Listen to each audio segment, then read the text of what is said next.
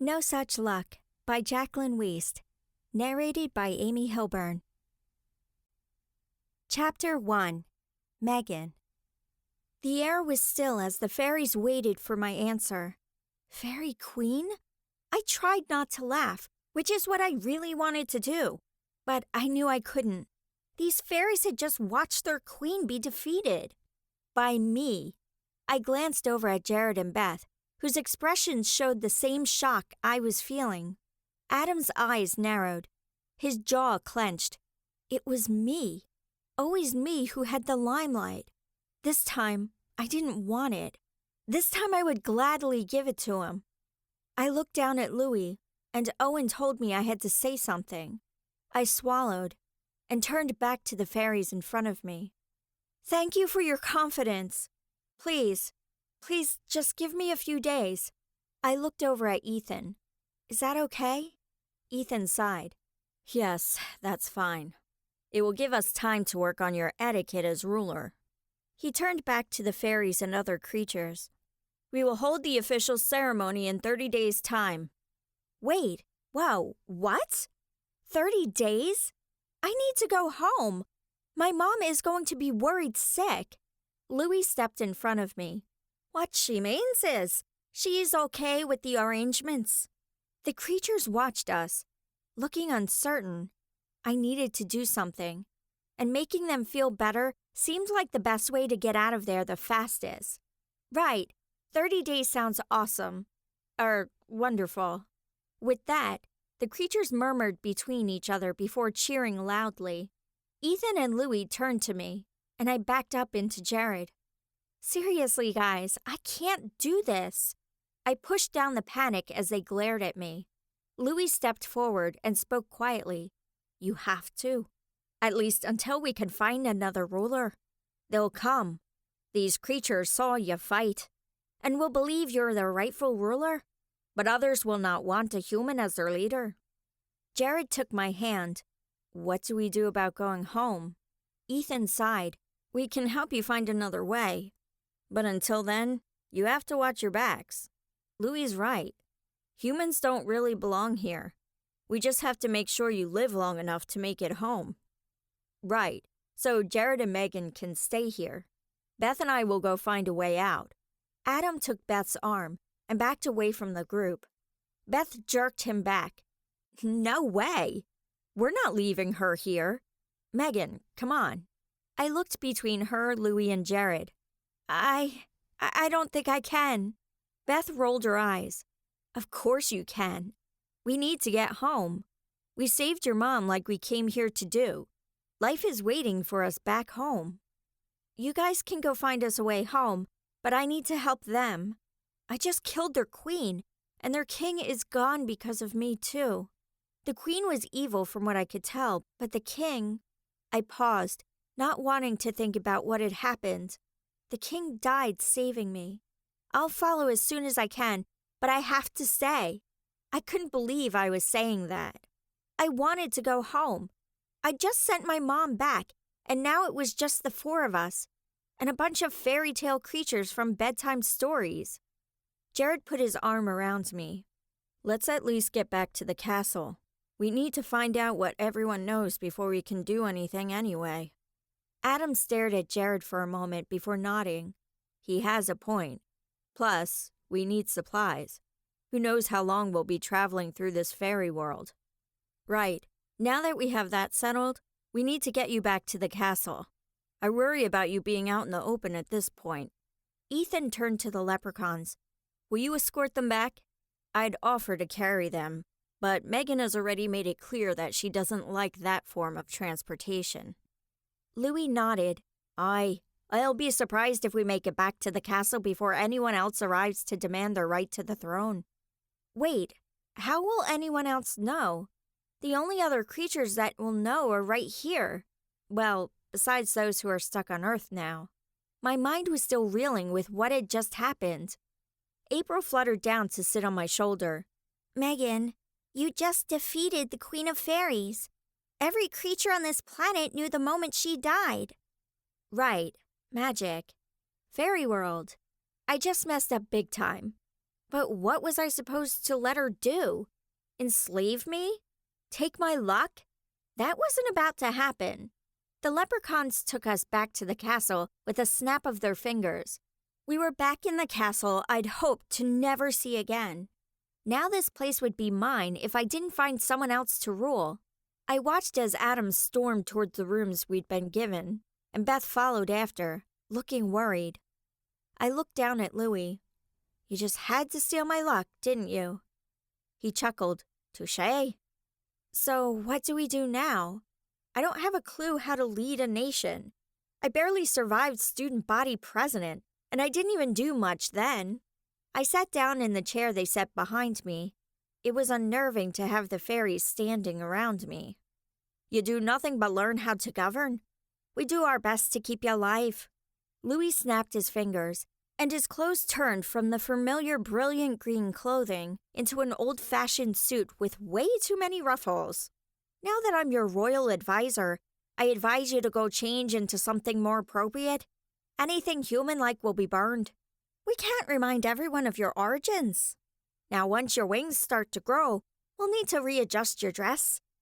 I jumped out of my chair, feeling the space between my shoulder blades. My wings?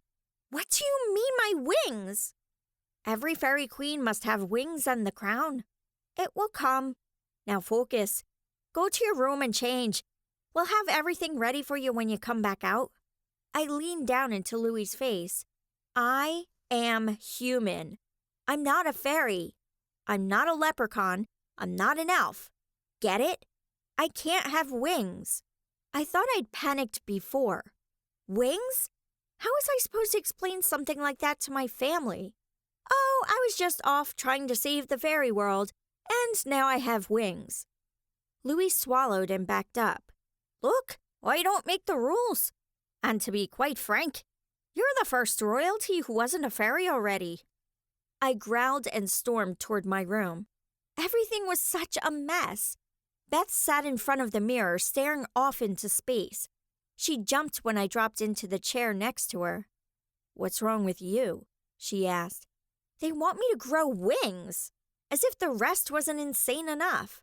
I pulled out what was left of the twist in my hair and brushed it. Beth stared at me in horror. How do they expect you to do that? I shrugged and leaned forward to rest my head on the table in front of me. What's wrong with me, Beth? Why can't I just have a normal life? I want to go to college and get married and move on with life. And then things like this happen. Normal wasn't meant for you. This is your normal. Beth stood and took the brush from me. And while I'm not exactly thrilled to be here right now, I'm actually enjoying myself. We were bored out of our minds while you were gone. And instead of easing us back into adventure, you just kind of shot us into the fairy world. And now everyone hates me for it. Or at least Adam did. I needed to talk to him, but figured I'd give him time to cool off. We don't hate you. This isn't your fault. You had to do what you did. We just didn't realize what it would mean for you afterward. She brushed through my hair until the tangles were out, and then I pulled it back into a ponytail. Thank you. An overwhelming feeling of drowsiness suddenly hit me. I dropped my head into my hands. Are you okay? Beth asked. I shook my head. No, I think I need to sleep for a few years. Beth helped me over to the bed, and I dropped in. I was vaguely aware of voices as they moved in and out of the room. I heard something about a transformation, just as I slipped into welcoming blackness. I slowly opened one eye and closed it, hoping the pounding headache I felt coming on would just go away. Nope, it was still there. I rubbed my face and rolled over before attempting to open my eyes again. I wanted to escape from the nightmares that had plagued my dreams, but sleep didn't seem willing to let me go. Megan? Oh, you're awake. Jared's voice was muffled, but I was thankful to hear it nearby. I nodded and rolled over to find him. He was dressed in a well-tailored suit, but his expression was full of concern as he leaned onto the thick green comforter. Wait, green?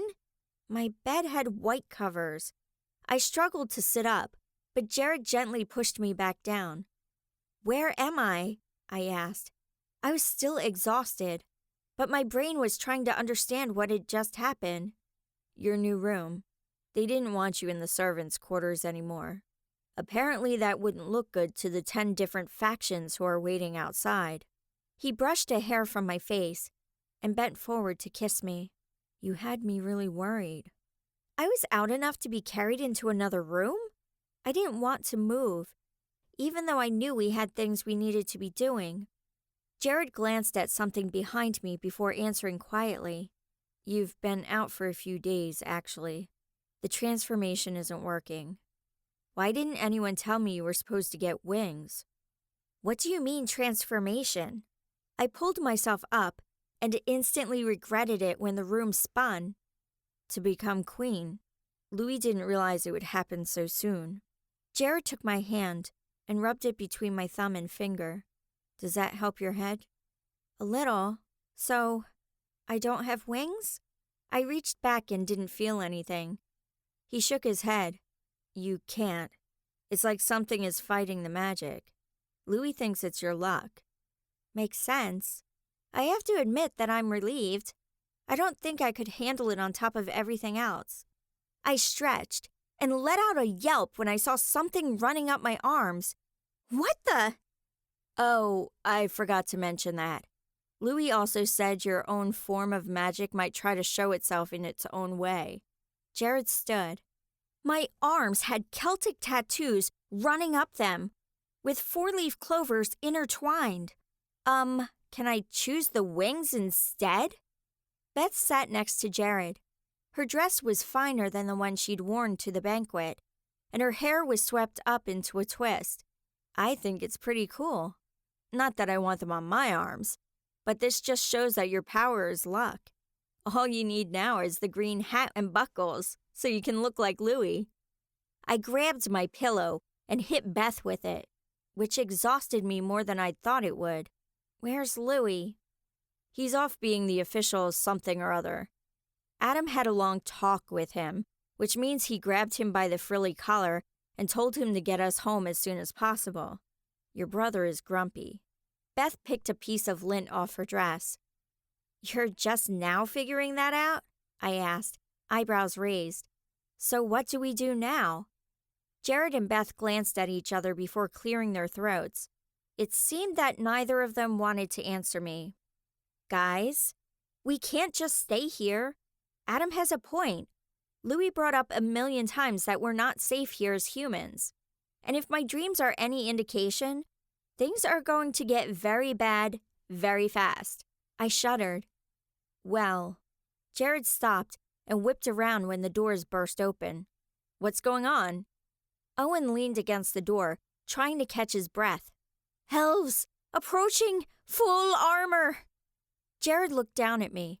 "I don't know what you dreamed, but from what's happening outside, they're probably not wrong. We've been stuck inside to guard you instead of fighting. That's part of why Adam went all crazy earlier."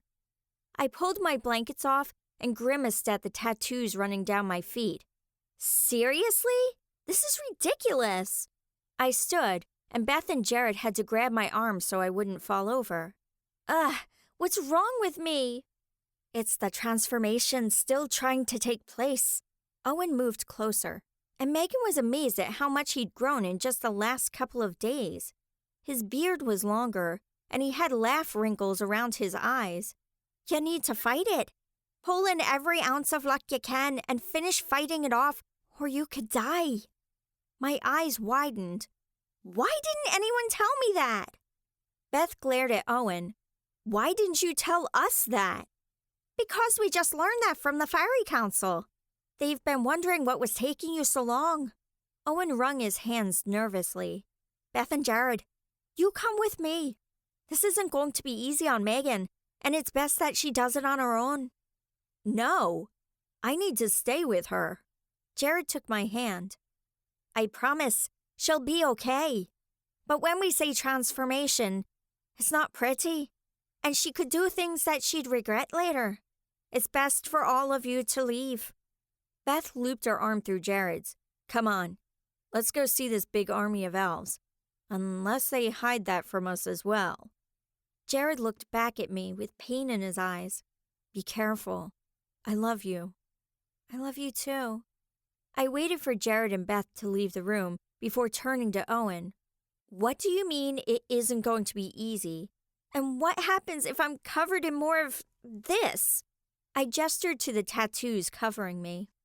Owen bit his lip and looked back at the door. It's going to get worse before it gets better.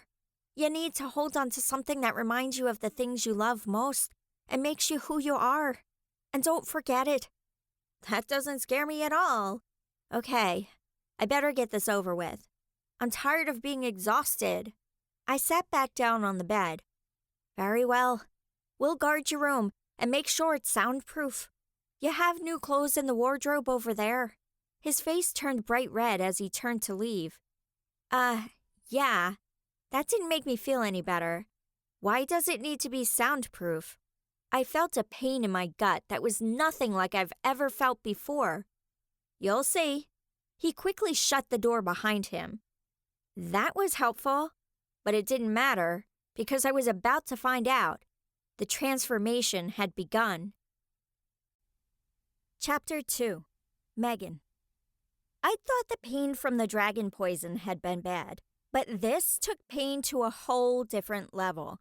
The agony in my stomach shot to every last inch of my body. I felt like I was being pulled apart as a power stronger than I'd ever felt took over. My hands extended. My legs grew longer, and the skin turned black and inky, like the demon that had once been Bryce. The pain suddenly stopped and left me powerful. I picked up a lamp and crushed it in my hands. I could do anything. I let out a booming laugh that shook the room. No, this wasn't right. This wasn't me.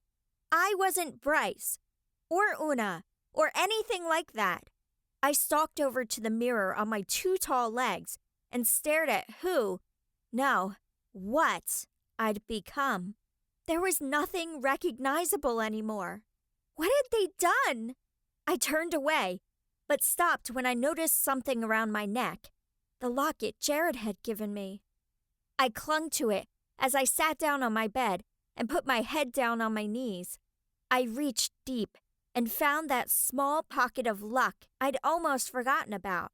I pulled hard on it, trying to get out of this body. The pain started again, but this time it started at the tips of my fingers and toes and pulled back into a ball in my stomach. I took every ounce of luck that I'd managed to pull in and pushed it to force the ball out of me. But it fought. The black inky power tried to wrap itself around my luck, but I wouldn't let it. I'd seen what it could do, and I wasn't going to be that thing. I screamed as the luck pushed the blackness out of me. I screamed again and held on to the blankets of my bed, vaguely noticing the black streaks I left as I clawed my way forward toward my pillow.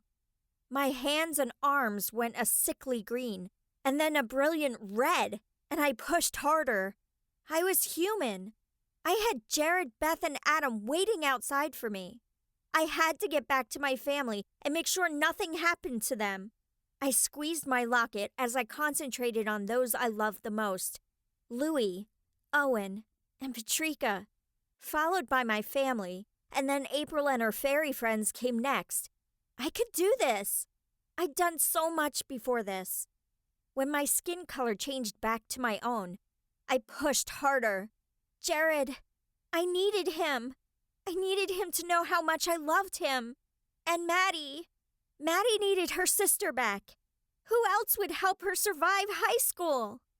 With one final, agonizing scream, my luck finally pushed the power out of me. I didn't need that in me. I didn't need the darkness. I wasn't going to be that kind of queen in this world. I felt like I'd been torn apart, but I knew I'd done it. I'd banished what was trying so hard to make me a demon. I collapsed and drifted to sleep. Chapter 3. Jared. Jared leaned against the wall, waiting for Megan to come out of her room.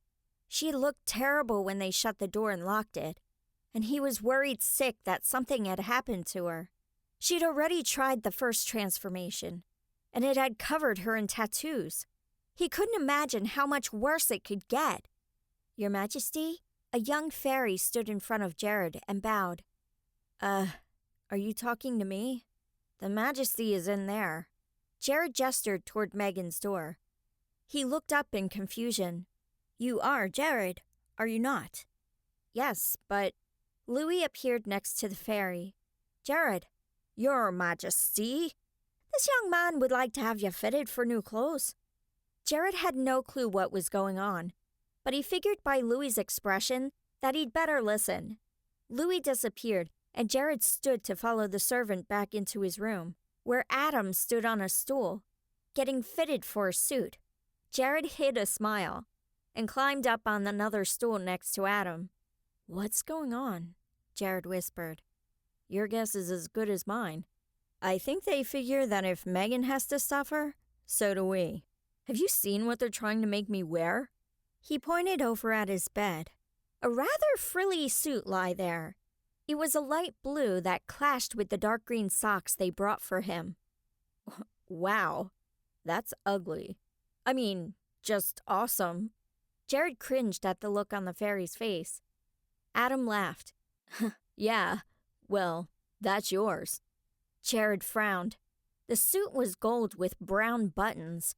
Lace ran around the collar and all the way down to the bottom of the jacket. The pants were also gold, and the bottoms were short enough that they'd only go to his knees. "No, I'm not wearing that." Sir, could I get something with less lace, and maybe in black?" The fairy stared up at him for a moment before bowing. "Of course, sir. We'll have these taken away and destroyed." "As they should be," he muttered. Adam snorted. "Think you can get them to change mine too?" "Oh, sir, my friend here would like the same as well. Thanks." Jared smiled until the fairy bowed again. Once the fairies were satisfied with the sizing, Adam and Jared were allowed to go. They darted out of the room and around the corner. "Oh, man, that was awful," Jared laughed. "That's just the beginning." Louis stared up at him, amused. "Both of you, come with me. We might have a slight problem." They followed him into a small closet, and he secured it before saying anything. "Jared, I hate to say this, but you're now unofficially the king of the fairies. As part of the position of fairy queen, Megan is required to have a fairy king. Adam can't do it, obviously. And since you two are already dating, this is the best way. I hope you don't mind." Jared felt like he'd been hit over the head with a baseball bat, and Adam looked like he felt the same way. Of course, if anyone was going to marry Megan, it was going to be him, so it made sense. But marriage? Fairy king? Jared could think of so many other things he'd rather be doing. Adam slugged him in the shoulder. "Jared, you there?" "Oh, right. Sure, I can do that. I don't have to actually do anything, right? I mean, besides protecting Megan." "No, not unless you want to. The queen rules and the king supports. Unless we go to war, which we probably will. Then you're in charge. Or you can appoint someone else to do it. Like Adam." By the time they left the cramped closet, Jared's head was spinning. Adam asked him to go practice with the sword, but Jared waved him off. He needed to be there when Megan woke up. He walked back and sat on the floor, staring at the wood finish around the hallway. They'd told him there was a sound barrier around the room, but he hoped he could hear if she needed help. Chapter 4. Megan. Night had fallen while I slept, and it was dark in the room.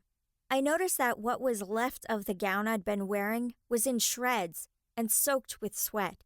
Ugh! No wonder Owen had shown me the wardrobe before he left. I climbed out of bed and walked on shaking legs to pick out a dress. I was more awake than I'd been before, but I was starving. The gowns inside the wardrobe were made of rich materials, but I couldn't see the colors in the dark. There was one gown that was made of a lighter material, so I slipped it on. It was loose on me, so I had to cinch it up. I pulled my hair back, wishing I had a ponytail holder. It was too hot to wear it loose. I bent down and found a piece of my shredded dress and used it to tie up my hair before going over to open the door. They'd locked it, probably for the better. I knocked and called out, but no one answered. Oh, soundproof. Great. How was I supposed to get out? I pounded harder, but I could tell the sound was muffled. It was too dark to find anything to throw at the door, so I fumbled around for some form of light. A few candlesticks lie on their sides next to the bed. I picked one up and felt around to find some way to light it. Nothing. Wait, I was supposedly the next fairy queen, or whatever I was supposed to be. Shouldn't that mean I have magic? I thought of a flame and threw the idea at the candle, but nothing happened. Maybe it needed a magic word. Not happening. But then, what if it was still my luck? I hurried over to the window to examine the candle. The tip of the wick was blackened from use, so what if I just coaxed the flame that had once been there? I pulled hard on my luck and pushed it into the candle. At first, there was resistance, but then it suddenly burst into flames.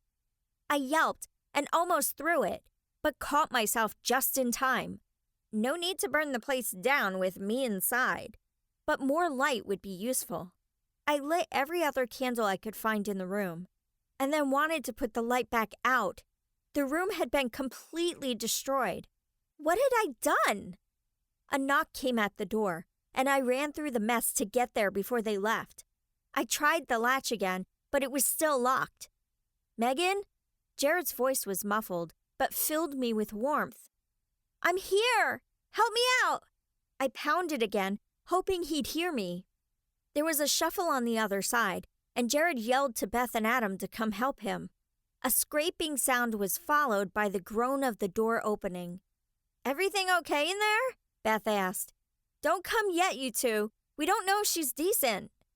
I laughed and pulled the door open. I'm fine. I've been trying to get out. We didn't. Beth stopped, her eyes wide. What happened to you? The others had the same horrified looks on their faces. I felt my face and looked at my arms, but didn't see any difference. What's wrong? I looked between them, but none of my friends would meet my eyes. Beth, what's wrong with me? Beth bit her lip, and I panicked. The fact that she had nothing to say scared me more than anything. She was usually pretty blunt. I ran back into the room and peered in the shattered mirror. My eyes were piercing blue, and I was thinner, like thin enough to make my cheekbones prominent. And my hair, it was gold, not blonde, gold. Right next to my left ear was a 4-leaf clover tattoo. It was faint, but it was still there. No, no, no! This wasn't supposed to happen! I agreed to be queen.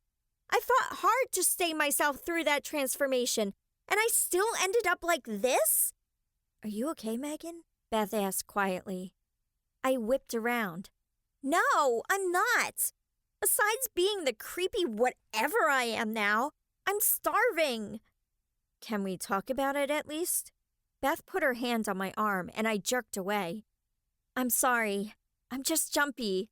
I mean, look at me. I grabbed a chunk of my hair. I'll be lucky if I don't have leprechauns after me to shave my head.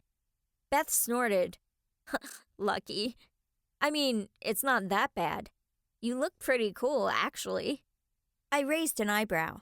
Would you like to look like this? Nope. Now come on. I hear there's a feast down the hall. Louie and Patrika made sure the fairies didn't make the food for us. Beth walked out of the room. I glanced one more time at the mirror before leaving. At least I had no other features that would make me stand out when I got back to Earth. Hair could be dyed or shaved, and there were colored contacts. As for the tattoo, people already knew I was lucky, so it would be easy enough to brush that one off. Jared met me at the door and took my hand. I'm glad you're okay. I was so scared for you in there. Okay is relative, but yes, it could have been much worse. I thought I was being pulled apart, but thanks to you, I was able to save myself. I reached up and kissed him. What do you mean? I wasn't anywhere near you. The fairy guards made sure of that. Jared glared at the guards standing a few feet away. I held up the necklace he'd given me. This helped me remember who I am. Jared pulled me close. I'm glad I was able to help in some way. Are you two coming? Adam asked. I'm starving. Oh, right. Food. I need some food. My stomach growled in agreement. We walked to the banquet room, flanked by several fairy guards. I was told to sit at the head of the table, and my friends sat to the sides. I tried not to think of the last time I'd sat at this table. Jacob had taken the poisoned fruit from Una and eaten it himself. The table was filled with meats, vegetables, and puddings. When everyone looked up at me expectantly, I jumped. Oh, that's me. Eat! The others at the table dug in, and Jared turned to me. What would you like? All of it. I took a whole chicken and set it on my plate, then added some vegetables. Are you sure this food is... What are you laughing at? Jared buried his head in his arms, still laughing. When he finally came up for air, he wiped his eyes. You weren't kidding when you said you wanted all of it. Hey, that whole transforming thing took a lot out of me. I tore into the chicken, no longer caring if it was cursed or not. The spices were strong, but I just kept eating. When the chicken and the vegetables were gone, I rinsed them down with a large glass of grape juice. My stomach still screamed at me, so I grabbed another chicken, wishing I had some beef to go along with it. Megan, stop it, Beth hissed. I know you're starving, but you're going to make yourself sick. I looked down at the third chicken I'd grabbed. She was probably right. I sat back and wiped my hands. Ugh, I'm still hungry. You just ate more than the rest of us combined. Adam took a drink of his juice. I need to give my compliments to the chef. I think Louis outdid himself. He's come a long way since that nasty slop in his cave. I heard that. Louis glared at him and turned to me. The food was to your liking? I smiled down at him. Yes, you did well. I could have kept eating. Louis nodded. You'll be doing a lot of that in the next few days. For now, rest up. Tomorrow you'll have to meet with some of the other leaders who have arrived. Jared stood and pulled my chair back so I could stand. Can we go on a walk first? I want to talk to Megan before she goes back to sleep. Of course. Just don't stray too far. Louis's eyes held a fear in them that hadn't been there before. What's going on? I asked, dreading the answer. Louis scratched his head and looked around before taking my hand and leading me away from everyone else. He did an inventory on the prisoners after Una died. All but one was accounted for. My heart stopped for a second. The gray man? He shook his head. No, he's still there. And angry about it. O'Malley is gone. We don't know how he got out, but we have people going after him right now. Awesome. And we don't know where he is? Fear and anger coursed through me. He was almost as bad as the gray man. Okay, probably worse, with his magic. Either way, I had no desire to see either one ever again. We have no idea. He keeps moving. But if other reports are to be trusted, he's building an army. Most of the leprechauns are still on Earth, so he'd be looking for other creatures. It does not bode well for you. I can imagine it's bad for you as well. If you need to run, I understand. O'Malley had gathered plenty of nasty creatures on Earth before Louis helped me stop him. No, I'm here to protect you. I got you into this mess. He turned to walk away, but stopped. I'm proud of the way you held on to yourself in there. I've seen devastating results from the transformation. I stared at his back as he walked away and shook my head. I have no idea how that leprechaun became one of my best friends. You just have a way with people and leprechauns. Jared chuckled. I guess so. I looked around. Hey, where did Beth and Adam go? Jared shrugged. Probably to spy on the armies outside. It's driving us crazy that we can't go out there. But we've been banned. Doesn't stop us from making plans, though. Shouldn't we be going there, too? I'd like to see what we're up against. I looked up at Jared. We will in a bit. I just wanted some time with you first. The tenderness in Jared's eyes sent a thrill through me. He took my hand and pulled me around the back of the castle. We walked between two large trees, and it was like walking into, well, a fairy garden. Small fairies flitted around, tending flowers and pruning bushes. Whoa, that's about the only thing I could get out. The fairy suddenly froze and turned toward me, then quickly bowed. Thank you. You can go back to work if you'd like. The fairies flew off to another corner of the garden, leaving me and Jared alone. He led me to a bench, and we sat down, enjoying the cool night air. How are you holding up? I asked. I'm sorry you're stuck here. Jared put his arm around me and pulled me toward him. I'm here with you. That's what counts. And I'm doing okay. I miss my family, of course. He paused. I found out my mom is pregnant. I gasped. Really? That's so exciting. When is she due? Sometime around Halloween, I think. She'd kept it hidden for months. He let go of me and leaned forward, resting his elbows on his knees. I was so scared of losing her. She collapsed in the kitchen, so I rushed her to the hospital. 5 months along, and I had no clue. I put my hand on his back. She should have told you sooner, but she didn't. It's not your fault you didn't notice. Yes, it is. If she was that sick, I should have seen it. He ran his hands through his hair. I took his arm and pulled him up close so I could look into his eyes. Hey, stop stressing about it. It's not like you were just sitting around all day. You took care of me, won a championship in both basketball and baseball, and graduated from high school. Plus, you chased your crazy girlfriend around. Yes, she's your mom. And yes, taking care of her is good, but you're an amazing guy. He caressed my cheek, then kissed me lightly. I've missed you. I've spent the last couple of weeks beating myself up, and you helped me feel better within minutes after telling you. I still want to get back as soon as we can, which I realize could be a while. The battle didn't go well earlier. Many of the fairies who are loyal to you were injured. I jumped up. What are we doing here then?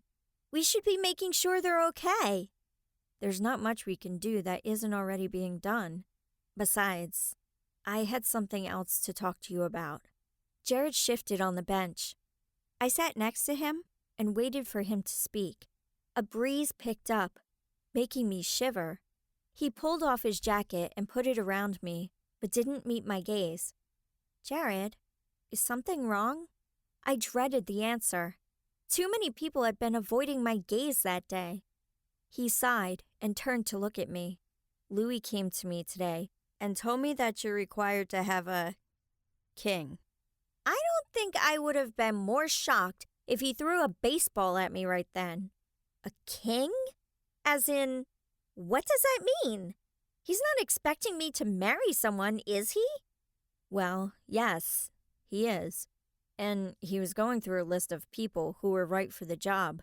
I shook my head emphatically. No! I'm not marrying anyone. I'm still too young. I have to go to college and play sports and survive this.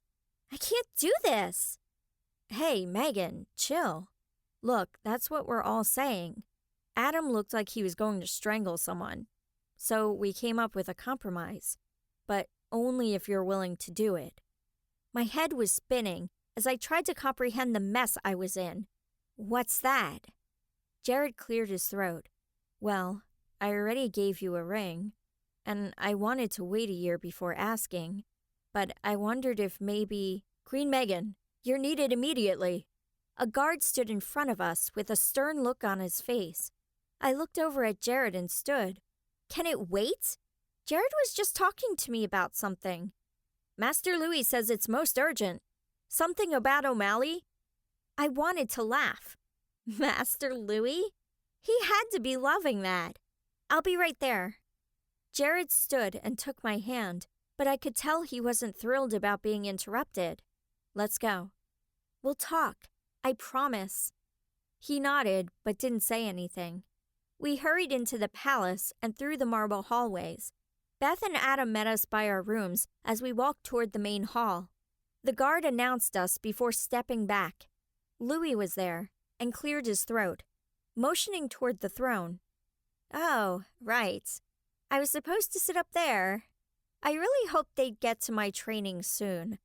I was totally lost. Louis cleared his throat again and glared at Jared, who then took the throne next to me. Oh.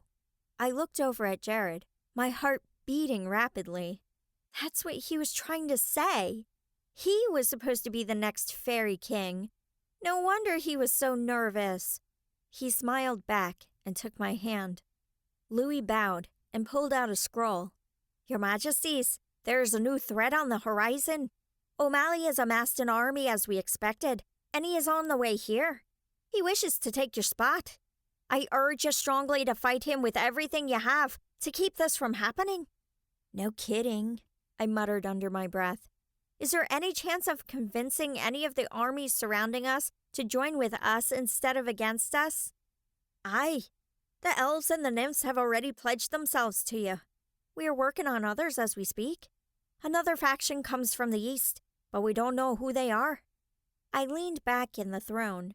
Do we have a place where we can plan how to stop him? I'd rather be somewhere a little more private. Louis nodded. Aye, follow me. Jared and I stood and walked down the hallways. Beth and Adam caught up, holding their weapons. My hand itched to hold my sword again. Louis stopped outside a room and waited for us. He pointed to a group of fairies. You five stand guard. I must speak to them in private. He opened the door, and we walked in behind him. The room was like one giant map. It showed the whole fairy world in detail.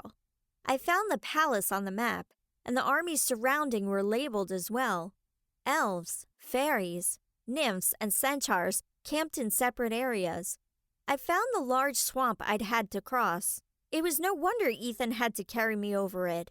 Not only was it huge, but there were countless monsters inside it that were labeled. I shuddered. All right, this is pretty self-explanatory. Most of the danger is right at our border already. We took care of the ogres and the mountain elves. They're either prisoners or sworn to protect Megan. Not that I trust them. I sent them with Ethan to go figure out who is coming at us from the east. Adam walked around the outer edge. So what are we supposed to do? Just sit here? Have you figured out any other way to get out of here? We have found nothing. The barrier is still closed. Fairies have traveled to every possible gateway, but they've had no success.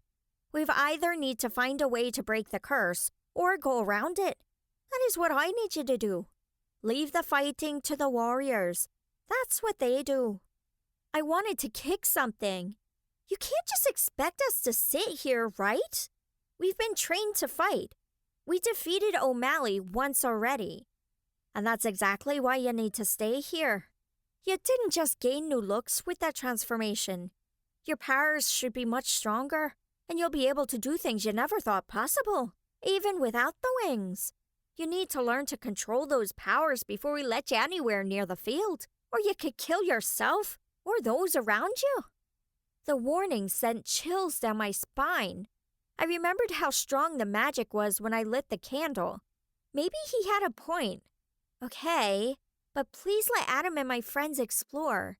We need to get out of here as soon as possible. Fair enough. I'd like to get out of here myself, but tell no one I said that. Louis winked. Now, study this map well and know all the different factions here. Each creature is unique, and what will anger the elves will please the dwarves. I stared at him blankly. So, is there a manual or something? I mean, I know some of those creatures from fighting them, but that's about it. Jared and Beth chuckled.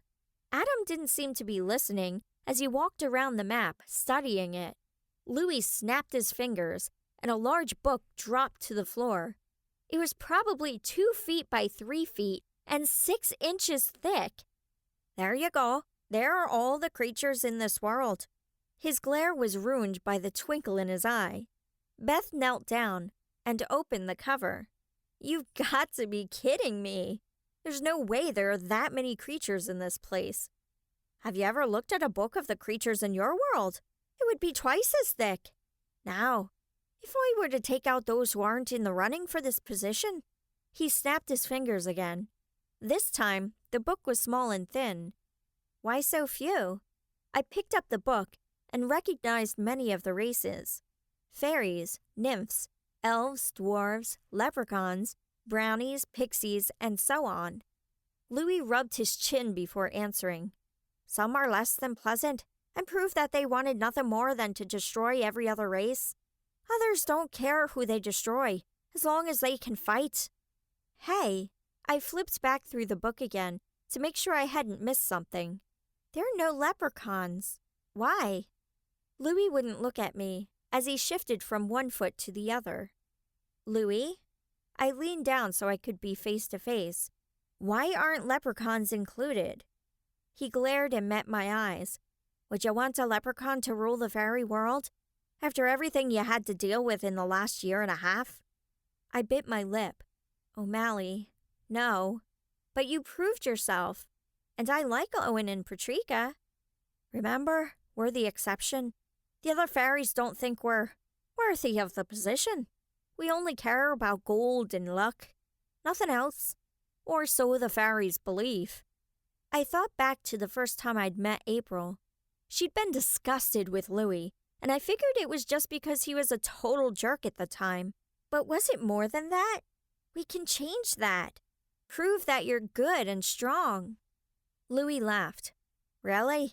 With O'Malley coming at us? I think not. You have a good point. But you've done a great job being advisor. That's saying something. I turned back to the book. Figuring out how to please all of these creatures was going to be difficult. I read a few pages while Beth and Jared looked over my shoulder. Wait, there are mermaids in here. How does that work? Beth took the book from me and flipped through it. They can have legs when they want to. We had a wonderful mermaid queen a few centuries ago, but ever since Atlantis hid itself, they've turned rather nasty. I laughed. No kidding. We don't have to deal with them, do we? Louis glanced at the eastern region, where an army gathered. I fear that's who's coming, but it can't be proven. They're the only ones who can hide themselves this well. Awesome. I knew that was one ally we wouldn't have. They kinda hated me, and I hadn't given them much of a reason to change their minds. So what are our plans? Keep them away from you and win. Louis drew a red circle around a few of the groups. These armies have agreed to be your allies. He drew another circle in blue. These are considering an alliance, but they want to meet you. The last group insists they're the rightful heirs, since Una was raised in their land. I don't blame them for holding out, but it's going to prove dangerous. If you slip up at all, they'll swoop in and, well, kill you. Don't give them a reason. Right, I can do that. Or at least I could pretend. I just needed to show them I wasn't a threat. Let's have a feast. Invite them all. Show them that we mean them no harm. Beth nodded. That's a great idea. Who doesn't love a good feast? Megan's just saying that because she's starving, Jared smirked. But I have to admit, she's got a good point. You all have fun with your party. I want to go check out this army. Adam stood near the east. It'll be easier if I go on my own anyway. Louis studied him. Good idea. I'll send Owen with you. What? No. He doesn't know how to fight. Adam held up his bow. He knows enough. No arguing, or I'll lock you in your room. Louis glared and turned to me. Is that to your liking, Your Majesty? Of course, it wasn't to my liking. Between sitting here on a throne and going out to fight, I'd take the fight in a heartbeat. I guess so. But he'd better not be doing anything stupid. Oh, Like you're one to talk. Adam held up his hands when Louis took a step toward him. Okay, fine. I won't do anything stupid. I'll leave in the morning, if that works for Owen. I couldn't help feeling like a piece of me was being torn away. Adam was the last connection I had with my family. I want to talk to Adam alone. The others nodded and left. Jared paused at the door before leaving. The room was quiet as I stared at Adam. I'm sorry, I whispered. No, you're not. You did what you had to. The only thing keeping me from being angry was that you sent Mom home before it was too late. I don't envy you when you get home, though. Mom's going to be ticked. Adam laughed for a second, then his smile dissolved into a frown. To be honest, I'm scared to death. You look different, and I'm worried that you're going to start acting different. Una couldn't have been that evil when she was first made queen, or they wouldn't have chosen her. Just remember us, okay? I grabbed Adam into a hug, mostly so he wouldn't see my tears. I'm not going to let this change me. I've had luck flowing through me long enough that I'm hoping I can control this. But I have to admit, I'm scared too. Megan? Scared? I'd never thought I'd see that happen. Adam pushed away. You've been a pain in my neck since the day you were born, and I plan to be annoyed with you for a long time after. Make sure that happens. Deal. I hesitated. Let me see your hand. He gave me a surprised look. Why? Just do it.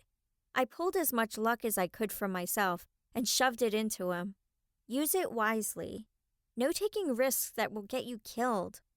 Adam shook his hand, his eyes wide. You feel this way all the time? Dang, I haven't felt this good since Louis gave me his luck. Now imagine how it felt when he took it all away.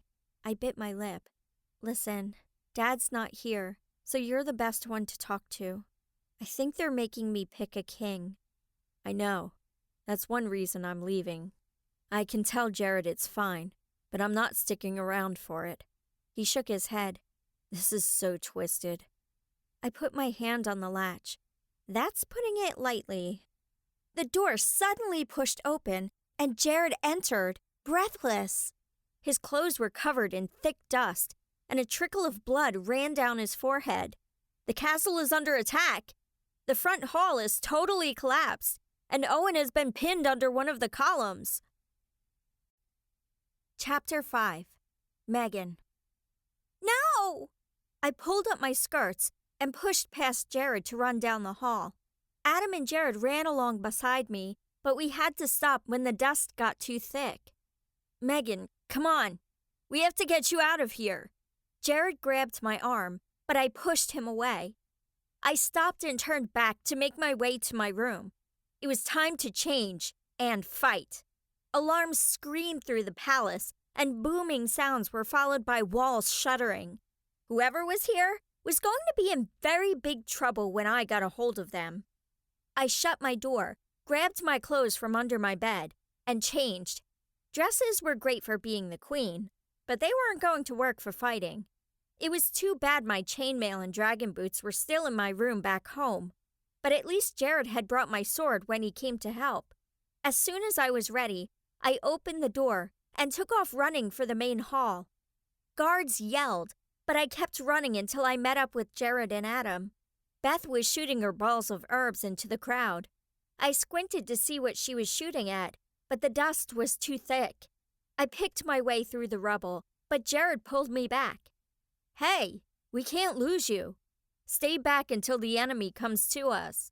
Jared's grasp was firm, his jaw set. I'm trying to find Owen. I wish the stupid dust would go away.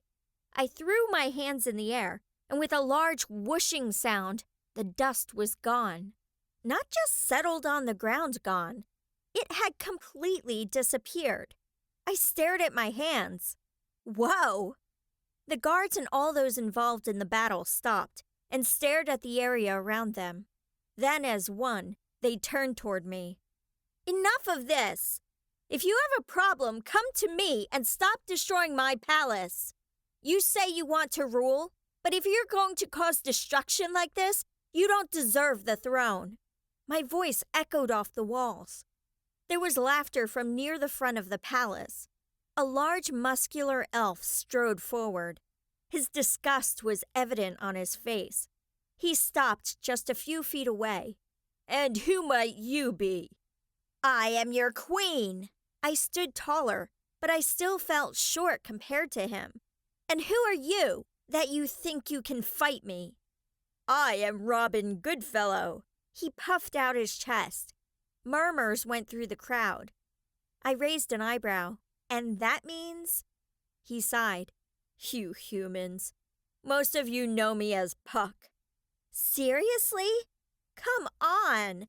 First I have to fight the queen of the fairies, and now I'm dealing with Puck? It's like I stepped into a Shakespeare play."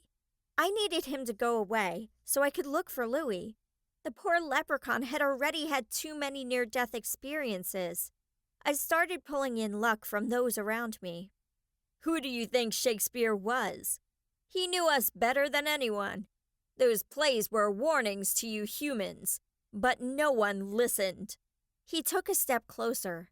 "I came to take over your position, but I believe I've changed my mind. You're quite lovely. I think I'd rather make you my wife, and we can rule together." He reached out toward my face, but Jared grabbed his arm. "Don't you touch her. She's your queen, and she's already taken." Jared put his arm around me protectively. Puck laughed. You're nothing but a puny human." "And you're in my way." I pulled out my sword. "We'll deal with this later." I left a cursing Puck behind me and ran for the center of the room. It was a long shot, but I hoped my luck and whatever magic I'd just gained would be enough to move the debris on the ground. I concentrated on all the stones and bent down, making a sweeping motion toward the ceiling. Nothing happened. What had I done the first time? The dust had been bad. Oh, wait. I wished for the stones to get out of my way, then pushed my hands up toward the ceiling. Instead of repairing the hall like I'd hoped, the stones just floated in the air. And they were heavy. Perhaps I should have been more careful with my wish. "Find Owen! Don't go for him. Just tell me where he is." My muscles were screaming at me, but I had to keep control of the magic. Jared pointed toward the throne. He was over there getting ready to make an announcement about the feast. "Can't you just push the rocks away from that area?" I wanted to make a smart remark, but I could feel my strength fading. I pushed toward the entrance to the main hall and let go when the rocks were near the wall. No need to have the rest of them fall on top of us. Jared ran for the throne just as I collapsed. Maybe I shouldn't have used that much power so soon. Darkness closed in just as Beth reached me. My head pounded as I opened my eyes. Beth sat on the bed next to me, wearing the expression I'd seen too many times before. "You seriously had to lift the whole ceiling?" "I had to find Owen." I sat up too fast and had to lay back down. "Is he okay?" "Ugh." Beth frowned. "We think so. He's sleeping, like you should be doing. But first, we need to know what to tell Puck. He wants to consider a partnership, but has several stipulations." "Of course. Just tell him I'll get to him as soon as my head doesn't feel like I have an anvil sitting on it. But still put on the feast. Make sure he's the first one invited." I closed my eyes. "Where's Jared?" Beth didn't say anything, so I opened one eye to look at her. She avoided my gaze as she stood and went to the mirror. "Beth, what's going on?" I tried to sit up again, but thought better of it. "You and Owen were both unconscious, and Louis was nowhere to be found, so Jared was forced to sign papers with a few of the different factions, as king." She turned and glared at me. "Did you forget to tell me something?" I covered my face with my hands. Why is this such a mess? There wasn't anything to tell. Until now, I guess. But I figured you knew more about it than I did. The fairy queen is supposed to have a king, and Jared wanted to be the only one that could claim to be king. Or at least, that's what I'm assuming, from all the hints he was giving me before we were interrupted. She flopped onto the bed next to me. It's a good thing, because otherwise, I would have left one of those herb bombs in Jared's bed. Nothing happens without my knowledge. Got it? You'll be the first person to know, I promise. Besides, Mom would kill me if she missed my wedding. I have to make sure I delay anything serious until we're back home. You're right, she would. Okay, you sleep. I'm going to have a talk with Jared and make sure Adam has everything he needs for his trip. You can go with him if you want, I'm not going to make you stay here with me.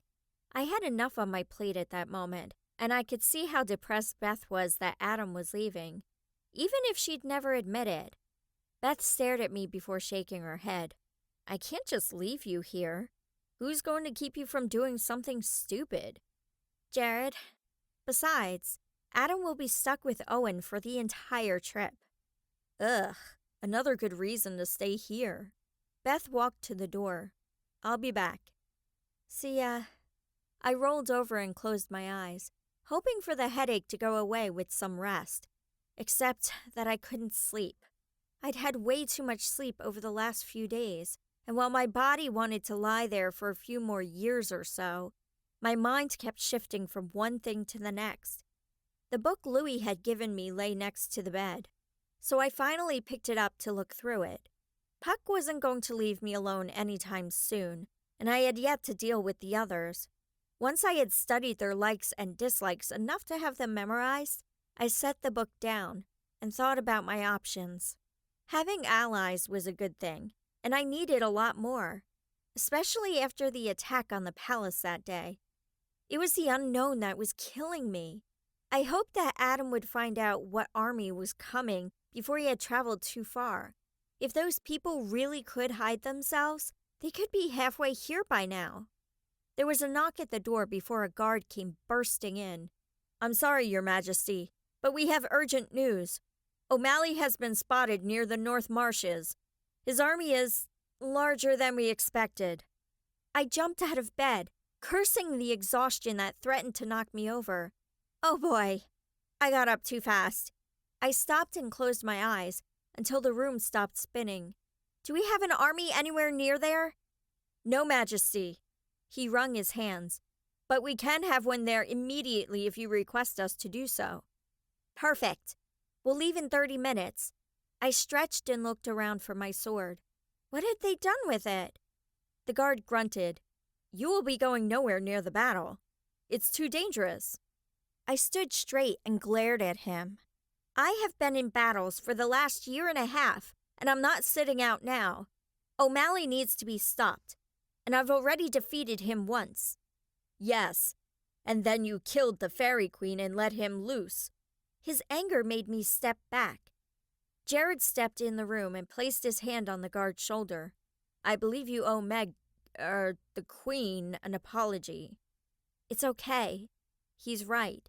I can't expect everyone to love me, even though it would have been nice. Jared, have you seen my sword? He shook his head. Louis put it somewhere for safekeeping. I'll go ask him where it is. Thank you. I turned back to the guard. Tell everyone we leave in 25 minutes, and I will be going. Yes, Your Majesty. He bowed and left quickly, leaving Jared with me. I walked over and wrapped my arms around his neck. Beth tells me you had to sign papers for me. He kissed my nose and pulled me close. Not that I had much choice. They were going to storm the castle and come after you otherwise. This allowed us more time. Thank you, Your Majesty. I grinned and kissed him. This had been the first downtime for a while, and despite my horrible headache and overwhelming exhaustion, things finally felt right. Well, as much as they could, while I was queen in a different world. I'm not a majesty, yet, and I haven't had the chance to talk to you about it. He kissed me, leaving me breathless. I pulled back, lightheaded. I've been thinking about it. There's no one else I'd ever want, but— Hello? Beth said from the doorway, interrupting me. We're about to go to battle, and you two are just standing there snuggling? Come on! We're talking, not snuggling. I grinned at her before kissing Jared on the cheek. We'll talk tonight, okay? Jared nodded. Fine. I'll go find your sword. I watched him walk away before turning to Beth. You have really bad timing, you know that? Hey, I just came to find you. It's not my fault I walked in on you two kissing. Now come here. I was given some herbs to help you. She led me over to the dressing table. Your guards are ticked that you're going, but I don't blame you. I'm so sick of being stuck in here. No kidding. I feel like I'm a prisoner. I closed my eyes while she rubbed the back of my neck. The herbs she used helped my headache go away, and the exhaustion slowly faded. What is that stuff? Beth shrugged. I only know of a few of the ingredients. Most are only found here in the fairy world, but there's some chamomile, dogwood, and ginger root. Then there were a few others mixed in for your exhaustion. We just have to make sure you don't drop over from false energy. Apparently that can happen. That's just lovely. I rubbed my eyes and stood. That helped a ton. Thanks. Let's get out of here. Beth grabbed her bow from by the door. I thought you'd never say that. Have you heard anything from Adam? I grabbed a jacket and followed her out of the door, ignoring the flanks of soldiers that fell in line behind us as we walked. He left with Ethan, since Owen was in no shape to go. He promised to be back as soon as he could. Her grip tightened on her bow. I should have gone. I stopped and turned to her. Go then. Louis can take you to meet them. Beth bit her lip and looked away. I'm not sure that's a good idea. He was upset that I wouldn't leave, and we had an argument. Adam's just having a rough time being here. Louis? I waited for Louis to appear next to me. Can you take Beth to meet Adam, please? Louis rolled his eyes. Fine. I need to share some more information with him anyway. Sweet. Thanks. I hugged Beth. Please stay out of trouble. You know me. She winked and grabbed Louis's hand. Now if you'll just do the same thing. No getting killed while I'm gone. I laughed. Got it. They disappeared, leaving me alone with my guards. Hi. Do any of you know where Jared is? Or the rest of the army, for that matter? This way, Your Majesty, one of the guards said, and then in unison, they turned around and walked the other way. Why were we going in this direction then? I glanced behind me. The guard laughed.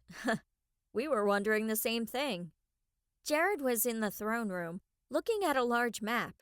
He glanced up and grinned when he saw me. His dimples made my stomach do a little flip-flop. He'd always been hot to me, but the battle gear he wore showed off his perfect body. I found your sword. He picked it up off the dais and handed it to me. Where's Beth? I sent her off to go find Adam. What are you guys doing? I leaned over to see a smaller version of the map that we'd studied earlier.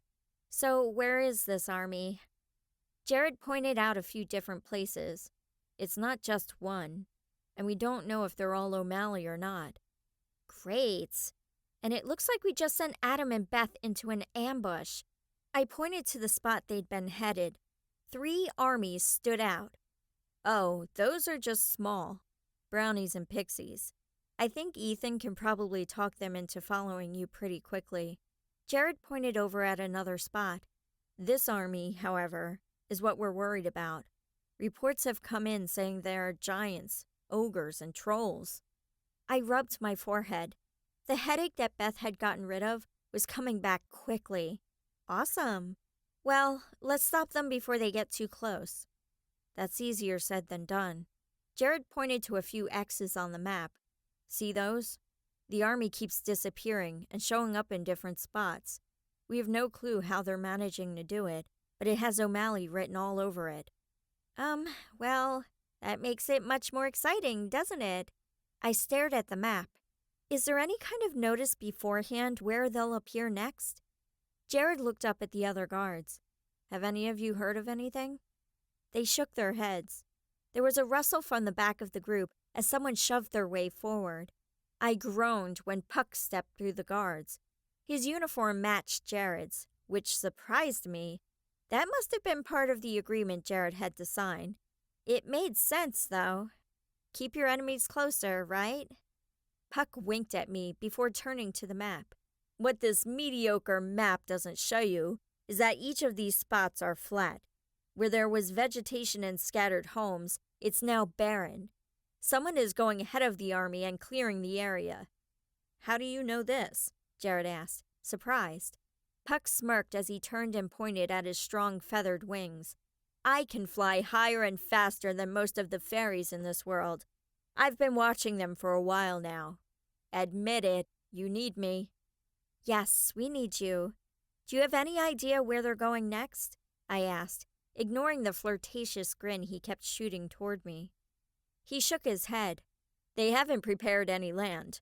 That's why I came here. Now might be a good time to take off. Good thing we were just getting ready to leave. I turned and headed for the front doors. The guards and Jared ran to catch up. The doors opened as I approached, and I stopped in surprise.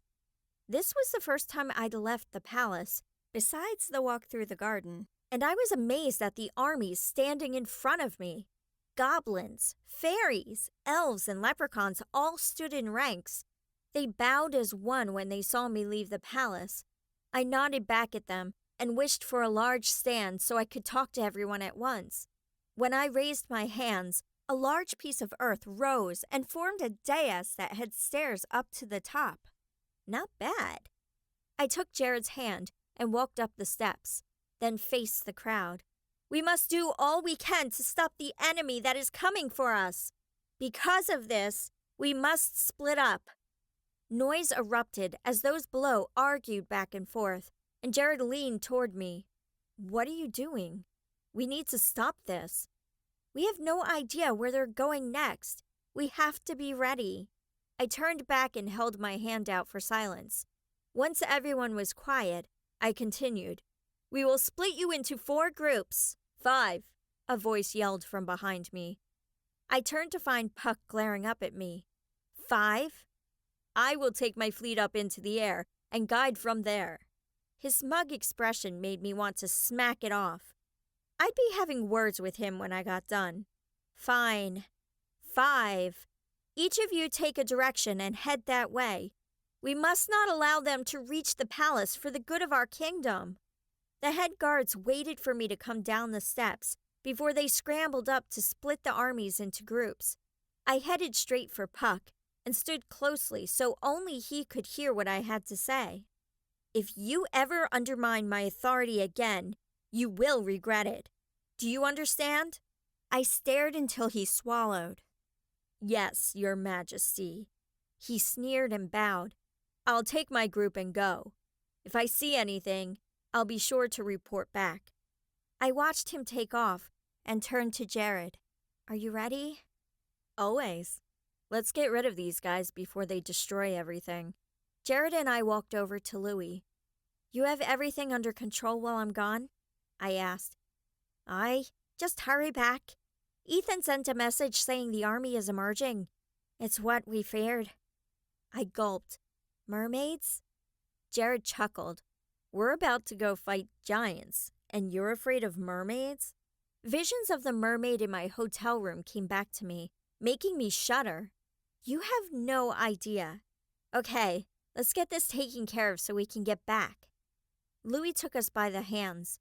You know, once you have control of your magic, you can do this on your own. Oh, right. Let's not try that yet, okay? I felt the pull as he disappeared, and we reappeared in a forest somewhere. The shrubs were dense, and vines hung down from the thick trees.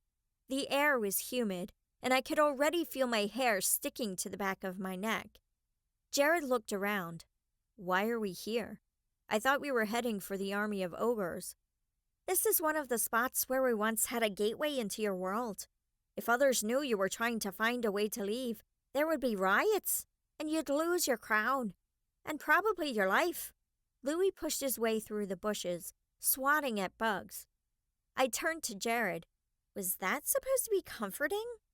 Jared laughed. I don't think he cares. Come on.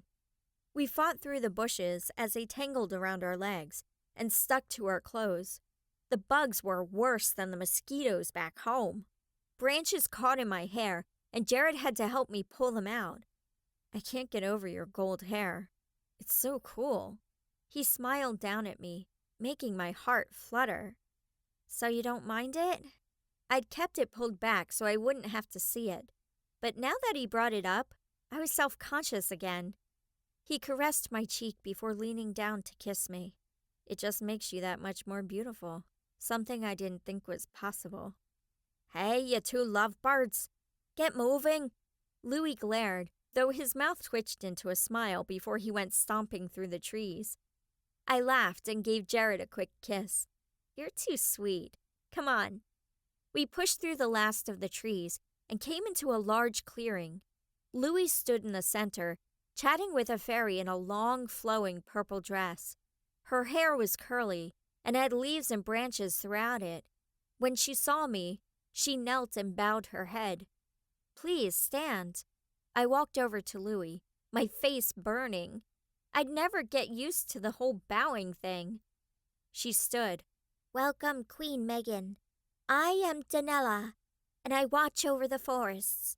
Louis tells me that you're searching for a gate. Yes, we need a way back to my world, but Una closed the one near my home. I cringed, knowing I probably shouldn't have said I wanted to go home, but what else could I do? Sadly, the one here was destroyed with her. She gestured toward the circle of mushrooms. A fairy ring. It was the way I had gotten here in the first place. Jared turned to me. You're the queen now. Maybe you could make it work. Possibly. I'd thought of the same thing, but how was I supposed to open the portal? Beth and Adam had wished for it to open when Jared threw O'Malley and the gray man inside. It was worth a try. I walked to the center of the mushrooms and closed my eyes. Okay, so what next? The fairy ring hadn't looked like anything but a circle. I'd been sucked through, but as far as I could remember, it hadn't changed at all. The portal at Phantom Falls had been all big and swirly. Maybe it could look like that instead. I wished for the fairy ring to work again, and pulled up with my arms like I had so many times before. There was a rush of wind, but instead of feeling the pull in my stomach, my head felt like it was being pulled off. When the feeling stopped, I opened my eyes. Everything lay in desolation. Remains of what used to be a large city stood in front of me. It was a place I'd never seen, but it was somewhere in the present. Burned-out cars were strewn across the streets. What had happened here? Megan? Jared's voice was muffled and distant. Jared, where are you? I turned to find him, and by doing that, the sucking feeling came back until I fell to the ground, sick to my stomach. Jared's strong arms pulled me tightly to him. Are you okay? Visions of the destroyed city played through my mind, and I shook my head. I don't know what happened. I could feel myself traveling, and then I saw this place. It was destroyed. You were standing here in the middle of a bar of light. We couldn't get your attention until I pulled you out of it. Jared rubbed my shoulder to comfort me. Do you know where the place was? I shook my head. No, but it was a big city. Danella, do you know where this portal led? Jared asked. I have not used this portal to travel. I only guarded it. It is one of the oldest portals. Louis cleared his throat. It's in Athens. Megan, are you sure of what you saw? Yes. I scrambled to my feet and nearly fell over. Using this magic wore me out way faster than using my own luck. I just wanted to be rid of it already. Do you think it actually happened? Is Athens destroyed? Most likely not. Unless you know of any wars going on in your world. It may have been just a vision. Louis bent down and inspected the mushrooms. These are tainted. Danella rushed over and knelt next to Louis. What do you mean, tainted? No one has been here in months. Louis pointed out a few of the spots. See this? They're tainted by magic. Someone could have done this, but I'm guessing it happened when Una took away the other gateway, which means we may face this at every portal. Of course, I sighed. Where's the next one? I want to check them. Something has to work. We can't just be stuck here forever. I caught a warning glance from Louis. Oops. And of course, there are those stuck on the other side who need to come home. This isn't cool. Danella nodded. My son is stuck there. I would like him back. I'll make sure it happens, I promise. I nodded toward Danella, and we walked back into the woods. Was there really another gateway so close? Hey, Louie, where are we going? Jared asked. He moved a branch out of my way and waited for me to walk past. Louie didn't say anything as he kept walking. I looked back at Jared and shrugged. The ground gradually went downhill, and we were soon in a small valley shaped like a bowl. Small pixies flitted about, giggling and laughing with each other. Louie put a finger to his mouth and gestured for us to follow him. Having dealt with pixies before, I was more than happy not to disturb them. We kept to the edges of the bowl until we came around to a large opening of a cave. We walked in and continued several feet before Louie stopped, and I ran into him. Oh, sorry. I blushed, thankful no one could see it. Stay quiet, but I want you to try to start a fire with your hand so we can have some light. His whisper was rough and echoed through the cave. Fire? Sure, I can do that out of thin air. How do you propose I do that? I've only ever started it from a candle. All right. He shifted something around for a moment. Here, hold out your hand.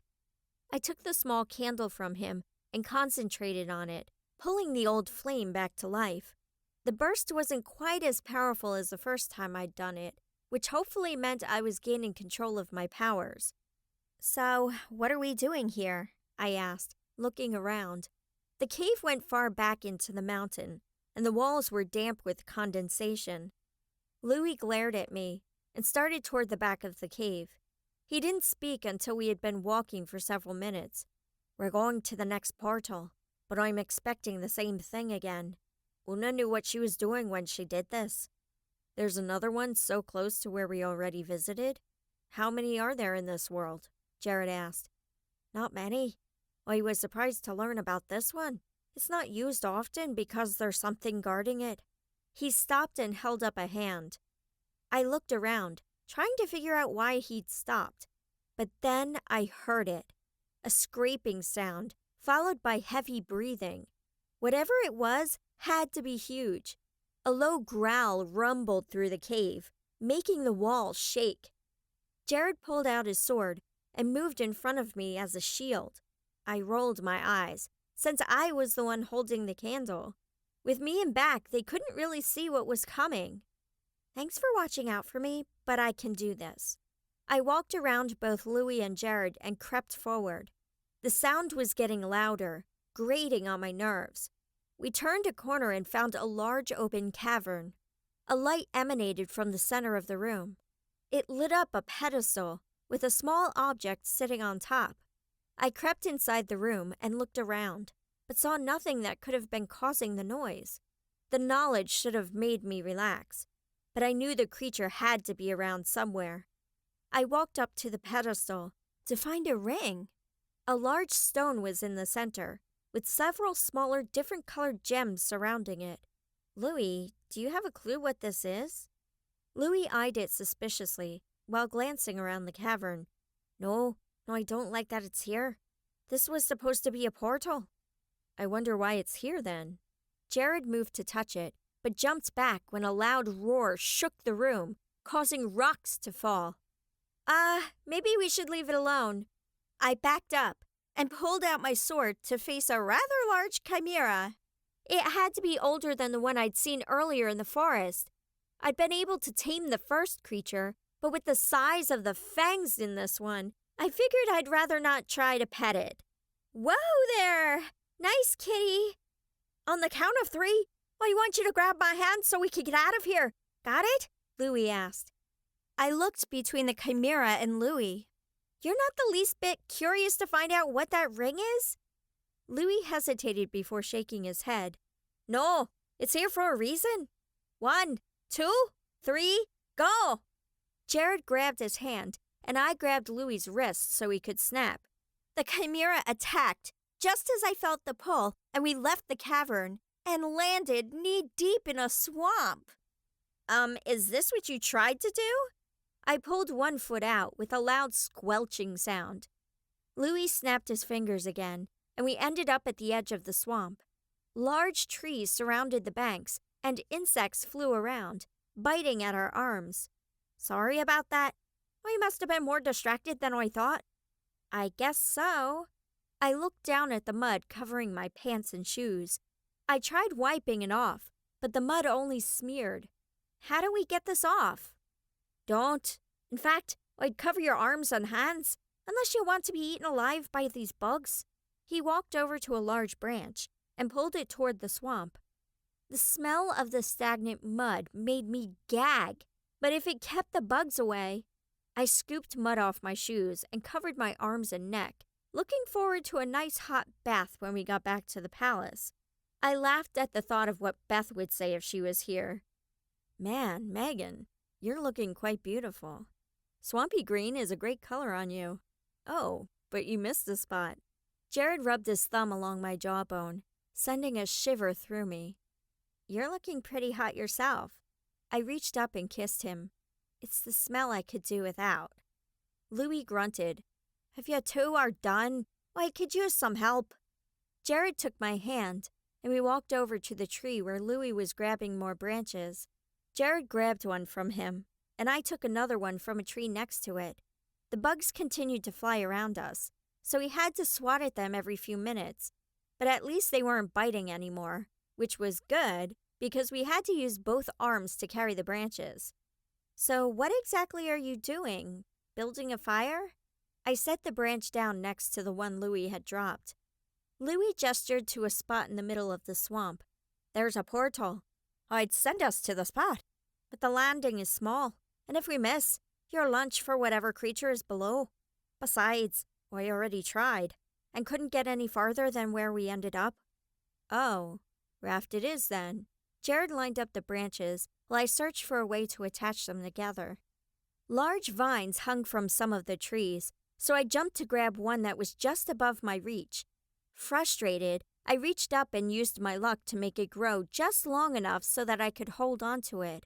I yanked down on it, and the entire thing slid out of the tree. I had just enough time to jump out of the way before it landed on me. Oh, perfect. I was going to go back to the castle really quick for some rope, but this works better.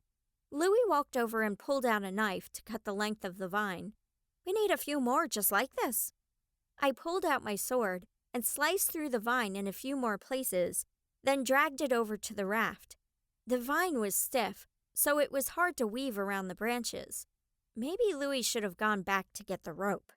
After it slid again, I growled and pushed my luck into it, making it more flexible and rope-like. Well, that definitely helps us. Maybe you should use your powers for something less menial, Louis chuckled. He whipped the vine around the last of the branches and stood wiping his hands.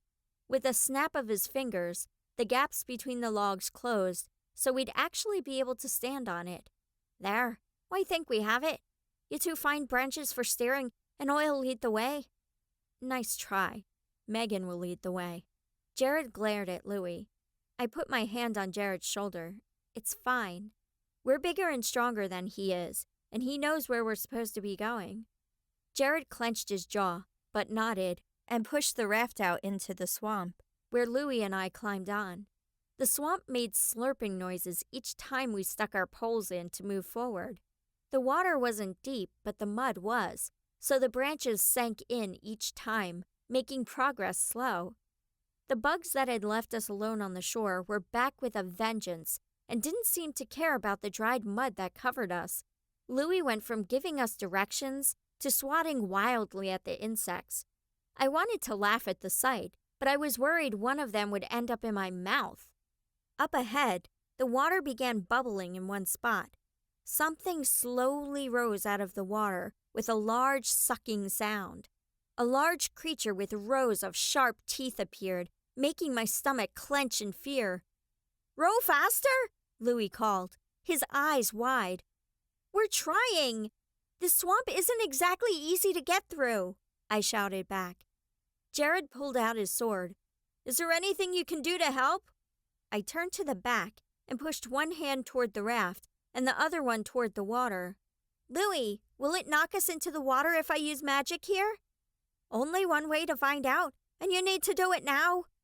I pushed hard, and our raft shot forward, knocking Jared and Louie down. I barely managed to stand. Jared scrambled up and grabbed his sword. We shot past the creature, causing it to scream in anger. It raised a scaly arm with inch-long claws and swiped at us. I had to jump back, causing the raft to lurch. Hold on! Fear seized me as I tried to push the raft further, but something was in our way. Louie, what's going on? When there was no answer, I turned to find Louie lying on his back, his eyes staring at nothing. Jared leaned down to check his pulse. He's alive. Stop this thing. I think we hit that barrier Louie was talking about. I rounded on the creature and clenched my fists in anger. Electricity flowed around my fingers, and I threw the ball of light with everything I had. It sizzled as it flew through the air, but went out when it touched the creature. I shot again and again, but it had the same effect. Megan, do something else. That's not working. I see that.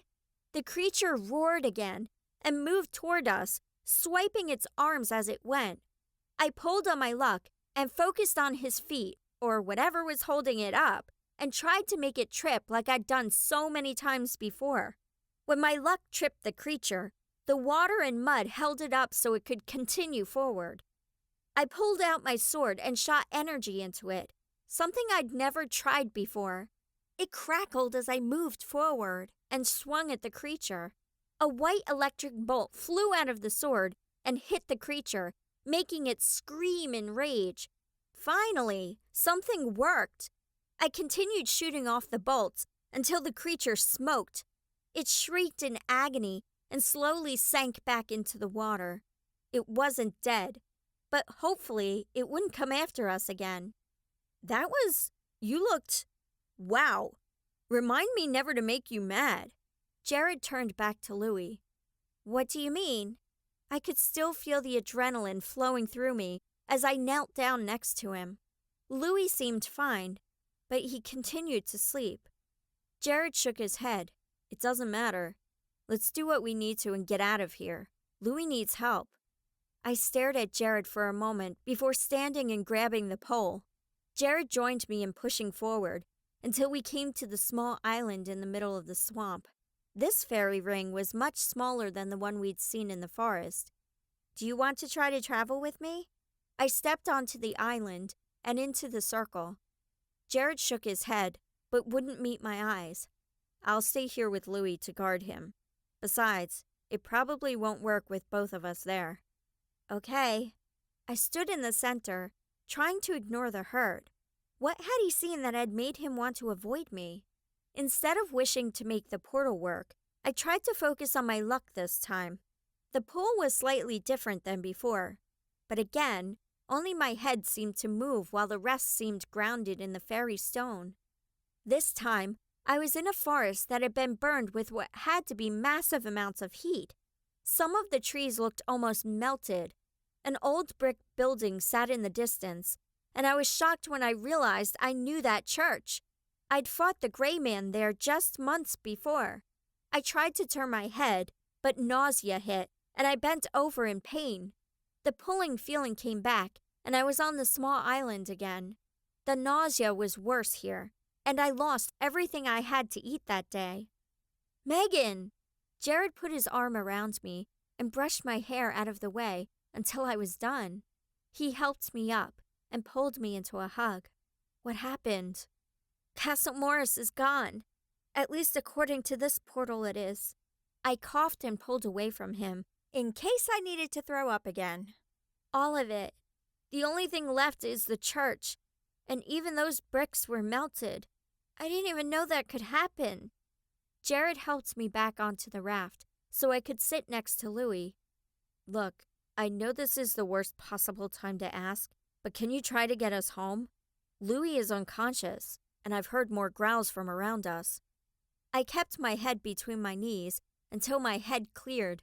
I don't even know where to start, because unless these portals work between places in the fairy world, there's no way to get back. No one has taught me to teleport or whatever you call it here. Well, what if we just tried to transport back to the castle? Una made it so we can't travel out of here, but what if we can still use it from place to place in the fairy world? I blinked. I hadn't even thought of it. I guess we can try. I stood, having to catch my balance using Jared's shoulder. He picked up Louie, and we stepped into the circle together. You can do this. I know you can. Thanks. We'll see if you're right. I closed my eyes and concentrated on the front of the palace. Once I had a clear picture, I pushed down on the fairy ring and made a wish to move. The feeling of being pulled was strong, and I could feel Jared and Louie jostling next to me. We landed hard and fell over. I was able to open my eyes just long enough to see the palace sitting in front of me. Then blackness settled in. Chapter 6. Megan. The white walls of my bedroom were beginning to drive me crazy. I'd awakened in this room after being unconscious too many times to count. I pushed up and instantly lay back down again. I'd hoped the nausea would be gone. I closed my eyes and concentrated on taking deep breaths until the sickness passed. I slowly sat up and kept my head down until I was sure I'd be okay. The clothes I was wearing when I collapsed had been changed into pajamas, and my skin was now clean. My face burned in embarrassment as I moved over to the wardrobe. It was full of gowns made of fine silks, and the colors ranged from gold to dark red. My jeans were nowhere to be found. I sighed and slipped on the red gown, then put on some slippers, missing my boots even more. There were no ribbons or bands to pull my hair back, so I had to braid it to keep it out of my face. As soon as I opened the door, 2 guards barred my way. "Excuse me, I'd like to go find my friends. I need to see how Louie is." I glared at one of the guards, but he wouldn't move. "Look, I'm the queen. You're supposed to listen to me, right?" The guards glanced at each other before shaking their heads. "Only when our orders aren't from the king," one of the guards said. "Jared?" I asked, surprised. "Why would he make me stay in here?" The guard snickered. "Jared's no king. We meant Puck. When you 2 deserted us with that traitor Louie, we made him king." My eyes narrowed, and I could feel my hands sparking again. "And who gave you permission to do that?" The other guard gulped before answering. "We didn't know where you were. Puck insisted you had turned on us. It was the only option." "Out of my way! Now!" I pushed them, causing a shock to go through their bodies. Seriously, I needed to learn to control this magic. I stalked down the hallway toward Adam and Jared's room, then pounded on the door. A few moments later, Jared opened the door. His hair was messed up, and he looked like he'd just awakened. "Megan, you're okay." "Not really. They just told me Puck is the king." I clenched my fists. "What? How did that happen?" The anger in his eyes matched what I felt. He opened the door wider, and I noticed that he was only in boxers. My face burned, and I covered my eyes. Jared." He yelped and slammed the door. A few minutes later, he opened the door again, wearing the uniform they'd given him. And man, he looked good in it. "Okay, so tell me what happened." "They said we deserted them with Louie, so Puck made himself king. They called Louie a traitor." Jared pulled me into his arms. "Hey, it's okay. Calm down. We'll fix this." "I'm fine. I'm just ticked that Puck would turn on us like this." I hugged him back and pulled away. "Look down." He pointed at a spot near my feet. There were 2 burn marks in the floor. I looked up at the ceiling, but didn't see what could have caused it. "That was you." Jared took my hands. "You need to get this under control before you do some major damage. Yesterday, when I saw the way your eyes flashed red..." "Wait, what?" "They flashed red while you were fighting that creature. It was like the magic was taking over you or something." I stared at him for a second. "They did?" He nodded. "And they did it again right as you shot the bolts out of your hands. Come on, We're going to get you some training while I figure out how to get rid of Puck. Who's going to teach me? Last I saw Louis, he was unconscious. I let Jared guide me toward the throne room. I found a couple of guys. Come on. He put his arm around me as we entered the room and moved toward the throne. Puck slouched in the throne, holding a scepter. Ah, I see the traitors have awakened. The only traitor I see here is you. I took a step forward, but Jared held me back. Let me go. I want to. Megan, stop. Jared's voice was gentle, but enough to stop me in my tracks. He was right, and I was blowing holes in the floor with every step I took. Puck laughed and stood. Ha ha, the lady has a temper. I love it. Maybe I will take you as my queen. Never, you... Jared clapped his hand over my mouth. She means that you had better leave this place, or you will be tried for treason. Oh, that's clever. You sure you want this guy, Megan? He seems... weak. I could probably break him in about 2 seconds. His smirk made my blood boil. I would have yanked myself away from Jared, but he pushed me away instead and stalked forward with his sword pointed directly at Puck's chest. Out. Now. You are no longer welcome. Oh, come on. Surely you don't mean that. After all, I have valuable information for you. If you kick me out, you won't know what O'Malley really wants. He pushed Jared's sword away. And we don't want him to get what he wants, now would we? Jared paused, then took a step closer. I'll let you stay, but you will respect that I am king and Megan is queen. Do you understand me? Puck snorted. Yeah, because that's how you're going to get the information from me. My temper flared, and a fireball formed in my hand. I think you'd better listen. His eyes widened before he smirked again. Fair enough. Being king was stifling anyway. I'd rather be out there fighting than sitting here on a cushy chair doing nothing. I had to hold Jared back as Puck flew up in the air and did a few backflips before landing near the door. I'll be in the map room in an hour. See you there, beautiful. He winked and left the palace, pulling off the guards' hats and throwing them up in the air. That went well, Louis said from behind us. You're awake. How are you feeling? I asked, still shaking from the encounter with Puck. He was infuriating. Louis rubbed the back of his head and winced. It takes more than a knock to the head to take me down. I believe you have a training to get to, if you're to be done on time to meet with Puck. Jared, you should probably go with her. I'm going to check with Ethan to see what Adam and Beth have found. Oh, right. Let's go, Jared. I stopped and turned to a guard. I need my old clothes back, or at least some pants. And now. I don't want to fight in a dress. The guard bowed and hurried off down the hallway. Other guards moved to stand around us as we walked toward the training grounds. Shoot, I forgot my sword. It's right here, Your Majesty. A guard handed it to me. Your maid brought it to me when she heard you'd be training. Thank you. I took it from him and inspected it. There were small imperfections on the blade that hadn't been there before. Hold on. What happened to my sword? The guard looked down instead of meeting my eye. I don't know, Your Majesty. It was like that when we took it from you. If I may say so, it looks better than when we first saw it. What do you mean? It was blackened. We had it polished, but those scratches were too deep. Thank you. It looked like I'd have to be more careful using the magic when I held my sword. I walked into the arena and stopped. It looked just like the one I'd trained in a year before. Standing in the center was my trainer. I could have hugged him. Welcome, Your Majesty.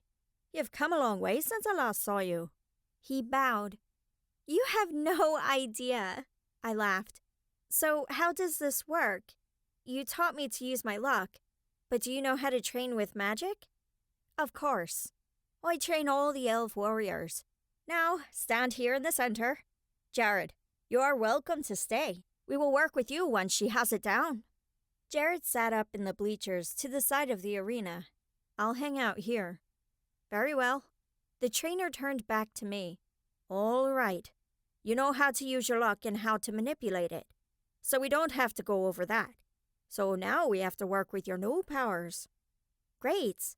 The first thing I want to figure out is how to stop shooting electricity every time I get angry. I held up my hands. I've already messed up the floor in the palace. He chuckled. That's the fun side effect. I've seen it a few times. It's all about control. Right now, your emotions are raw, and you're showing them externally. This is the main weakness that affects most fairy queens. Some embrace it, some learn to conceal it. So, you want me to learn to conceal it then, right? Yes.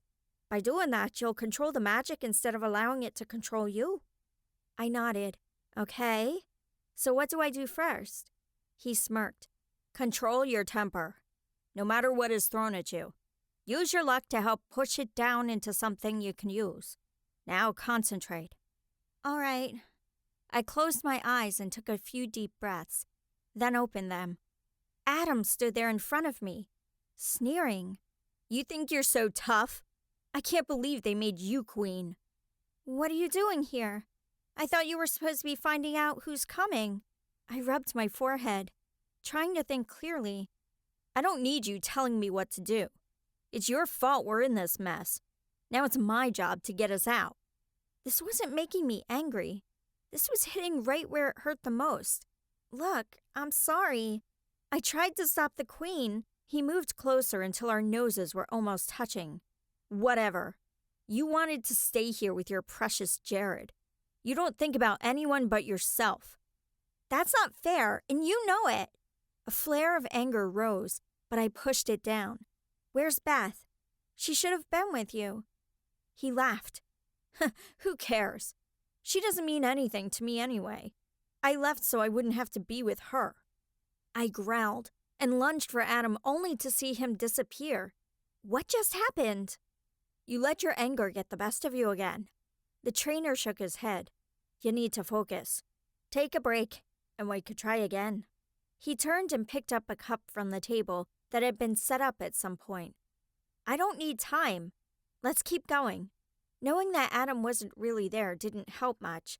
I could feel the anger burning inside. I took deep breaths to calm down. I opened my eyes. Okay, I'm ready. There was no response. The trainer stood to the side of the arena, and nothing stood in front of me. But then I heard giggles that grated on my nerves. I knew those giggles. Where was she? I whipped around to find Amber's arms wrapped around Jared's neck as she whispered in his ear. What do you think you're doing? I stormed over to the bleachers. At that point, I didn't care that I had electricity flowing from my hands. Jared jumped up and tried to push Amber away. It's not what it looks like. Megan, you need to control that. You mean like you're controlling yourself? In the back of my mind, I knew that wasn't fair. That it was all Amber, but still, seeing him with her, it was worse than betrayal. Amber stood and looped her arm through Jared's. Why would Jared want a freak when he could have me? You're going to think, freak. I formed a ball of fire in my hands and cocked my arm back to throw it before I saw the shock on Jared's face. I stopped and stared at the ball before squeezing it into nothing.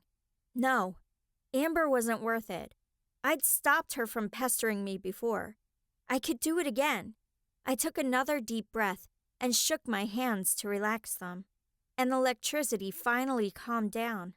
We were in a different world, so she couldn't possibly be here. A sudden jab to my ribs made me stop and look behind me. A small leprechaun had a stick in his hands, just a few feet away. He poked me again, so I backed up. Hey, knock it off! I pulled on my luck to calm me, and the energy from it helped keep me grounded, even while he was constantly poking me in the ribs and back. As suddenly as it had come, the poking was gone. The air was still, and nothing seemed out of the ordinary, so I figured there was a lull in the training. It was a good thing because I was starving. A table of food sat near the trainer, so I walked over and grabbed some chicken and some fruit. I shoveled it in my mouth, trying to satisfy the hunger. What do you think you're doing there, dearie? That's my food. The voice sent chills through me. It could only be one person, or in this case, leprechaun. I whipped around to find O'Malley standing in the center of the ring. This isn't your food. It was brought here by my guards. Or at least, I thought so. I hadn't actually seen them bring anything. Had I just eaten fairy food? O'Malley cackled. Ha ha! You're so weak. This is what they have for their queen? Oh dear. The fairy world has truly lost its touch. I glared at him. It's not like I asked for this. Una was threatening my world, and I had to stop her. Kind of like someone else I know. You and your noble desires. Don't you realize that you could have whatever you want in the human world if you would just take it? You wasted your time fighting us instead of learning from us. O'Malley circled me, his face in a hard scowl. Oh, brother. Greed isn't exactly the way to go. I have a family who loves me, and that's worth more than your stupid gold or power. I have a boyfriend who has gone to the ends of the earth to save me. What do you have? Nothing. I rubbed my forehead, trying to stop the headache. I was worn out from the training, so I knew I needed to get some sleep. I turned to find my trainer, but he was frozen. I whipped around to find Jared frozen as well. I looked over at O'Malley. Wait, this is really you? Clever, isn't it? I was simply going to take the kingdom out from under you by force, but this is much more fun. This way, you have no idea when I'll pop up next. His eyes had a madness to them that I hadn't seen before. So what you're really doing is just copying Louis. Clever. I had to get out of here. With time frozen, no one could help me. It was ironic that the guards followed me everywhere. But when I was actually in trouble, they were frozen. I pulled out my sword and stalked toward him. O'Malley laughed again and snapped his fingers. He disappeared and popped back in several feet away. Now. It would be no fun to have to beat you right now. I have to make you suffer a little. Maybe I'll go pester Adam and Beth. After all, their precious queen isn't anywhere near to help save them. Don't you dare! I swung my sword at him, and electricity shot out, singeing everything in the area. His smug look stopped me. Looks like you aren't so in control, are you? Ah, well, I guess I'll just have to come back later. I screamed in anger as I lunged for him, but he disappeared too soon. I picked myself up and dusted off my gown. Whoa! Jared stood up from the bleachers. What just happened? O'Malley happened. I took deep breaths to calm down. This anger thing was getting annoying. I ruined my gown and most of the training area, and it was all because of one leprechaun. There was movement to my right, and I turned to find the trainer cleaning up the mess I'd made. He shook his head as he picked up a shield that had been slightly melted. Let me do that. I made the mess. I hurried over to pick up a sword. No, you go inside. If that leprechaun could get in here and freeze time, we can't have you outside. We'll figure out how to continue your training later. He wouldn't meet my eyes. The same trainer who had once sworn that he would stand with me. I sighed. Fine. I'm sorry. I'll practice the whole temper thing. He nodded and turned to lift a dummy in the corner. Jared took my hand and pulled me toward the palace. So, what did O'Malley say that ticked you off so much? Jared asked as he reached the doors. He told me he was going to find Beth and Adam. If he does... I didn't continue the sentence. What could I do, really? I was a walking time bomb, and as of a few minutes ago, I was supposed to stay inside the palace. Although, really, was that the best place for me? What if I destroyed it? Jared pulled me toward the map room. We'll get him. I promise. And don't underestimate your brother or Beth. They're tough. I sighed. I know, but I also know that O'Malley plays dirty. We'll just have to play dirtier. Jared gestured for me to enter the room before closing the door behind us. Puck hadn't shown up yet, which was strange. I figured he'd be waiting for us.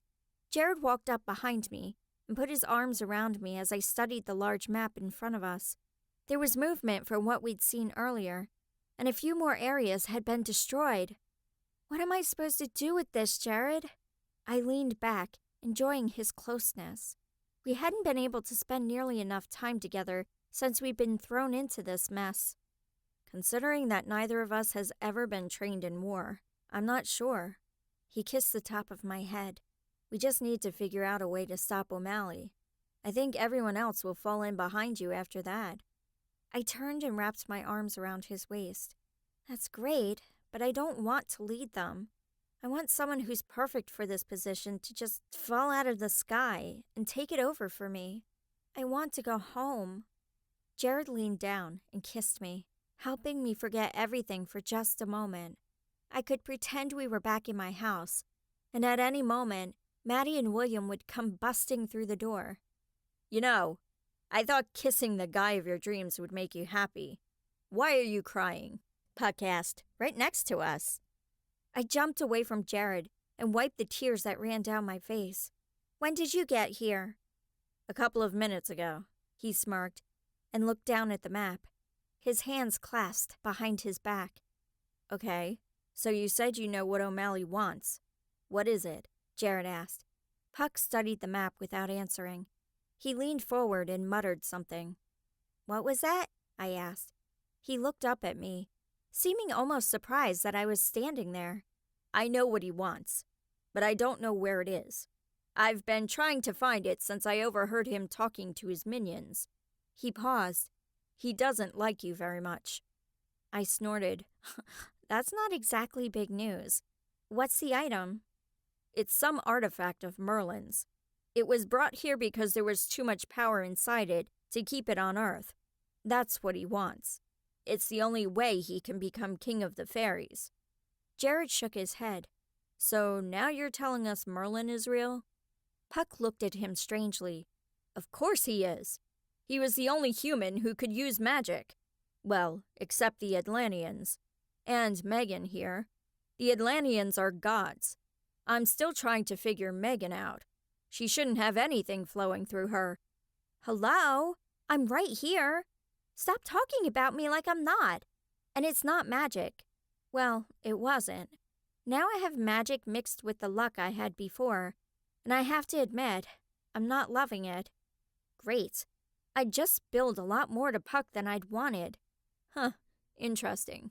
Maybe you can use your luck to figure out where and what the object is. Some say it's his staff, while others say it's as small as a ring. What I wouldn't do to get my hands on it. It was a good thing Puck was looking away when he mentioned the ring, because I'm pretty sure he would have caught the shock on my face and on Jared's. The ring. It was hidden in a cave, and except for the chimera, it had no guard around it. I needed to talk to Louis to see if there was a way we could block the entrance. I didn't want anyone to get a hold of it. So, until we find that artifact, do you think you could keep an eye on the army? O'Malley showed up at my training, and he said he's going after Beth and Adam. Puck whipped around, his eyes wide. He came here? Yeah, he was here just long enough to taunt me, and then he took off. I grimaced as I thought of the singed field. But that's impossible. I was watching him myself. He swore and flew toward the door. If it really was him, we have no way to follow him. He was very clearly on the other side of the fairy world just before I came here. I cringed when he slammed the door behind him. So you think? Yes, and we can't let anyone know it's there. Jared looked down at me, including Louis. But he already knows. Jared clenched his jaw. He knows about the ring, but he doesn't know what it is. We need to make sure he doesn't find out. I know why you feel that way, but how are we going to keep him from figuring it out? And how do we keep O'Malley from knowing? Jared turned to the map and studied it. What if O'Malley destroyed all these places so he'd know where he searched? Or that's how he searched. That makes complete sense. So what if we went back and got the ring and took it back to one of those places where he's already been? There was a rustle behind us, and Louis stood there, wringing his hands. That won't work. You can't take that ring out of the cave, or every leprechaun, imp, and power-hungry creature will be at your doorstep." "So much for keeping it from Louis," Jared muttered. "Sorry about that." "I don't blame you, after everything I'd put Megan through. And truth be told, I've been obsessed with it ever since. I came to the same conclusion as Puck, and knew we were in big trouble. If O'Malley or anyone else gets a hold of that ring, we're doomed. The fairy world will be destroyed, and the earth will go with it." The dread on Louis's face made me shudder. That doesn't make me feel any better. I was already majorly homesick, but now I just wanted to pretend that this entire magical world didn't exist. A deep rumbling shook the palace, and we were knocked to the ground. Pieces of the ceiling fell, barely missing us. A crack opened in the floor near Louis. I scrambled toward him and helped him up, only to have to dive the other way. When the quake finally stopped, dust hung in the air, making it hard to breathe. Louis pushed himself up and waved the dust away from his face. Jared helped me stand and glanced around the room. "Another attack?" I pulled a cloth out of my dress pocket and wiped the blood off Jared's forehead where he'd been hit. "We need to get this stitched." "We don't have stitches. Use your powers." Louis coughed, then snapped his fingers. The dust cleared, showing the devastation around us. "No need to get this injury dirty before you heal him up, so he can die of infection later. Now, concentrate on the wound and make it close up. Or at least, that's what I'd do. Every form of magic is a little different." That doesn't make me feel better." "April?" I hadn't seen her in days because of the battle going on, but I needed to figure out how fairy magic worked. When she didn't show up right away, I knew I just needed to try something. I closed my eyes, pulled on my luck, then tried to locate the other magic inside. Except that I didn't really feel anything else. But then, if I could use luck to grow vines at Blarney Castle, I could make skin grow together, right? I concentrated on the skin and slowly pushed my luck through my fingers and into Jared's skin. I pictured the skin doing what it would normally do as it healed and just tried to make it go faster, like I'd done with the vines. Jared gave a sharp intake of breath, and my eyes flew open. The skin had grown together, leaving a small scar. Jared reached up and touched it. "Whoa, that's amazing." "I can't believe I just did that."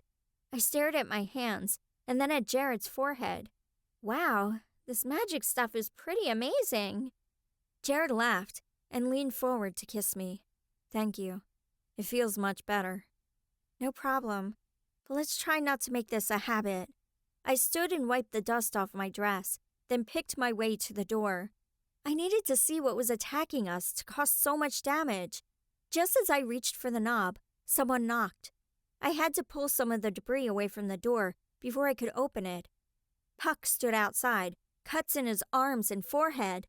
"I'm here with reports of widespread damage throughout the kingdom." "How bad is it?" I took the reports from him, but I was too stunned to read anything from the sheet. What had caused this? He shrugged. "Trees fell in a few places, and cracks opened under some of the swamps, causing them to drain." I jerked my head up. "And the swamp creatures?" "Gone. Some died, but most were sucked down with it." He took the reports back. "I'm going to inspect everything. I'll be back later tonight." "Thank you." As soon as he disappeared, I pushed Jared and Louis back into the room and closed the door. "We need to go. I want to see what's going on." Jared clenched his jaw.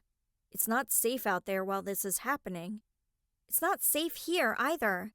Hello, we just had the ceiling come down around us.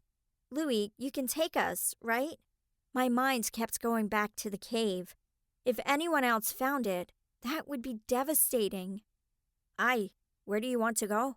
He looked up at me, clearly avoiding Jared. I hesitated. I couldn't let him come with us to the cave because I didn't want him getting a hold of the ring. But we still needed to check on it.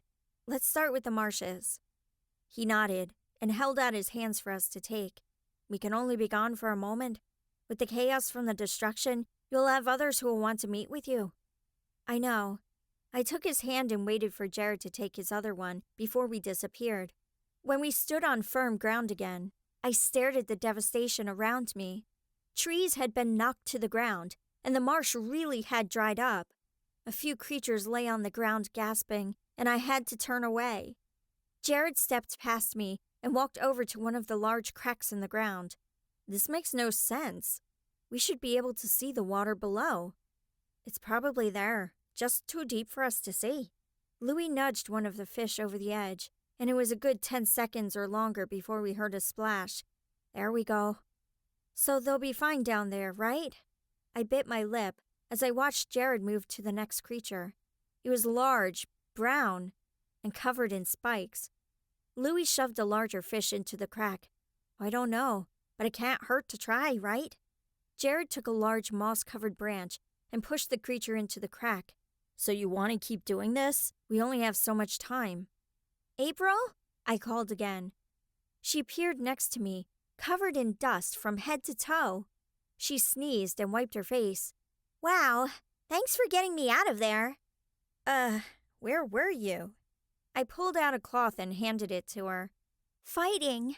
Or I was. Until this whatever it was happened. She sneezed again. I was trapped in a hole, so you saved me from suffocating. Or sneezing to death. One of the two. Are you two finished? We have work to do. Louis's gruff voice brought me back to the present. I gestured toward the crack. April, do you think you could bring your friends here to help us? We're trying to get these creatures back into the water. April's eyes widened. Oh, dear. Of course. She disappeared, and I went back to pushing slimy things over the edge. It was exhausting work, and I was pretty sure I'd never wash the stench off my hands. But I hoped they would survive with our help. A few were already gone, and it broke my heart. Here we go. April appeared with several other fairies. I brought some naiad friends, since the swamp seemed to suck up the one who was guarding this place. Oh, man. I'm sorry. I hoped the fairy had survived, but with the depth, it was unlikely. How about you start over on the other side and work your way toward me? I turned and leaned up against a rather large and ugly whale-looking creature. I had to dig my heels into the mud to get my footing, and then shoved as hard as I could. I nearly lost my balance as the creature finally gave and rolled into the crevice. I watched the others around me for a moment as they did their best to save the creatures that were still alive. April landed on my shoulder. Man, I left the battle thinking this would be more fun. I was wrong, but we're done. Hopefully those creatures can find another pond to swim in. That is, if they don't make their way to the human world. What? I asked. No one could go to the human world, remember? April gave me a funny look. Where do you think all your sea creatures come from? I grabbed her out of the air. Are you telling me there is a way back? Of course there is, if you're a fish, she gasped, her face turning red. Jared set his hand on my shoulder. Hey, Megan, loosen up. She can't breathe. Oh, sorry. I let go quickly, then knelt down to where she lay on the ground. Are you okay? She glared at me. Of course I'm not. August landed next to April. That is no way to speak to your queen. Well, she... April sighed. I'm sorry. Yes, I'll be fine. When I can breathe without feeling like my ribs are broken. How dare, August began. Hey, it's okay. I deserved it. I shouldn't have treated her like I did. It's just that I didn't know that the rivers and marshes here are connected to Earth. April stood and wiped her skirt off. We didn't either until I watched the news with your dad once. They mentioned something about strange fish washing up on the shore, ones they'd never seen before. I remember that. Jared crouched down next to me. Those are all from here. And so far, it's been okay because humans just think they're cool. But if some of these others end up there, it could be bad. April glanced over at the crack. The ones we saved today should be fine. But others? She shuddered. Others would make the Kraken seem like a cute little puppy. I glanced over at Jared and then back at April. You're kidding me. The Kraken is real? There was a collective snort between the creatures, and April doubled over laughing. When she could finally calm down, she held her arms out wide. You are in the fairy world right now. And the Kraken surprises you? Well, yeah, I guess so. I thought it was just a fake creature from an old movie. It's real, all right. Or it was. It was defeated not long ago near Atlantis. Anyway, my point is, we have to make sure that the other creatures don't get released into your world, or things could get very ugly very quickly. I turned to Louis. We should check out the other marshes then. Louis shifted uncomfortably. Well, that's a good idea. We need to get back to the palace. April and her companions can check the other marshes and report. April looked like she was about to argue, so I jumped in. That's probably a good idea. You can do that for us, right? Fine, but only because Megan asked. April shot a glare toward Louis before disappearing. What's that all about? I asked Louis. Louis sighed. I told you that no one trusts leprechauns. Now, let's go. He held out his hands, and Jared and I took them. He transported us back to the throne room. Whoa! I was surprised at how nice everything looked. It had been a mess when we left. You didn't think they'd just leave it that way, did you? Louis shook his head. I need to go check on Owen. Jared took my hand as we watched Louis walk away. Wow, I never thought I'd feel sorry for the guy. I know. April hadn't liked Louis from the time I met her, but this was the first time she'd been so rude to him. So what do we do now? Jared asked. There you are. Puck's voice thundered through the room. Where have you been? I cringed and turned to face him. It's not really your business, but if you must know, we were looking at the damage to the swamps. He studied my face for a minute before landing and walking toward me. Some of them are bad, but it's not the worst I've seen. A few forests suffered major damage, and we had a few rock slides to the south. Otherwise, I think we'll survive. There's just no indication as to what caused this. Thank you for your report. I rubbed my forehead. Have you heard anything about the movements of the armies? O'Malley suffered a few losses when a boulder rolled into their camp. There's still no sign of the mystery army, and your brother is on his way back to the palace. Adam was coming back? That didn't make any sense. Unless he found something that we didn't know about. Wait, where's Beth? Puck shrugged. I don't know. My scouts didn't say anything about her. Now, if you'll excuse me, I'm going to take a nap. I stood frozen to the spot, even after he disappeared. I really hoped Beth was okay. Adam wouldn't have gone on without her, right? Jared put his arms around me and pulled me close. She'll be fine. She's tough. Besides, who would want to mess with those herb bombs she carries with her?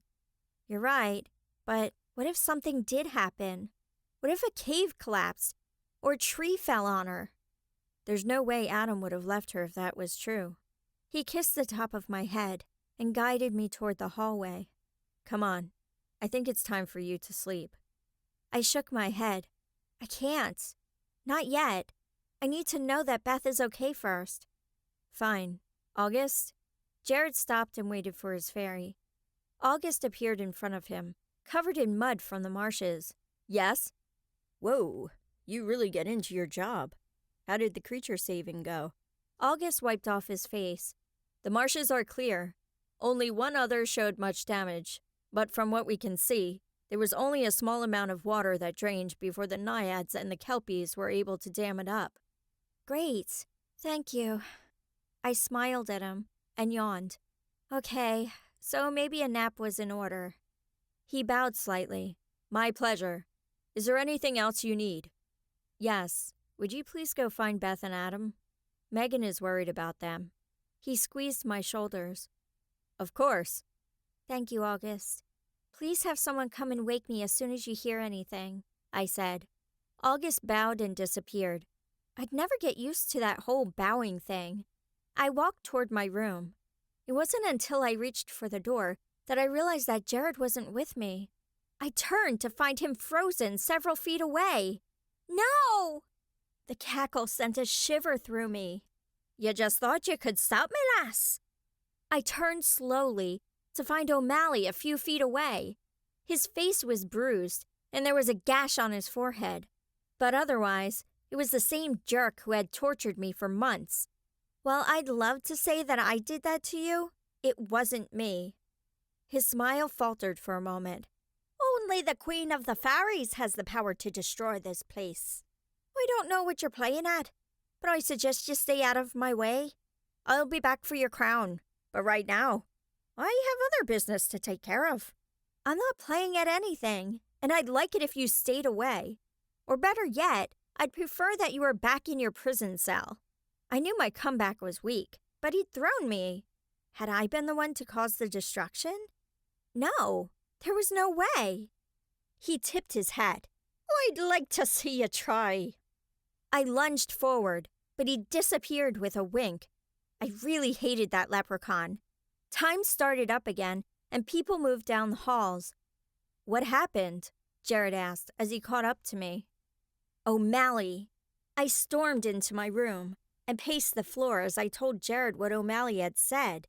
That can't be true, right? Of course not. I was standing right next to you when it happened. Jared sat on the bed.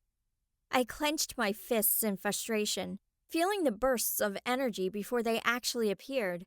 I was able to push the anger down, even though I really just wanted to throw something at the wall. What if he's right, though? What if it really was me? Jared stood and took me in his arms. Hey, don't let him get to you. He's not worth it. I know.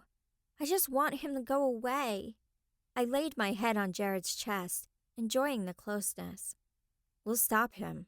I promise. He pulled away. For now, I want you to sleep. I reached up and kissed him. Yes, Your Majesty. Anything you say. He laughed. I like the sound of that. I thought you would. I kissed him again before climbing onto my bed. Now, out you go. I need my beauty rest, and you need to get some sleep too. Yes, ma'am. He paused for a moment before kneeling next to me. Look, I know you want to sleep, but we keep getting interrupted, and this might be my only chance. I sat up quickly, my heart pounding hard. Oh man, he was kneeling, and it could have been nothing, but by the look on his face, it wasn't nothing. A million emotions rushed through me at once. Excitement, fear, giddiness, panic. It was like my heart and mind were playing ping pong, and I couldn't decide how to feel. It made me want to throw up, but I had to say something since he was looking at me. Yeah? Yeah? Ugh, that was smooth. Jared took a deep breath. Megan, I know this wasn't exactly what either of us had planned, but at the same time, I couldn't think of a more perfect place. Well, except home, where our family had... Jared, spit it out. Giddiness was beginning to win the emotional battle going on in my head, and I just wanted to get it over with so I could scream with joy. Or at least I'd hoped so. Unless he was about to tell me that he wanted to leave. He didn't want to leave, right? He grinned and pulled out a small wooden box. It's not perfect, and I'll definitely replace this when we get home. But Megan, will you marry me? I mean, when we're with family. Not now, because both sets of parents would kill me otherwise. I pulled his face toward me and kissed him hard to get him to stop rambling. I didn't realize I had tears running down my face until the kiss finally ended. Jared wiped them away and moved to sit on the bed next to me. So, does this mean yes? Or should I go find another fairy queen to marry? He brushed the golden strands of hair out of my face. Don't you dare. The answer is yes. 1,000,000 times yes. I watched him open the box. Inside, there was a delicate ring made of silver and gold that were intertwined to look like vines. 2 hands held a heart, like the Collada rings I'd seen in Ireland. It was perfect. He slipped it on my finger, his hand shaking. I hope you like it. I wanted a big diamond, but apparently that's one thing they don't have here. I don't need a diamond. I stared at the ring. Where did you get this? Owen and Patrika helped me make it while you were sleeping. He set the box on the table next to my bed. It's beautiful. I looked up into the blue eyes that I'd been in love with for years. Thank you. He leaned forward and kissed my forehead. You're welcome. Now, as much as I'd love to stay and celebrate, I can see by the circles under your eyes that you need sleep. I'll see you in a few hours. With all the excitement of what had just happened, I'd forgotten how exhausted I was.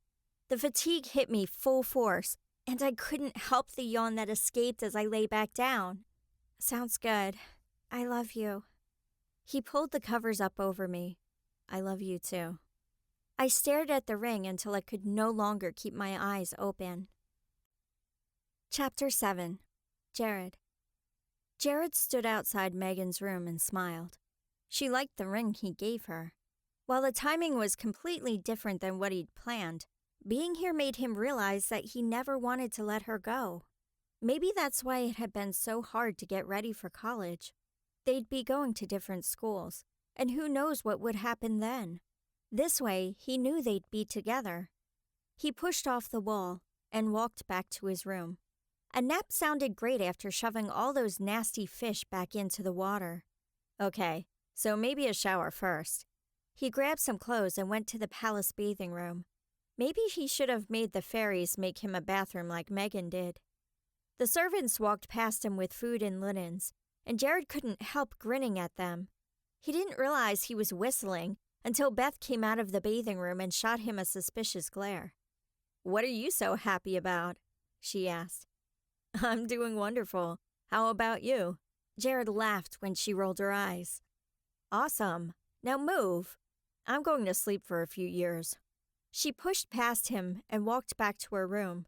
It wasn't until she slammed that door that he realized Beth would have just gotten back from going to find the army with Adam. He probably should have asked how everything went.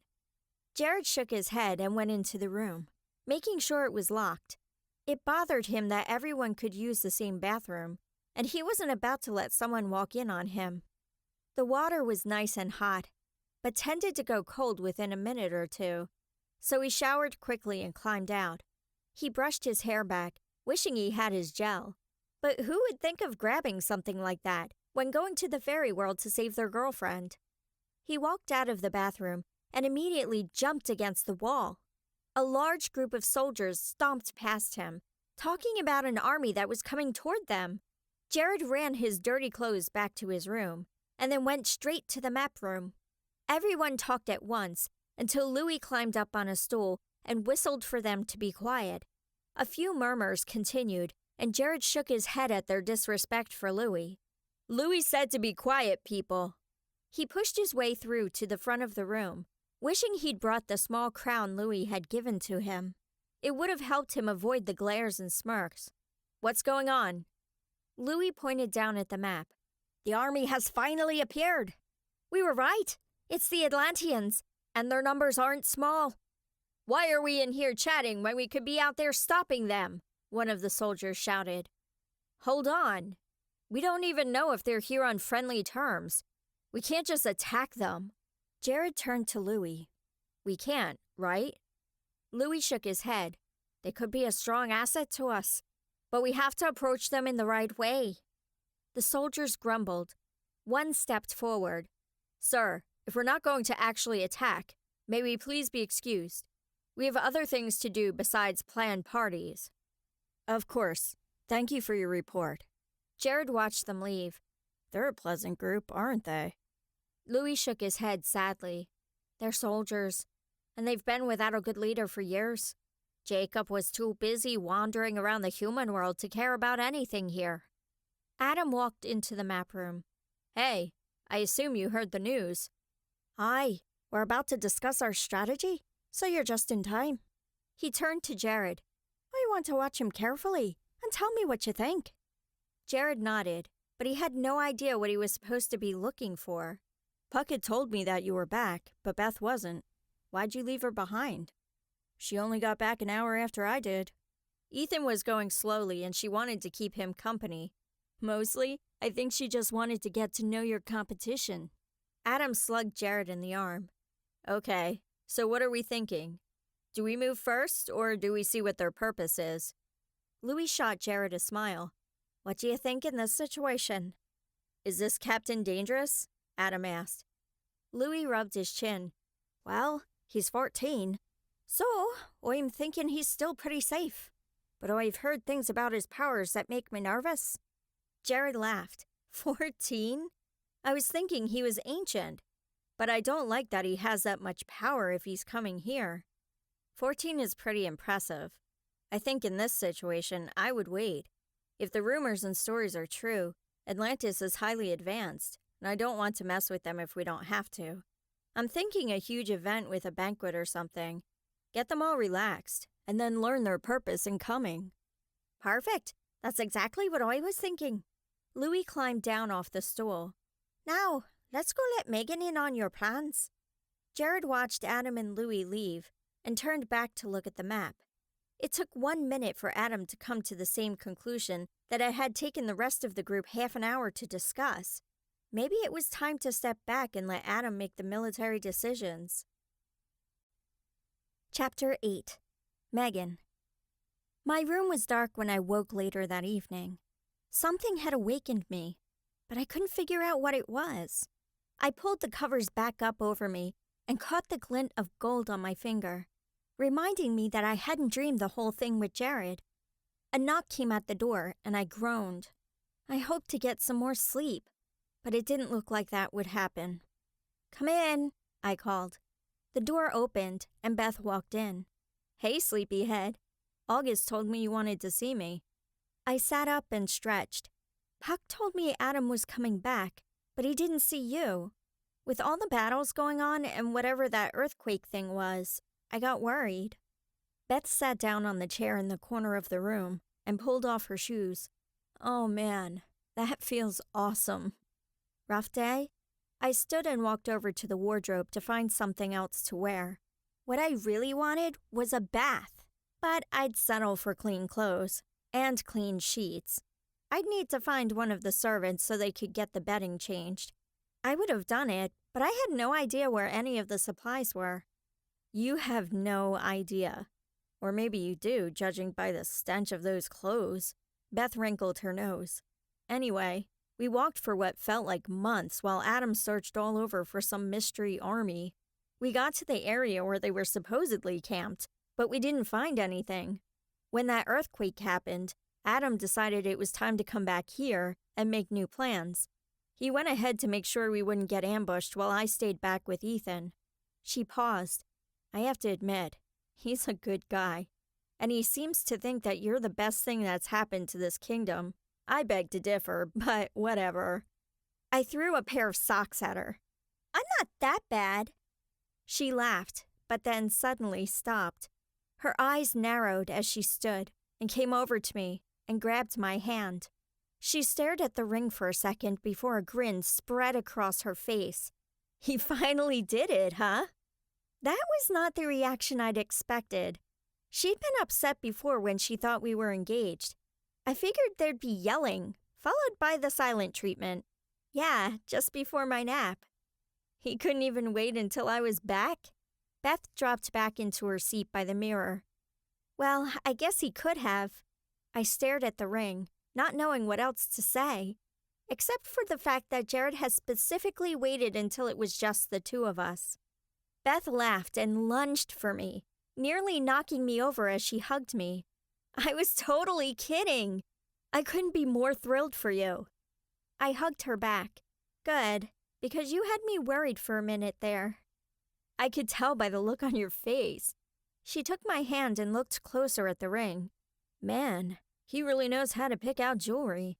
First your ring and necklace, and now this one. Someone needs to teach Adam how to do the same thing. Yeah, good luck with that one. He forgot Mom's birthday a few years in a row. I grimaced at my reflection and pulled out the ponytail that was now flying every which way. This is hopeless. I'm going to shower and hopefully get it under control. You do that. I'm going to collapse for a bit before dinner. I didn't get much sleep while I was gone. Sleeping on the hard ground has never been my favorite. I laughed. Yeah, I noticed. She grinned and left to go find Adam. I grabbed some clean clothes and went into my brand new bathroom. Before, the bath had been down the hall, but I'd insisted on my own. April had helped them make it look just like the one I had at home. After a long hot shower, I finally felt better. I changed into yet another gown and sat down to brush my hair. There was a knock, followed by the door opening. Beth, Jared, and Adam rushed into the room, followed by Louie and Owen. I jumped out of my chair and ran over to hug Owen. "You're okay!" I was still amazed at how much he'd grown in just a few months. Guilt washed over me as I realized I hadn't even got to see him. Well, until now, you're squishing me." He flailed his arms. I let go and straightened my gown. "Sorry. So why did you all barge into my room? Also, please don't barge into my room again." Louis handed me a roll of paper. "The army has finally been spotted. It is an army from Atlantis. The lead captain says they're here in peace, but I have my doubts." I took the paper and read through it. Yeah, these locations mean nothing to me. How close are they? "They'll be here tonight." Louis took the paper back and made it disappear. "I suggest that you plan something big to win them over. Besides Puck, they're your biggest competition for the crown." "You forgot O'Malley, and I don't want Puck getting it. So maybe we can just give it to this head commander guy. Problem solved. Whatever it took to get me home faster." Louis rolled his eyes. "You just can't hand over the crown like that. You had to kill the last queen to gain the throne." I glanced at my friends.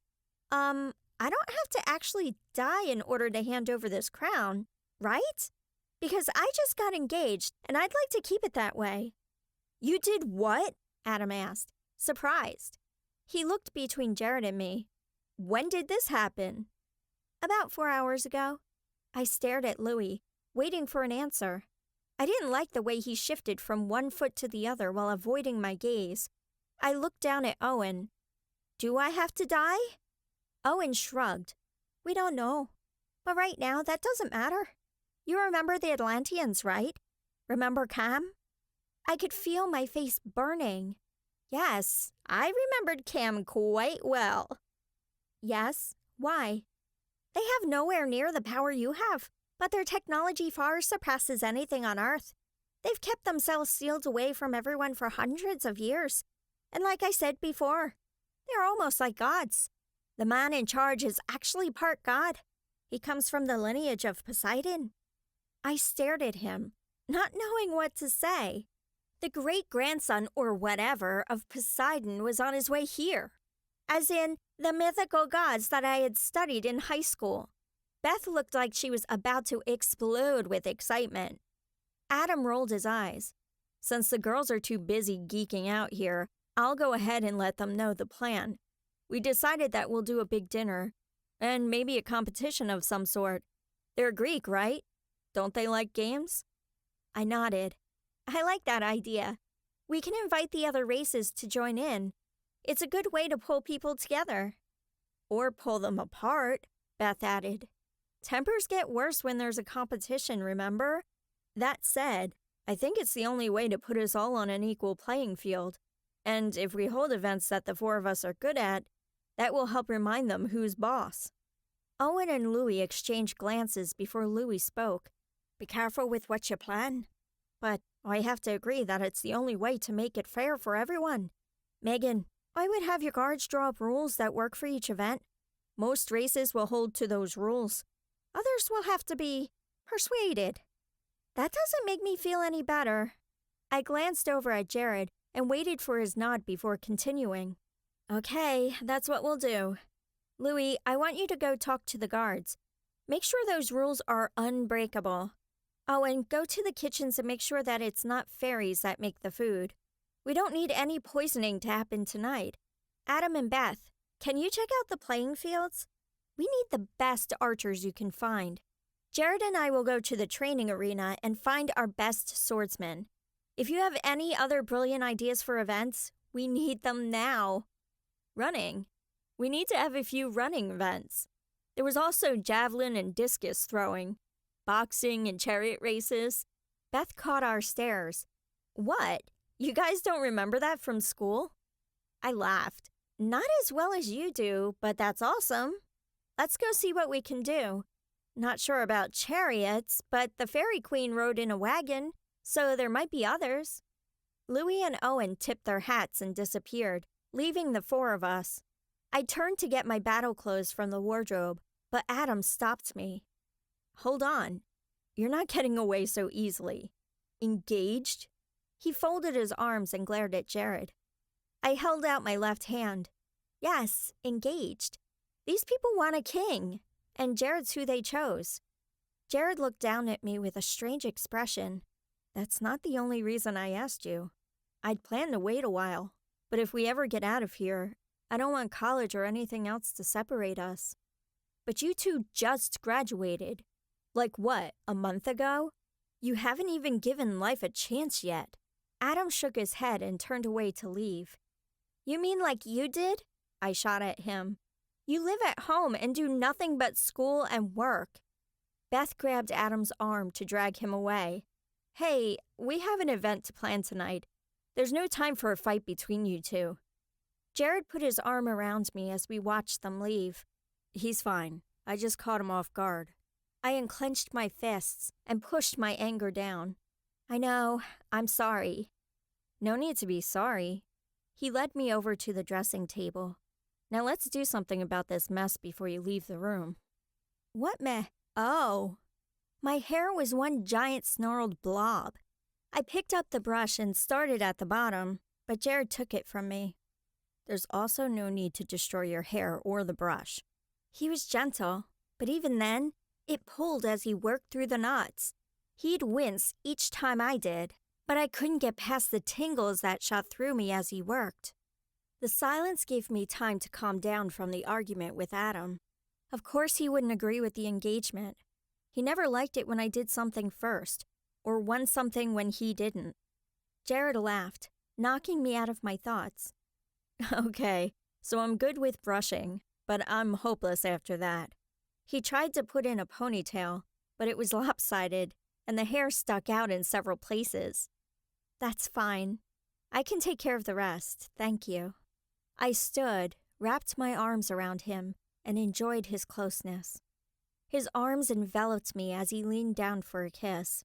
It was soft and tender, making my knees go weak. When he pulled away, he kissed my forehead. Do you think we're crazy? I mean, we're pretty young. I couldn't help laughing. Jared, we're standing in the middle of the Fairy Queen's castle. I have gold hair and apparently more magic than I know what to do with, and you're asking if we're crazy? He joined in laughing and kissed me again. You have a good point. But you know, if we end up getting out of here and you want to change your mind, I pulled his head down so our foreheads touched. I won't change my mind. Now you need to go. I need to change into my other clothes, and you need to figure out where the training grounds are so we can get this party planned. Yes, Your Majesty. Anything for my queen. He bowed low and almost knocked over the chair I'd just been sitting in. His face was bright red, and he straightened to leave. I'll meet you in the hallway in about 10 minutes, okay? Perfect. I watched him go and shook my head. It felt like yesterday that I'd spilled food all over him in the cafeteria. I couldn't believe what had happened between then and now. It didn't matter what Adam said. Jared and I had been through more in a year and a half than most couples deal with in a lifetime.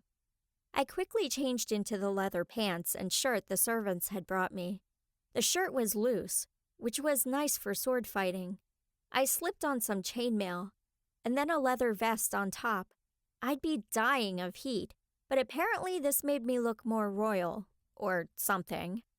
The ponytail Jared had put in was quickly redone into a messy bun, and I stared at the tiaras on my makeup table for a moment before deciding not to wear any of them. I didn't know if I'd be able to participate in the games, and I wasn't about to let a tiara get in my way. Once my sword was strapped to my side, I opened the door to my room. 3 of my servants stood there with linens and yet another dress. Oh, hey, thanks for coming by. I'm just heading off to see how plans are coming along, See you later.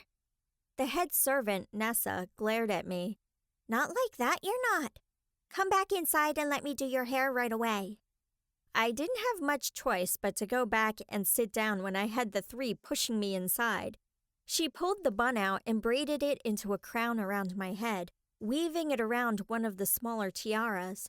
The gold of my hair blended with it to make it look seamless. She then added blush and lipstick, making my lips look fuller than usual. There. Now you may go and see to the events. Please use caution out there.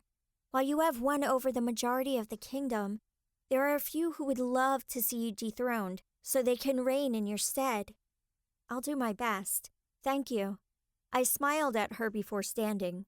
Oh, and thank you for doing my hair. It looks amazing. She smiled and nodded with a bow before turning toward my bed to yell at the others for not making my bed correctly. I slipped out before she took her anger out on me. Jared stood out in the hall, dressed in clothes similar to mine. His eyebrows shot up when he saw me, and he broke into a grin. Wow, your hair is beautiful like that. There's no way I could have done it that way. Yeah, me neither. Nessa did it. I glanced around. No Beth or Adam? He shook his head and took my hand. No, they must be at the arena still. And Nessa scares me. You should have seen the look she gave me as I left your room. I laughed. Oh, I'm sure she shot a few daggers. So I take it you found out where we're supposed to go? Yep, and that's not all I found. He led me around the corner and stopped as we ran into a large group of soldiers. Here's our entourage. We're not allowed to go anywhere without them.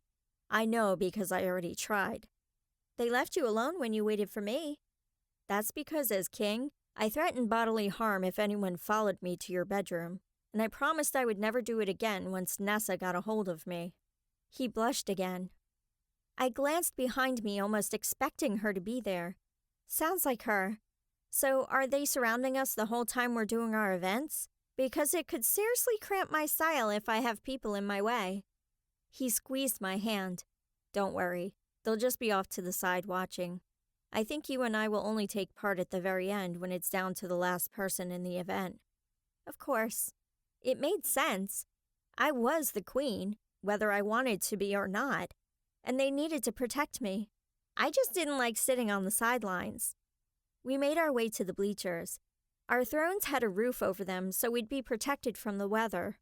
Two smaller thrones sat next to mine. They were probably Beth and Adam's. Jared waited for me to sit before doing the same. The guards backed up and stood behind us, leaving a clear view of the field. Creatures of all different races stretched and practiced. I was sad to see that there were no leprechauns, but it didn't surprise me. They weren't in the running for my crown. A young man walked up to sit next to me, followed by an entourage of his own. While the guards had the same chiseled, handsome look that Cam had, this boy looked more human. His skin was dark, where the other Atlanteans were fair-skinned. He smiled brightly at me and stuck out his hand. Hey, I'm Colin. I stared at his hand before shaking it. I'm Megan. So you're the captain? He rolled his eyes. I keep telling them not to call me that. It's just Colin. I'm Jared. He stuck out his hand for Colin to shake. You guys sure know how to sneak up on someone. Colin grinned. It's a shield we were taught to use. Pretty cool, huh? I've used it a few times to go visit my foster family. Foster family? He nodded. Up until last year, I was an orphan. Or at least that's what we thought. A family adopted me in Hawaii. But then I went down to Atlantis and found out my dad was Atlantean. Talk about a shock. I laughed along with him. That's crazy. You were probably just as shocked as I was to find out all this stuff is real. No kidding. He looked out at the arena and moved to bite his thumb before quickly moving his hand away from his mouth. Puck suddenly appeared on the other side of Colin and flopped down in a chair, throwing his leg over the armrest. He ignored the rest of us, which surprised me. Usually he was annoying, but he almost seemed disappointed in something. Shortly after he appeared, a trumpet sounded.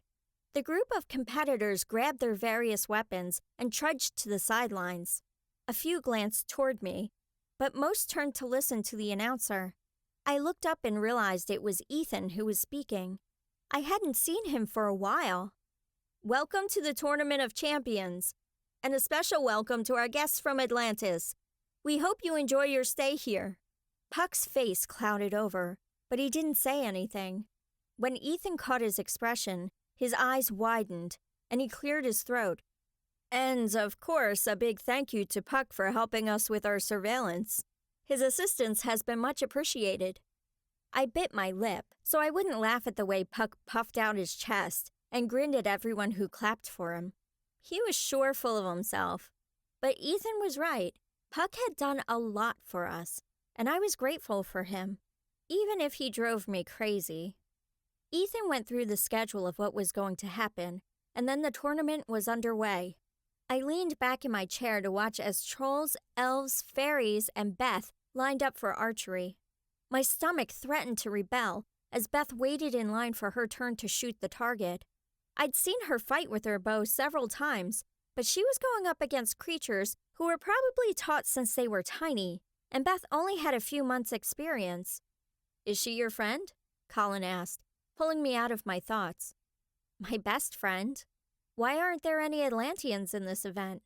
I watched as an elf hit the center of the bullseye, followed by thunderous clapping. So far, he'd been the best in the group. Colin shrugged. No one wanted to go up against the elves, and you can see why. Plus, we do other sports for fun. Archery is more for battle. Well, that's what all my teachers tell me. I watched as they went through another round. Adam stood next to Beth, talking quietly as they waited for her turn. I itched to get out there and compete as well, but since I'd never even tried with a bow, it was probably not a good idea. I could have trusted my luck, but this was Beth's thing. I was pretty sure she wouldn't have wanted me upstaging her. Jared leaned over close to my ear. "I know that look." "Don't worry, I'm behaving."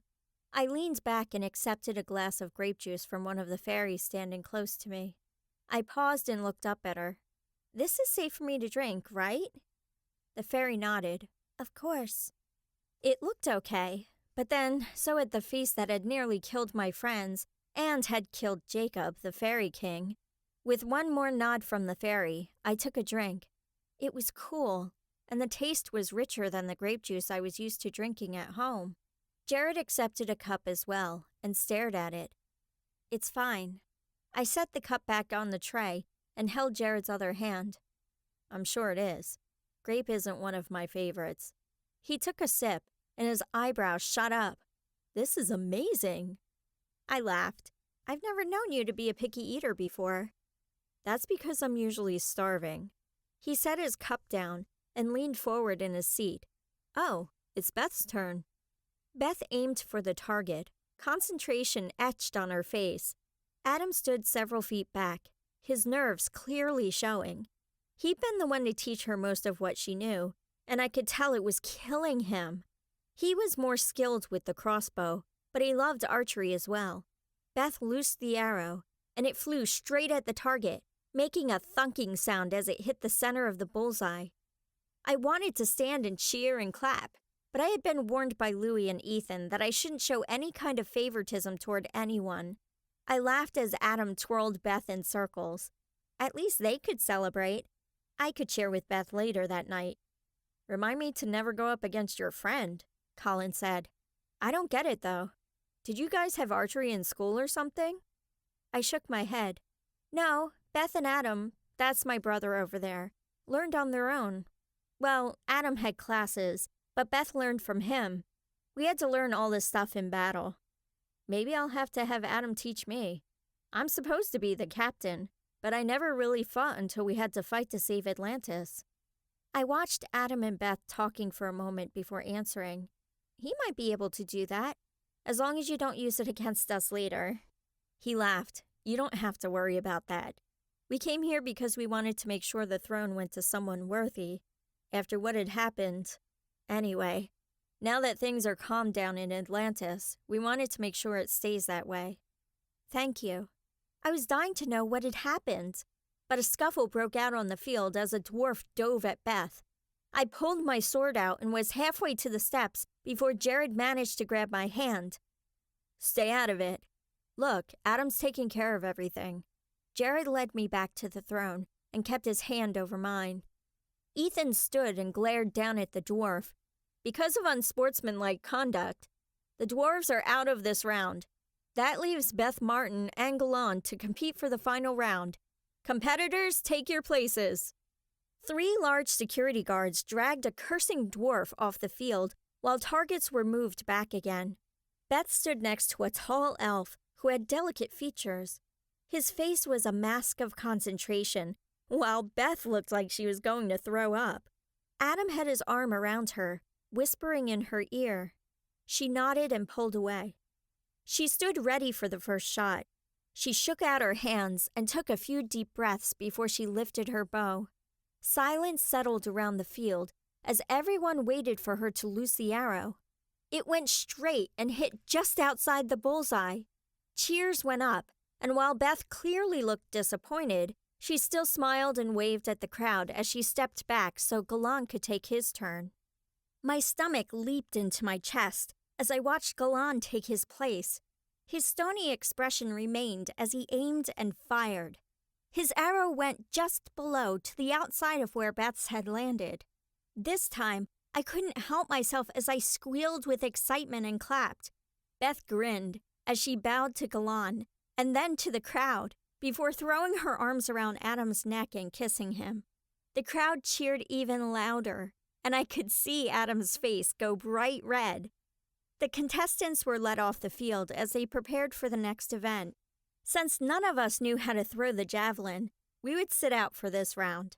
Beth and Adam showed up a few minutes later and sat next to Jared. I looked around to make sure no one was watching and then jumped up to hug Beth. "That was awesome! I was so nervous." "You were nervous? I just had to go up against an elf. I was worried I was going to make a fool of myself." Beth slumped back in her chair. "Remind me not to do that ever again, okay?" I glanced over at her. "What happened out there? Why did that dwarf attack you?" She shrugged. "I don't know. Adam was reminding me of the battle at the castle last year, and the next thing I know, the dwarf attacked me. Maybe he had family there or something." "Maybe. I'm just glad it didn't faze you. There had been dwarves at the battle, but the chances were slim that they were related to these ones, right?" Colin stood and came over to us. "You did great.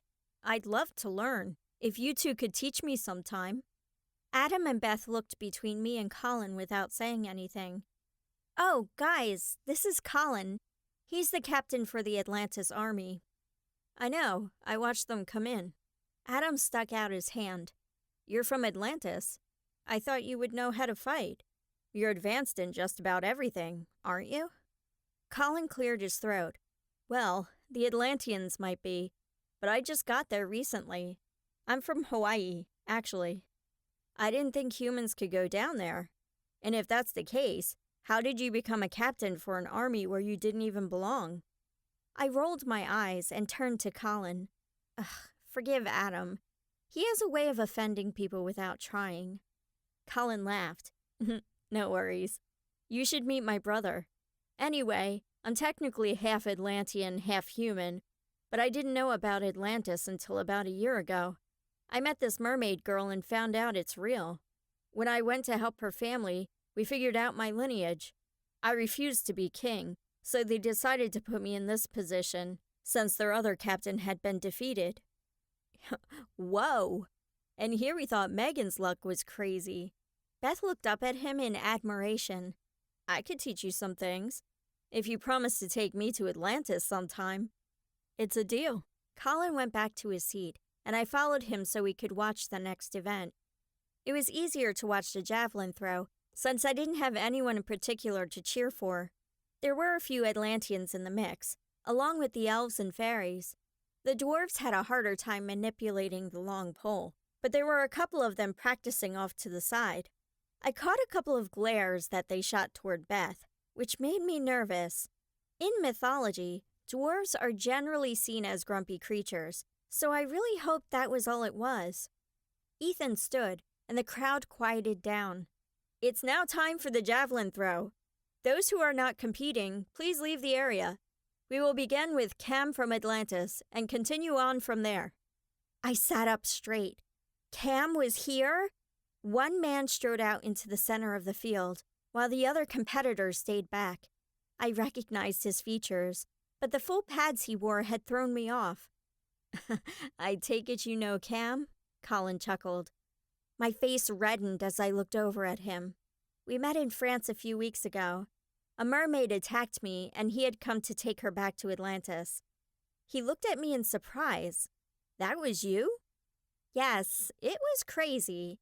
Not that it was the worst thing that had happened to me in the last year and a half, but it was one of the scariest. I'd nearly drowned when she attacked me under the water. Of course, there was also the Revenant and the Gray Man. I shuddered. You're kind of a legend down in Atlantis, and not... He cleared his throat, shifting uncomfortably. Not in a good way. Maybe that's really why they sent me here. I watched as the next competitor threw the javelin. It came just short of Cam's throw, and the competitor moved off the field. I kind of got the feeling that they didn't like me when they showed up. But to be honest, they haven't exactly given me a reason to like them either. Colin laughed. I'm sure they haven't, if they were attacking you. But you need to meet the others. There are some very good merpeople down there. Just like there are more good humans than bad. I just got to know the bad mermaids first. I cringed when one of the elves had a javelin fall several yards short of the others. He stormed off, cursing. Wow, there are some tempers here today. Jared took my hand. That's the joy of sports, remember? I just didn't expect it, I guess. I squeezed his hand and went back to watching the competition. The top 10 from the group stayed for the next round, while the rest of the group went to sit on the sidelines. Colin was joined by a few other kids about his age. He turned to me. This is Aaliyah and Xander. They're mermaids. Half mermaids. Aaliyah settled in next to Colin. He always forgets that part. Beth jumped out of her chair and hurried over to Aaliyah. You two are mermaids? I covered my face with my hand. Beth sounded like a total fangirl. When I looked up, I could see the look of amusement on Colin's face as well. Xander is. I'm part mermaid, part Atlantean. Aaliyah was a pretty girl with curly red hair and green eyes. There's no way I ever would have known she was a mermaid. This is Megan, Queen of the Fairies. Colin gestured toward me. She's also the girl who fought Ashira in France. Aaliyah looked at me with wide eyes. That was you? She was sentenced to life in prison because of that. Yes, well, she almost killed me, so I have a hard time feeling bad about that. I watched Cam throw his next javelin, surpassing everyone else by several yards. I'm Beth. She held out her hand for Aaliyah to shake. Aaliyah and then Xander took her hand, but stayed quiet. When they didn't seem to want to talk, Beth finally walked back over and dropped into her seat. I hadn't meant to snap, but I also didn't want to have someone defend the person, or mermaid, trying to kill me. When the last fairy threw his javelin, matching evenly with Cam, that round ended, and they took the top 5 competitors. Jared stood and took my hand. If you'll excuse me, I need to speak with Megan in private. I followed him out of the arena and into the castle, where we made our way into the map room. Once we were inside, he locked the door and turned to me. What's going on out there? His face was more serious than usual, but his eyes showed his concern. I don't know. I'm just frazzled. First I meet Atlanteans, and then I meet mermaids, and even though Colin assured me they're good people, they were defending the mermaid who tried to kill me. Jared frowned. I don't think she was defending her. I think she was just stating a fact. But you started acting all flustered when that Atlantean guy showed up on the field. Who is he? And what is this really about? It's nothing. That's just Cam. It surprised me to see him again. I ran my fingers through my hair, messing up what Nessa had done. The look on Jared's face told me I needed to explain more. When I was being drowned by the hands of a mermaid, and Owen went to go find someone to help, He brought Cam, and it just caught me off guard when I saw him. And nothing happened between you? What? Of course not. Not him. I knew after I said it that it was the wrong thing to say. Jared took a step back. Was there someone else? Ethan? I rubbed my forehead. No, not him either. We were in Germany and Jacob lunged forward to kiss me. He left right after, but he said something about meeting the future queen. So is this why he tried to save you? I figured it was just because you're you. I didn't realize it was because you had history. He reached for the door, but I grabbed his arm. It's not like that. I told you he left. I didn't like him at all. I wanted you. I've always wanted you. I couldn't help the tear that escaped, any more than the anger that had flared up that he wouldn't trust me. Or was it anger at myself for even having to be questioned? Jared brushed the tear away and pulled me close. Hey, it's okay. I shouldn't have said anything, but the way you stared, I'm sorry. I looked up into his blue eyes. He was being a lot better about it than I'd expected. But then, he's Jared. I kissed him and pulled him back. Don't be sorry. You had a right to know. We should probably get back, though. They've got to be wondering where we are. Listen, I wanted to know what was going on, but there's something else I needed to tell you. Louis appeared between Adam and me, and he said the Atlanteans aren't just here to check on the royalty. They're here for an old relic they believe is in danger. He leaned closer. Do you know what this means? My mind went back to the ring in the cave, the one we'd been worried O'Malley would steal. I nodded my understanding. We need to get it first. The problem is that we have to be at every event, but I still don't trust Louis or Ethan to get it. He let go of me and paced between me and the large map of the fairy world. We just might have to wait until tonight and go then. I'm not sure there are other options. I sat down in the nearest chair and buried my head in my hands. I needed to think. No one could take my place. I was the only one with gold hair. Beth had already been seen, so she couldn't go.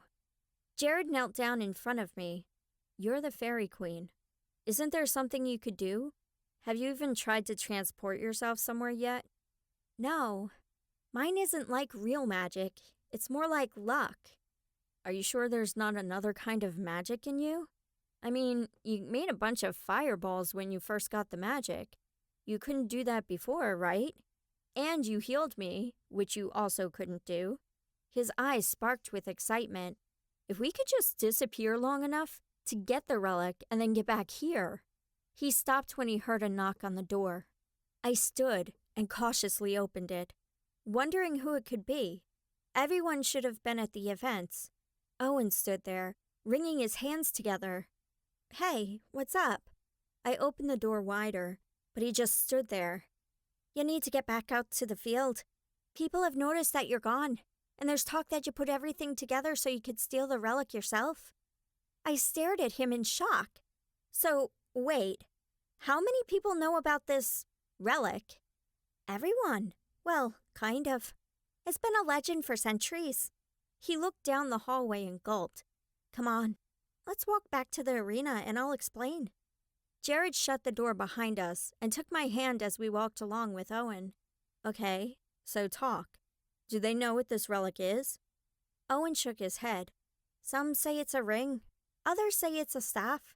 I just know from overhearing people talk that whoever has it will rule the world. Pretty much. If the wrong person wields it, bad things will happen. You know that whole sword in the stone thing? It's kind of like that. Only the right person can use it. If you look around, the only people who are here from each group are the most honorable people of their species. Even the Atlanteans pulled that, but then most of them are good anyway. Colin told me that they were here to check up on me. Why would he lie? He's just a kid. He probably didn't. Most likely that's all he was told. There's a reason why the main guards are only 14. They were picked specifically so they could be overtaken as soon as the relic was claimed. Now, hurry to your thrones. And don't let on that you know anything. It could mean your life and the death of your world. I leaned down so I was face to face with him. How do you know all this? You're so young, and yet you know more about what's going on than anyone else, except maybe Ethan, or your dad. Owen's face turned beet red. No one pays attention to the leprechauns. They're careful not to mention gold around us, but otherwise, they just talk as if we're not there listening. I watched as he disappeared. Then I continued on to my throne. As much as I despised most leprechauns because of what they'd done to me, it broke my heart that Owen had to deal with this. It wasn't fair. Colin smiled up at me as I sat. There you are. You missed most of the discus event. Yeah, we had a few things to talk about. Who won the javelin match? I smiled and waved at a group of elves that stared at me as they walked past. Their glares were quickly erased as they nodded and continued on. Cam did. He'll probably win the discus as well. I watched as one of the dwarves got into position. His short legs put him at a disadvantage as he wound up and let the discus fly. It went farther than I'd expected, but landed short from where the other's discs lay on the ground. The other dwarves cheered loudly, and he looked proud as he ran off the field. Next came several Atlanteans in a row, including Xander, who had been sitting with Colin. He did really well and went back over with the other competitors. He had gone far enough to be in the top 10. So, are you competing in anything? I asked Colin. He smiled and shook his head.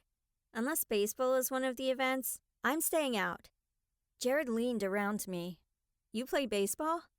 Jared was on our school baseball team for all 4 years. Maybe we'll have to organize a game when all this is over. Colin's eyes lit up. That would be great. I taught my friends how to play, but it's just not the same. They don't get what the excitement is. Hey, I love baseball. Aaliyah slugged him in the shoulder. I even hit a home run in the last game. Oh, right. Aaliyah loves it too. But she's not like most Atlanteans anyway. He rubbed his shoulder. Another cheer broke out on the field, interrupting our conversation. Cam ran off, waving. The next contestant took his place and stretched before getting into position. I turned to say something to Colin, just as the crowd gasped, and I heard, "Look out!" I had just enough time to duck before the discus hit the throne, right where my head had been seconds before. Chapter 9. Megan. Shouts broke out as Jared and Adam grabbed my arms and dragged me into the castle. Beth followed closely behind with her bow ready to shoot at anyone who came near. We didn't stop until we were in my bedroom, and even then, they stayed around me while they checked under my bed and in the closet. Guys, chill, I'm fine. But I wasn't fine. My legs were shaking so much. I was glad that Adam and Jared still had my arms. Did you see who threw that discus? We need to find him and stop him. Jared tightened his grip until I gasped in pain. Oh, sorry. Just let me sit down, please. I dropped down onto my bed while Jared and Adam paced. Several guards came into the room and checked closets, my bathroom, and then closed my curtains. Hey, at least let me light some candles first. The room was dark, and no one moved to open the curtains again, so I used my anger to light the candles. So much for privacy. There was barely any room to move. They all stood staring at me. What? My head kept running through the last few moments before the discus was thrown. I hadn't recognized the person, but that didn't mean anything. Most wore padding and armor. We're going to have to call off the rest of the events, Ethan said.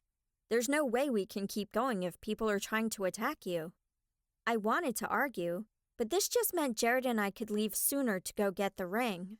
Beth and Adam could cover for us now, since we weren't out in the open anymore. Let's just end for the day and see how things are tomorrow.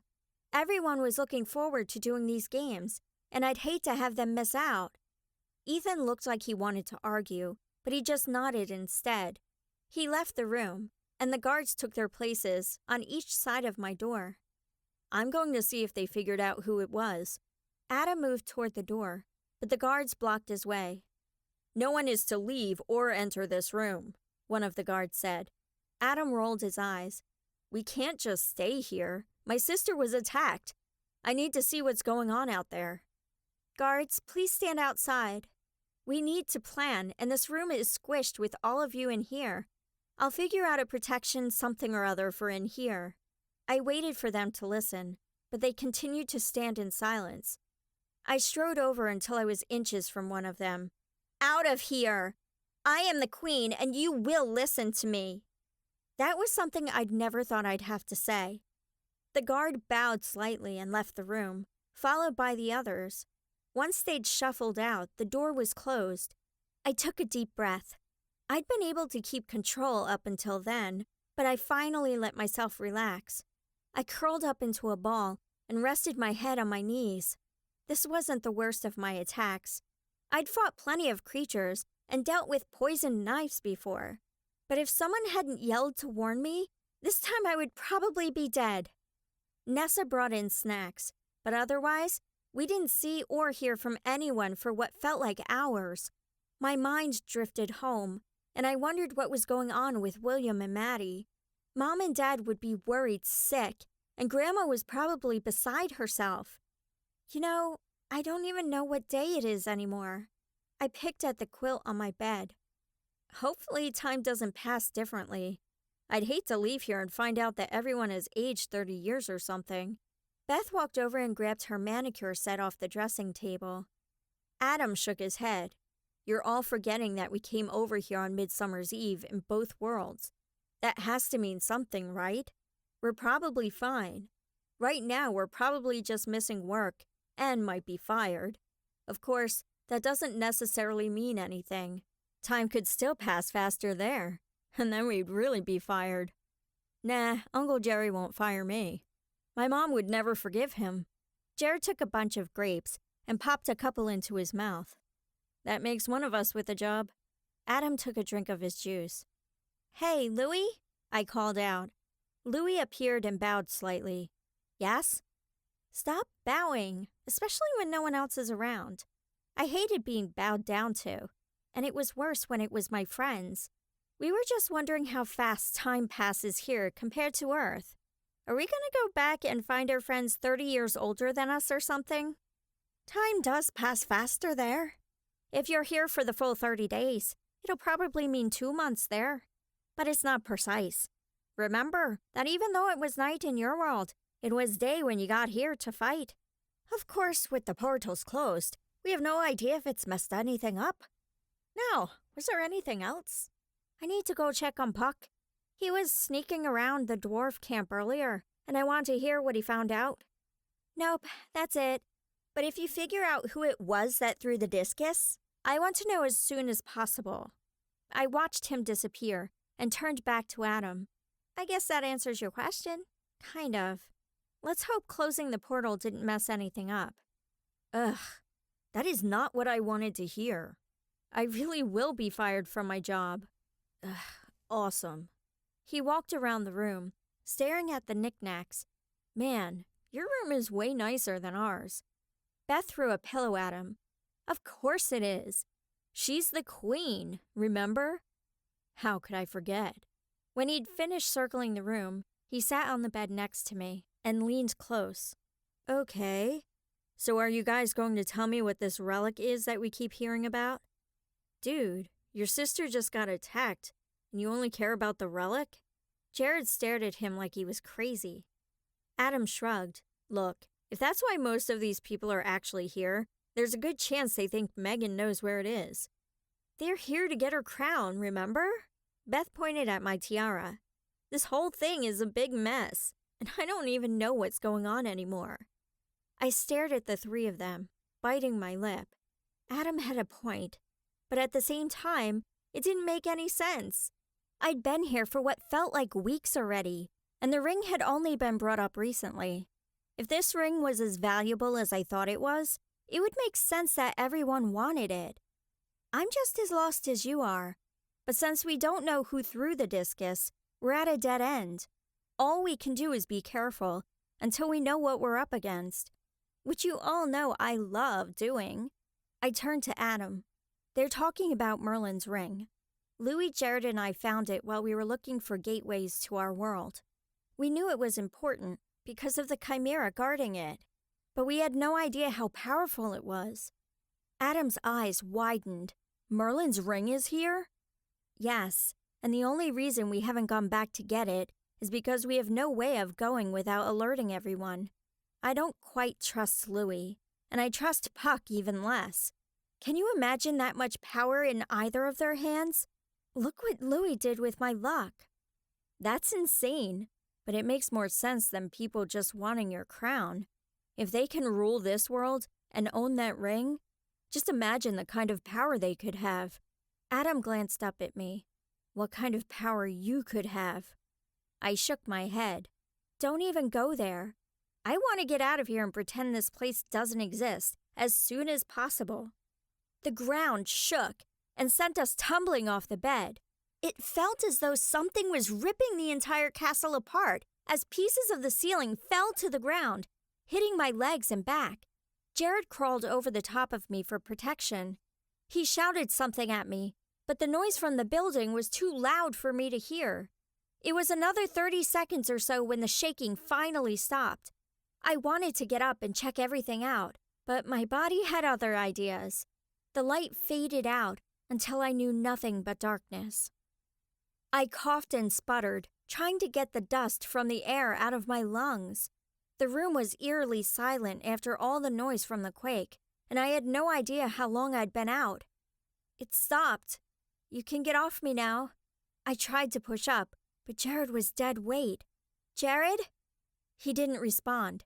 I pushed up and rolled him off me, and found that Adam and Beth also lay unmoving in the rubble. I crawled over to Jared's face and checked for any injuries, something that I had to do way too many times. I checked his pulse and sighed with relief when I felt a shallow pulse under my fingers. He was alive. I moved on to Beth and then Adam. Each of them appeared to be sleeping. Beth had a gash on her forehead, so I healed it like I'd healed Jared's. Adam seemed fine, until I lifted a large piece of stone off his leg. The skin was lacerated, and the bone was broken. I pushed my luck into him, and worked it until the skin was smooth. I had no idea how to heal bones, so that would have to wait for someone else to help me. Jared stirred, but didn't open his eyes. What happened? Another quake. Are you hurt anywhere? I moved back over him and wiped some of the dust off his cheek. Everywhere. You? Jared rolled over and tried to sit up. Oh, man. Maybe I'll wait a sec. I stood. I'm fine. I need to go check to see if everyone else is okay.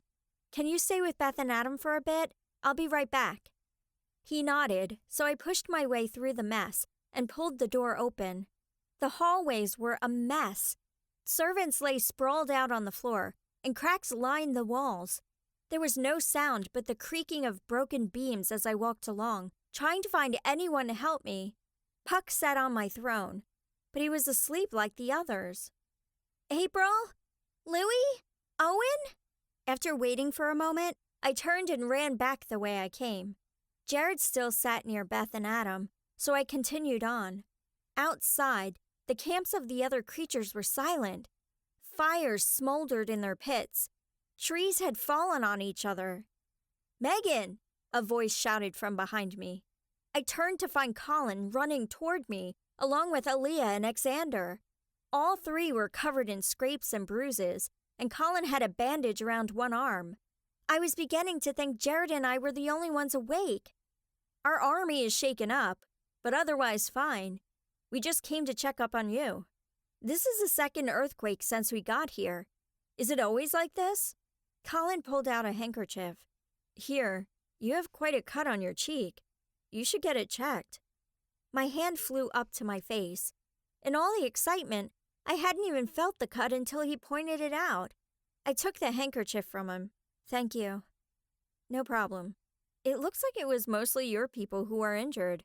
The elves and dwarves are plotting something, but when I walked by, they stopped talking. Colin gestured toward the armies behind me. Looks like it's the same case here. I turned around and studied the different camps. He was right. Puck's army and a few other fairy armies were silent, while the others were up and moving around.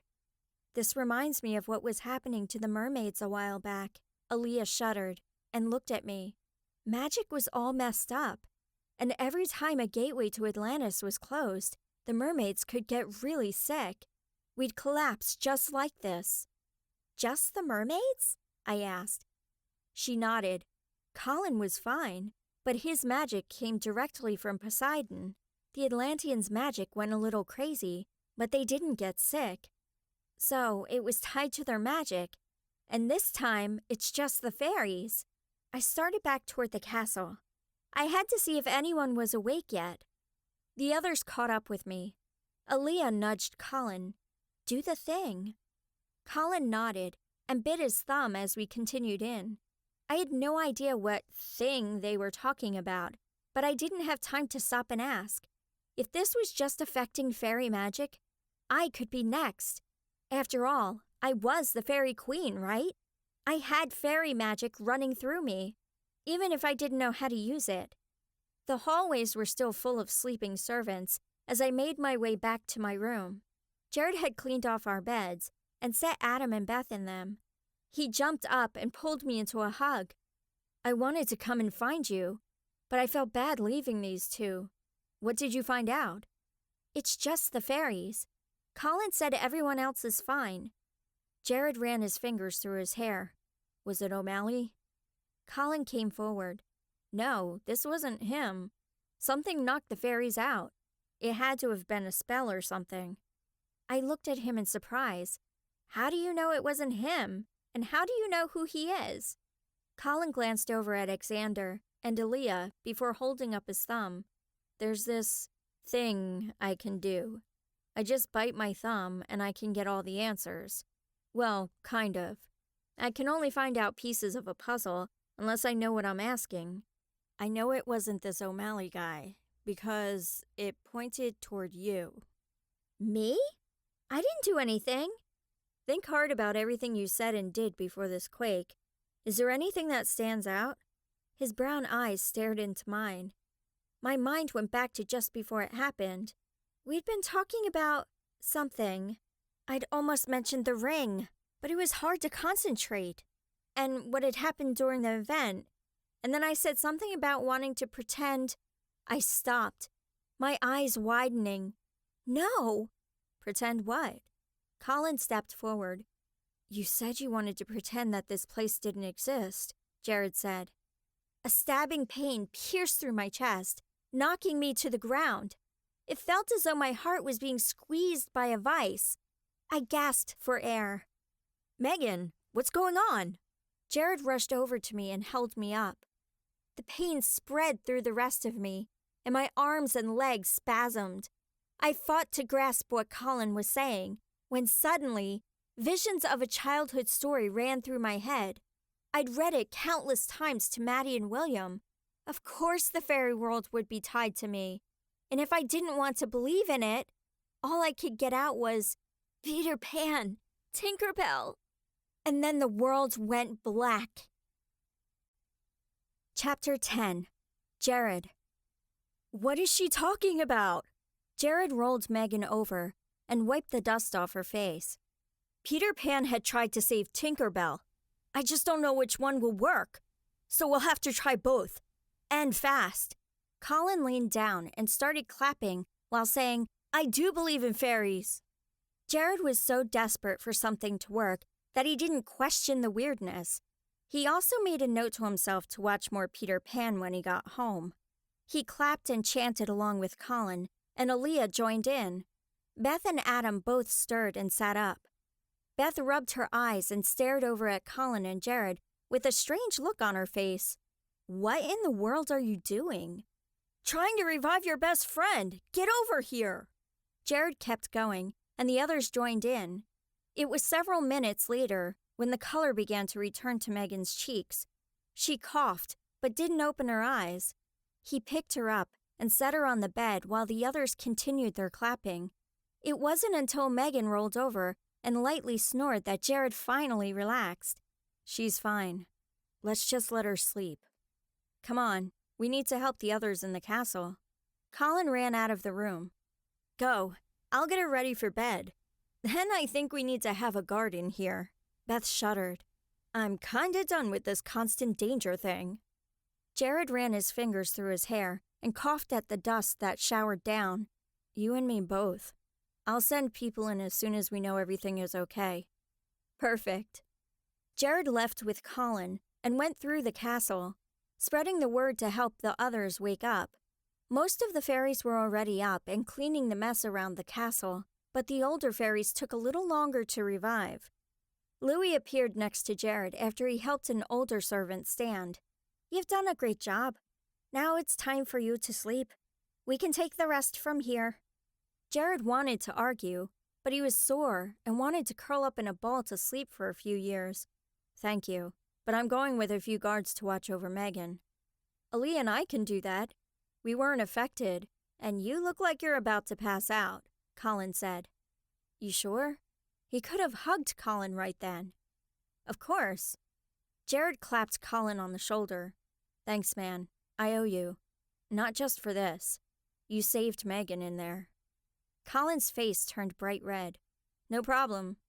Jared walked into his room and dropped on his bed, not worrying about pulling off his shoes. He had to agree with Beth. It was time to be done with the never-ending threats to their lives. Chapter 11. Megan. The room was dark when I woke. My head pounded and my chest hurt, but I was glad to be alive. I pushed up off the bed and lit the candles around me. Beth was still asleep, but Jared and Adam had left. Colin and Aaliyah were asleep on the floor, and 2 guards stood on either side of my door. I curled back up under my covers, not wanting to wake anyone up. But I was starving. Not to the extent I'd been after my transformation, but close. It had been a crazy day, and I knew I should try to get back to sleep, but my mind didn't want to relax. It kept going between whoever had thrown the discus and the ring we still needed to find. Honestly, though, I was hoping the mountain had collapsed in on itself so we wouldn't have to worry about it anymore. I stared at Beth, wondering why she and Adam had been affected so badly. April had told me once that it took fairy magic to see her, but I wouldn't have thought it would have been enough to knock them out like this. And if that was the case, Jared should have been knocked out as well. When my stomach couldn't handle it any longer, I slipped out of bed and tiptoed over to my wardrobe. I'd been changed into a nightgown at some point, and there was no way I was going out into the hallway like that. I grabbed a gown and went into the bathroom to change. On my way out of the room, I stopped next to the guards. "Watch these guys, and I'll be right back, I promise." They continued to stare straight ahead as I walked past and opened the door. Another 2 guards sat out in the hallway, and they stood to follow me as I walked toward the kitchens. Whatever had revived me had apparently worked for the rest of the castle. People bustled about to get the cleaning and cooking done. I smiled and waved as I walked in, and the servants immediately bowed. "Don't worry about me. Pretend I'm not here.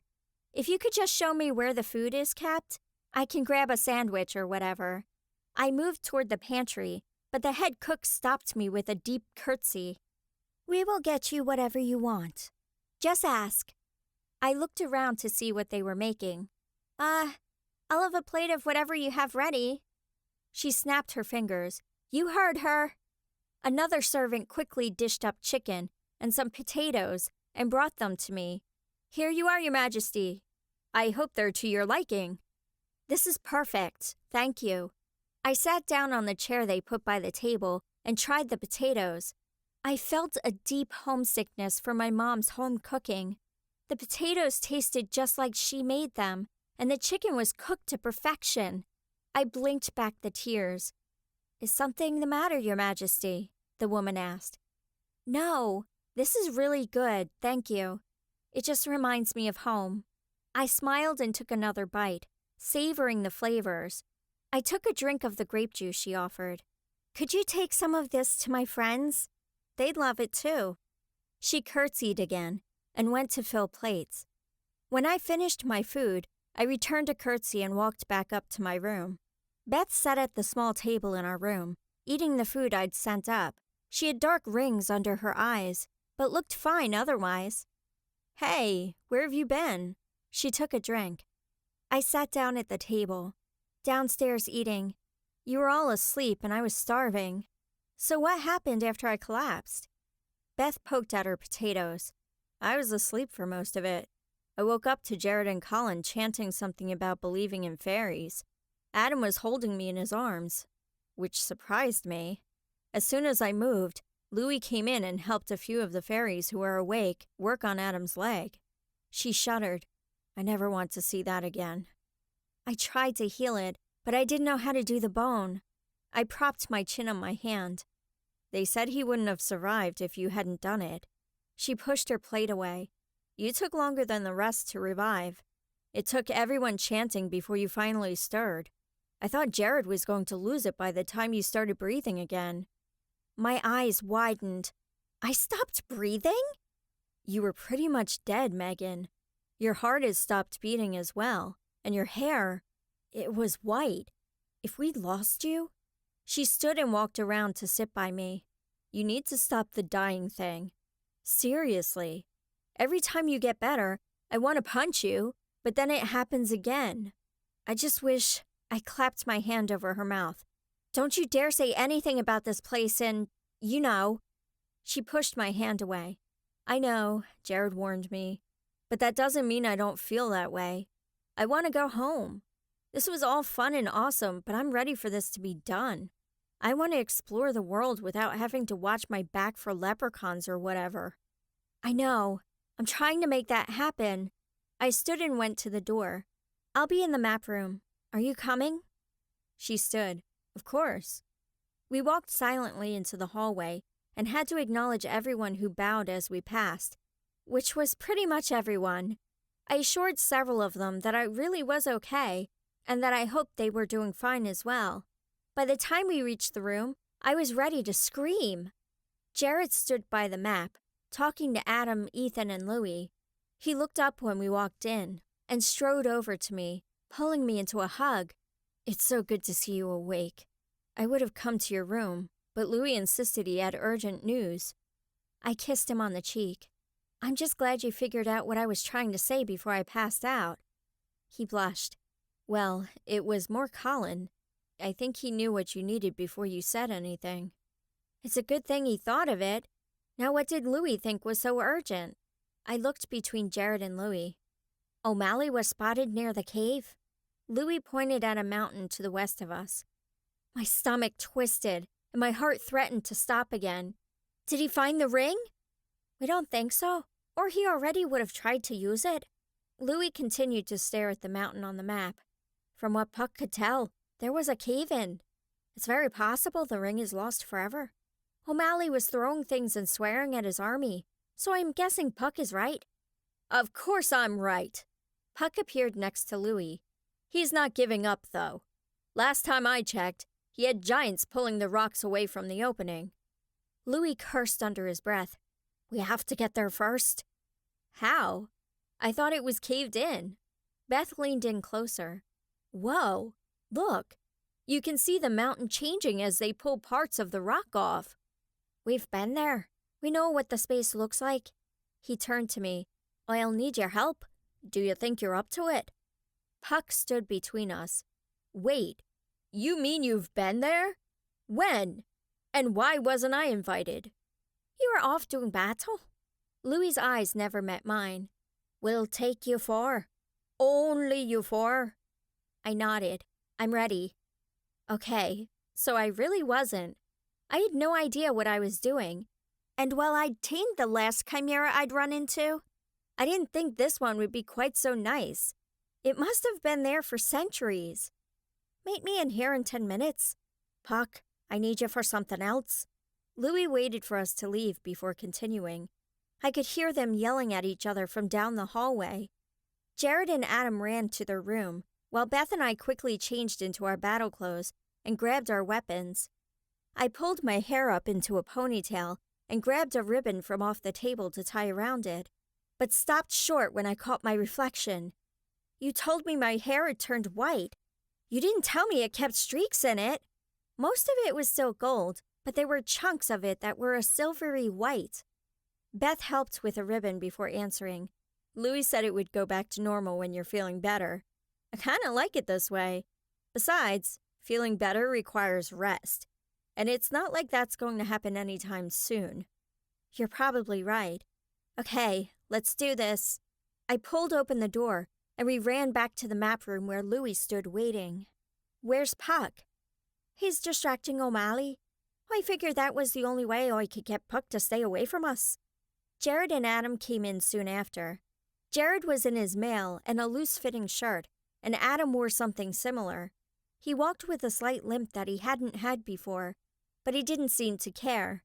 He tended to like his battle scars, even though this one was because his sister was lame and kept trying to destroy the kingdom without realizing it. Megan, you've learned to do a few things with your magic, so now's the time to learn to travel. Again, I can only tell you how I do it. You'll have to add your own twist to it. Let's all grab hands. Louis waited until we were in a circle. Now, Megan and Jared, picture the cave we stood in. Exactly how it was when we were there. Beth and Adam, keep your minds as blank as possible. I pictured the large chamber with the ring in the center. The light was still shining down onto it from an unknown source. The only thing missing was the chimera, and I was totally fine with that. Now, pull yourself there, just like you always do with your luck. Go. Louis snapped his fingers, and I pushed hard on my luck, pulling Beth and Jared with me. The sensation was not the same as when Louis had us travel. He usually made us all squished and stretched. This was smoother, like we just walked through a portal. I almost didn't think we moved until I opened my eyes to find myself in the cave. The entrance was blocked off completely, but the ring still sat in the center of the room. I could have cried with relief. I pulled out my sword to be ready in case the chimera came out of hiding, then crept slowly toward the center of the room. Jared, Beth, and Adam were to my sides, watching all around us as we continued forward. A low rumble sounded off to the left of us. Adam and Beth lifted their weapons while I concentrated on grabbing the ring. I was so close, and I was not about to let O'Malley get it. When I was close enough to take it, I reached out and hit a barrier. I tapped on it, but I couldn't get through. I grumbled and circled around it. What is this? What do you mean? Just pick it up. Louis snapped his fingers and appeared next to me. He reached for it, but the barrier sent a jolt through him, knocking him to the ground. The boulders next to the entrance shifted, and I could hear shouting on the other side of the barrier. O'Malley was on the opposite side of the wall, and we weren't any closer to getting the ring. Maybe it was something about our magic. Louis had his, and I had 2 forms already. Jared, grab it! I turned away from the pedestal and faced the chimera that had just come into the room from what I assumed was its home. You and Louis can't touch it. What makes you think I can? Jared glanced between me and the center of the room. Another large boulder moved, and I could see light coming through. Cheers sounded from the other side of the wall. We don't have time for this. Please, just try. I swung my sword toward the chimera, trying not to hit it. I didn't want to hurt it for doing its job, but I also didn't want to be attacked by it. Jared moved closer to the pedestal. Be ready to take us back as soon as I have it. We don't have any time. The rest of us scooted together and backed up toward Jared as the chimera advanced on us. I was pretty sure it was grinning. 4 perfect targets who were giving up trying to save themselves. Jared grabbed the ring and shoved it on his finger. Go! We clasped hands, and I imagined the map room, pushing hard as the boulder came crashing into the cavern. Just as we were transported, the chimera lunged for us, missing Beth's leg by inches. Chapter 12. Megan. I wanted to kiss the rug that covered the map room floor, but I held back. My heart still beat wildly in my chest. I was pretty sure we weren't going to get out of there alive. And even if we actually did escape, I knew O'Malley would be back soon. I could only hope that he hadn't seen us as we left the cavern.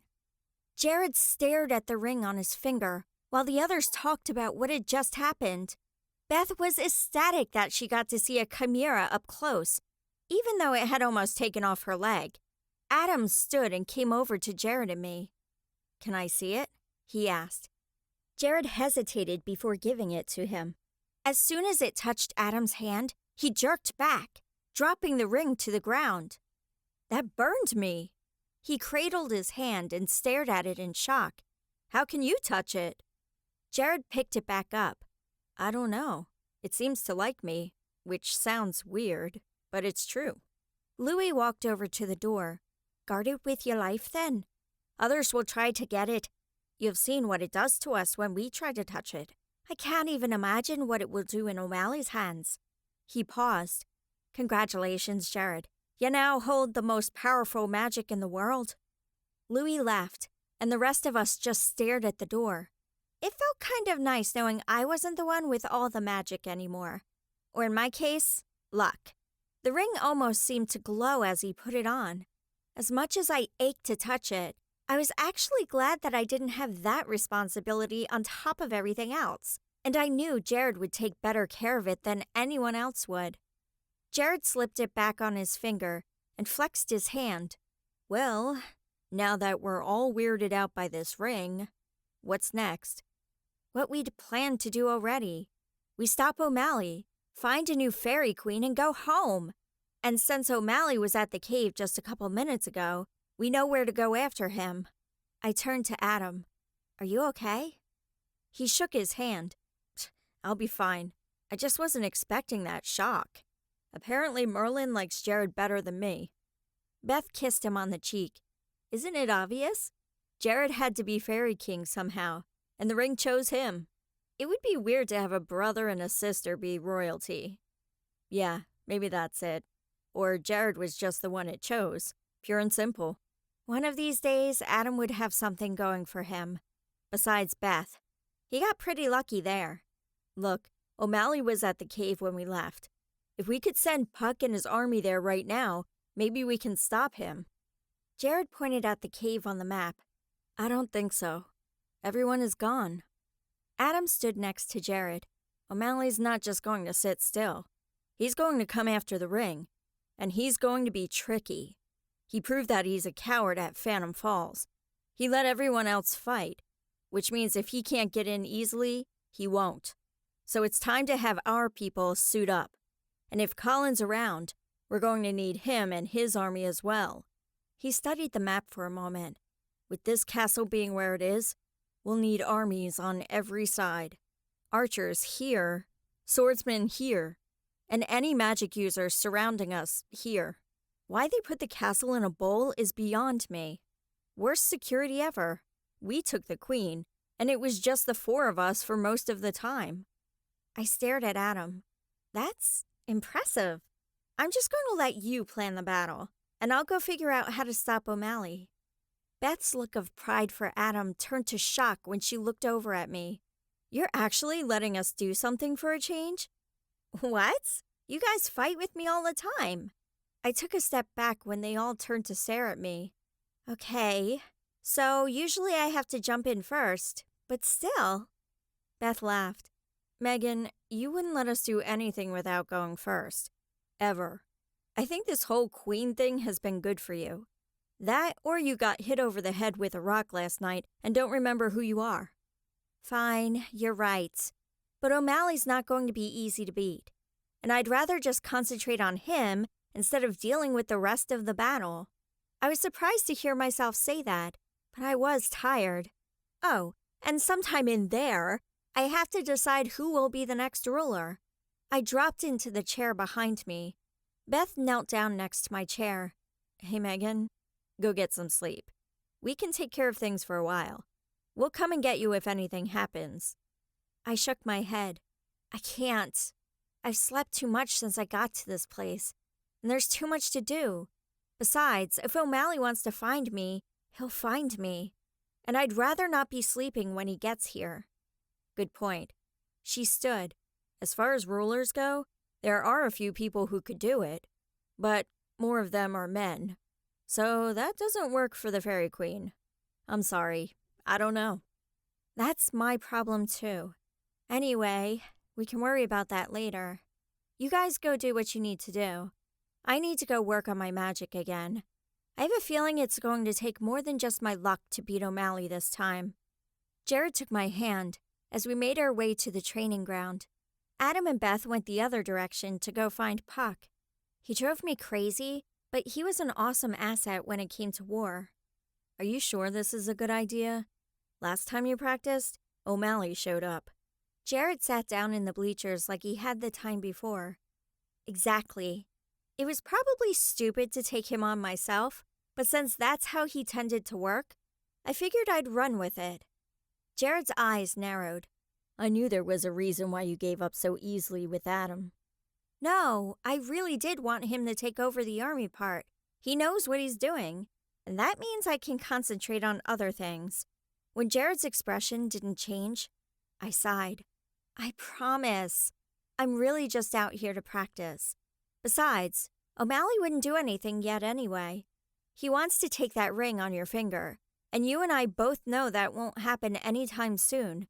If it zapped Adam, just think of what it would do to O'Malley if he tried. Jared looked down at the ring. You're right, but I'm going to help you instead of just watching, okay? Of course. That's what I've been planning. It's not my fault you wanted to be lazy and hang out while I did all the work. I grinned at him and ran when he came after me with a growl. He caught me and held me tight. That'll teach you to underestimate me. I was just waiting for the right moment. He leaned down and kissed me. I wrapped my arms around his neck, enjoying the closeness. Training could wait. After a few breathtaking moments, I pulled away. And that's how you fluster the enemy. He grinned and kissed my nose before letting go. Well, in that case, I'm all yours. Take me prisoner. I already did that. You just didn't know it. I backed up a few steps. Now stand there so I can throw a fireball at you. What? He laughed. Hey, I need a target. And you're it. Now just stand there. I lifted my arm and formed a fireball. Just as I was ready to throw it, Jarrett put up his hands to defend himself, and a large blue barrier formed between us. We both yelped and jumped back. The fireball dropped from my hand, singeing the grass. I stepped around it and reached out toward the shield. Jared put his arms down, and the wall dropped. What was that? I gestured toward the ground where the shield had disappeared. Was that you? I don't know. He flexed his hands. I don't have magic. O'Malley wouldn't have stopped me from throwing the fireball at Jared. He would have thought it was a perfect opportunity to get rid of the Fairy King. It couldn't have been him, but it didn't stop me from searching the arena for anyone else. Once I was sure the place was empty, except for the two of us, I walked back over to Jared. It had to be you. Did you feel anything? Jared looked down at his hands. There was some kind of pull from the pit of my stomach, but things happened so fast, I didn't even think about it. So let me get this straight. You put that ring on your finger, and suddenly you can do magic?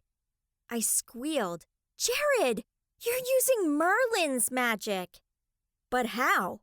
I didn't even try to use it. I just didn't want you to hit me. Oh, brother, it's not like I would have. I was going to throw it at the armor behind you. But let's do it again.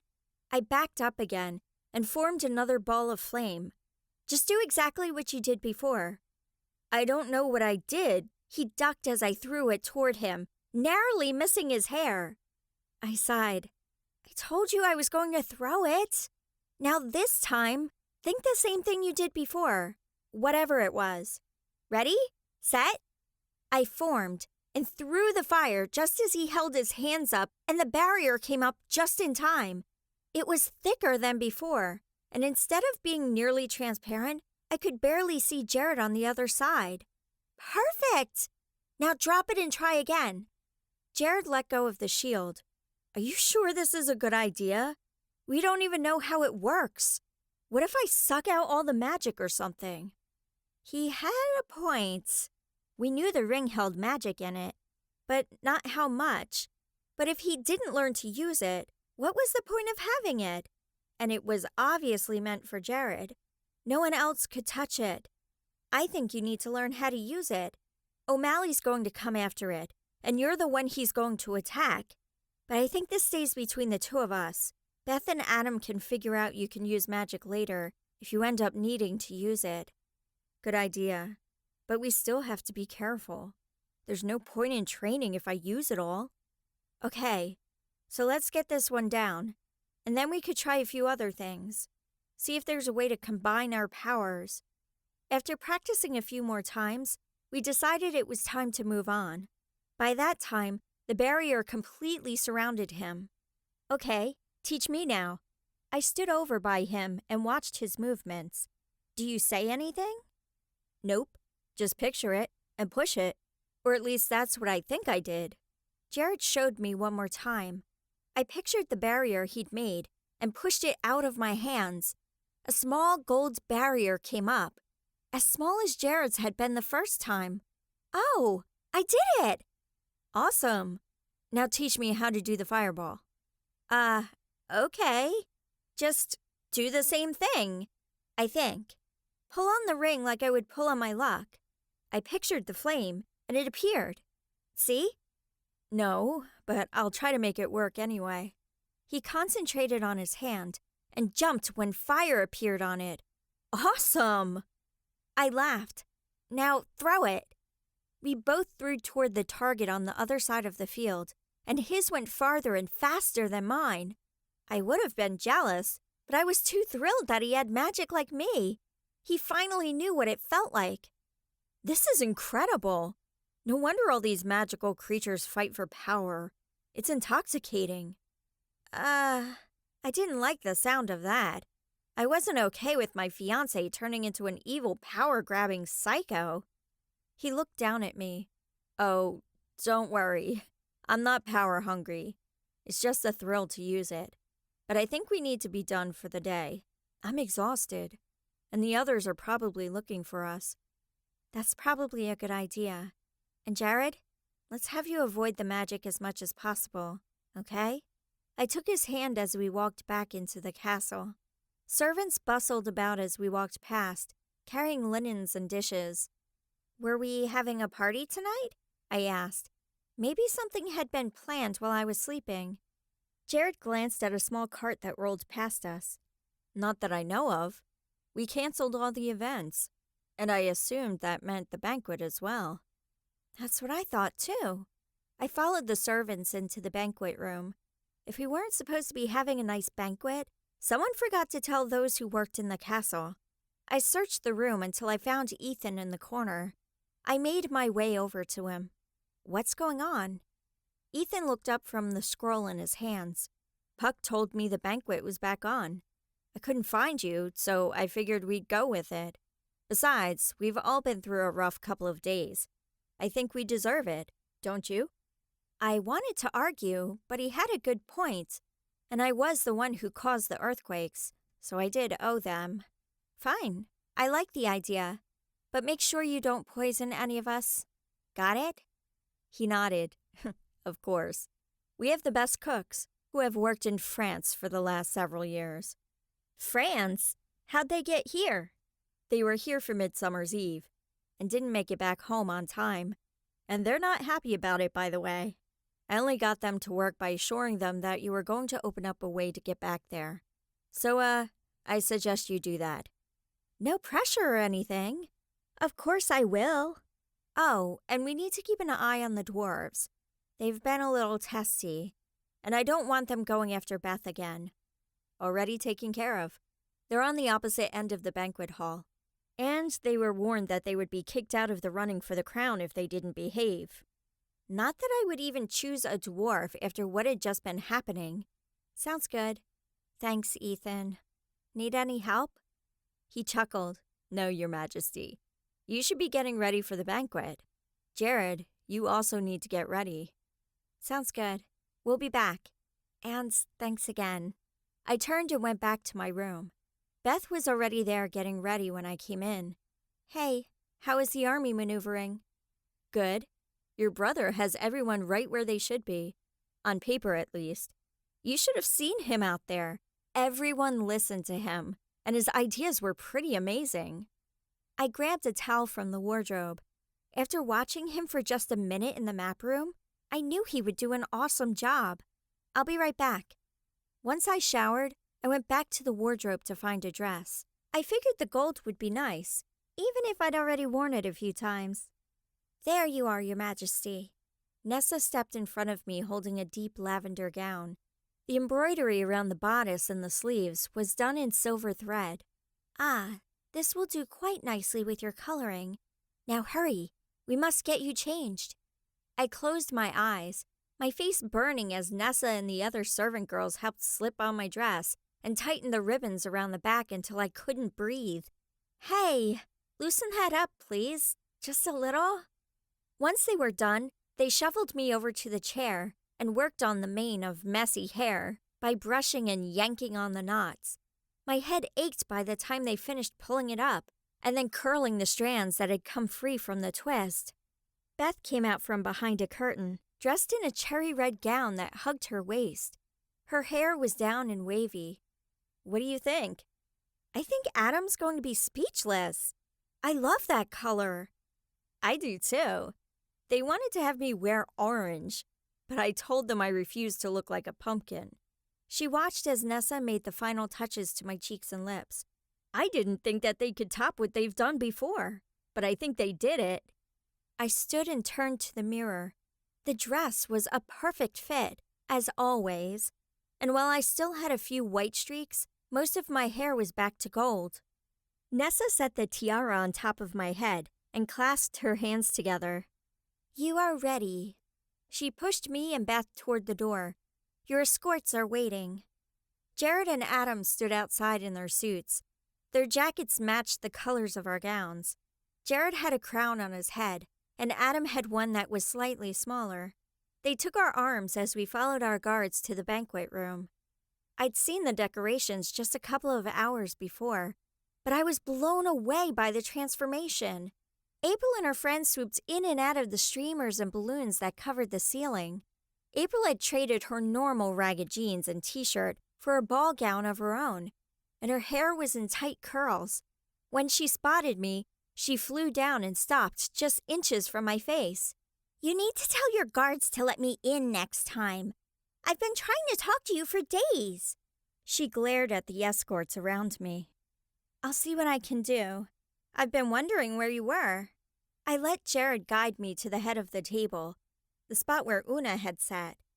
Jared glanced over at me before sitting where Jacob had been, his expression unreadable. Ethan stood in the corner and announced people as they came into the room. Colin, Xander, and Aaliyah sat near us at the table, and Cam came in shortly after with a date. He smiled over at me before sitting down. The dwarves were at the other end of the room, like Ethan had promised. It didn't stop them from throwing dirty looks toward us. Puck had actually dressed up and didn't look half bad after he showered. He had a cute girl with him, and he helped her into her chair before sitting down. Hopefully that meant he wouldn't keep trying to flirt with me. Other creatures continued to file in. Naiads, dryads, elves, and I was surprised to see a few leprechauns, besides Louie, Patrika, and Owen. I frowned when they were seated back by the dwarves. I turned to say something to Ethan, but he shook his head in warning.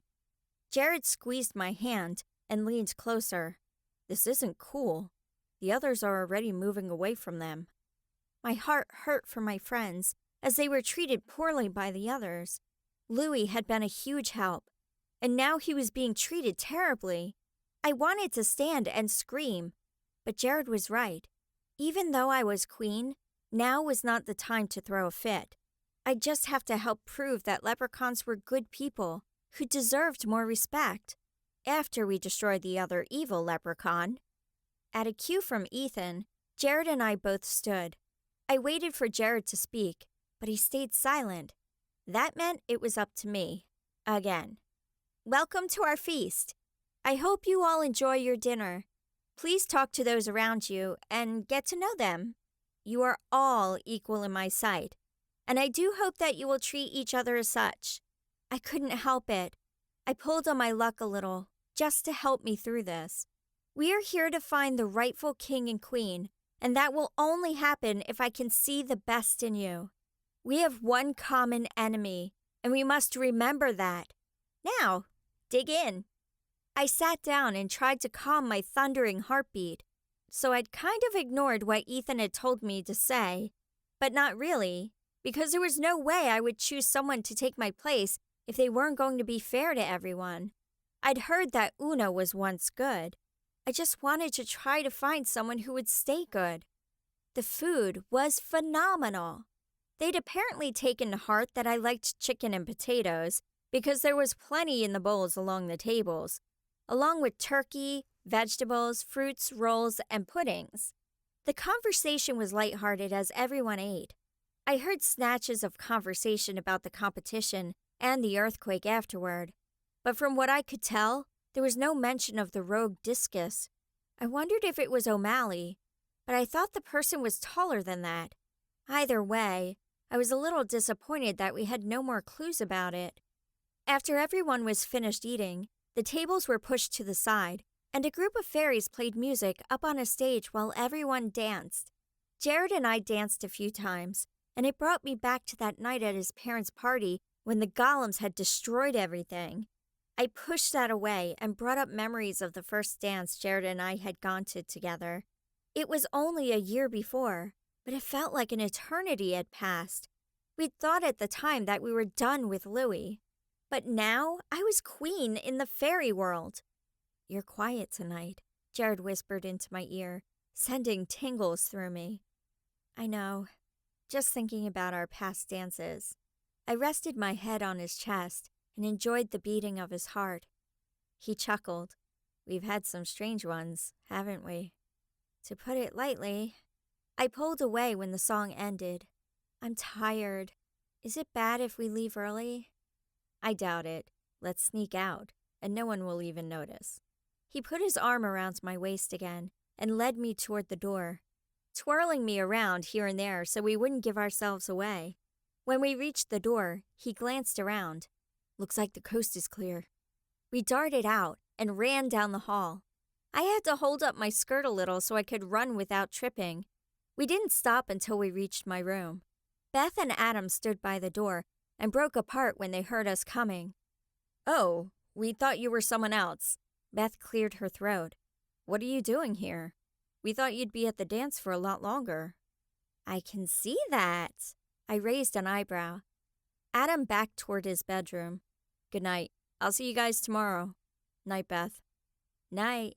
Beth smiled at him and then slipped into our bedroom, leaving me and Jared out in the hallway.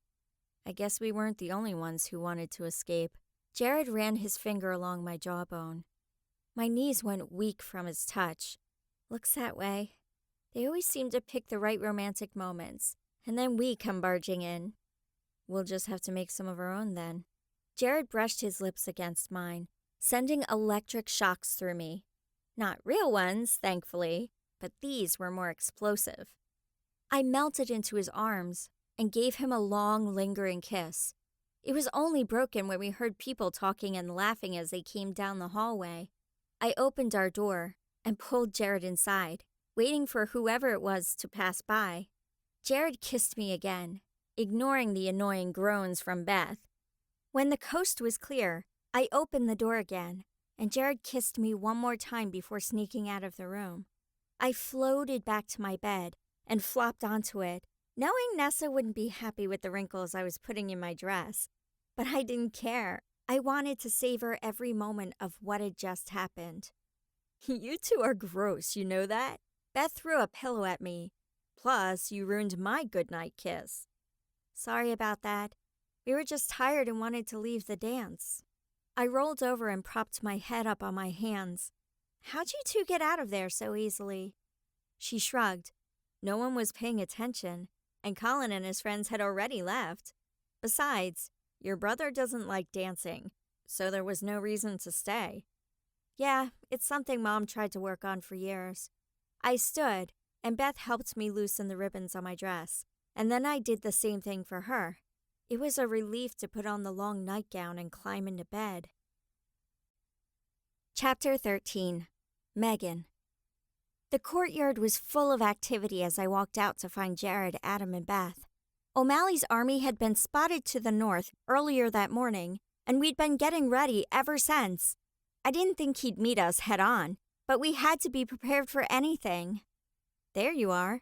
We were worried you'd sleep through it. Jared kissed my forehead and readjusted his crown. Never. I finished buckling on my sword and glanced around. Everything looks ready to go. Adam shoved a scroll into my hands. That's our strategy. We're just missing you on that chariot over there. Got it. I waved at Colin as I passed by. I climbed into the chariot. This wasn't going to work very well. It was rickety and felt like I'd fall over at any moment. I knelt down and pushed my luck and magic into it. The boards widened and grew stronger. The nails turned from old splintered wood into thicker steel. When I finally stood, those around me stared at the chariot, then looked up at me. What? How'd you do that? Beth asked.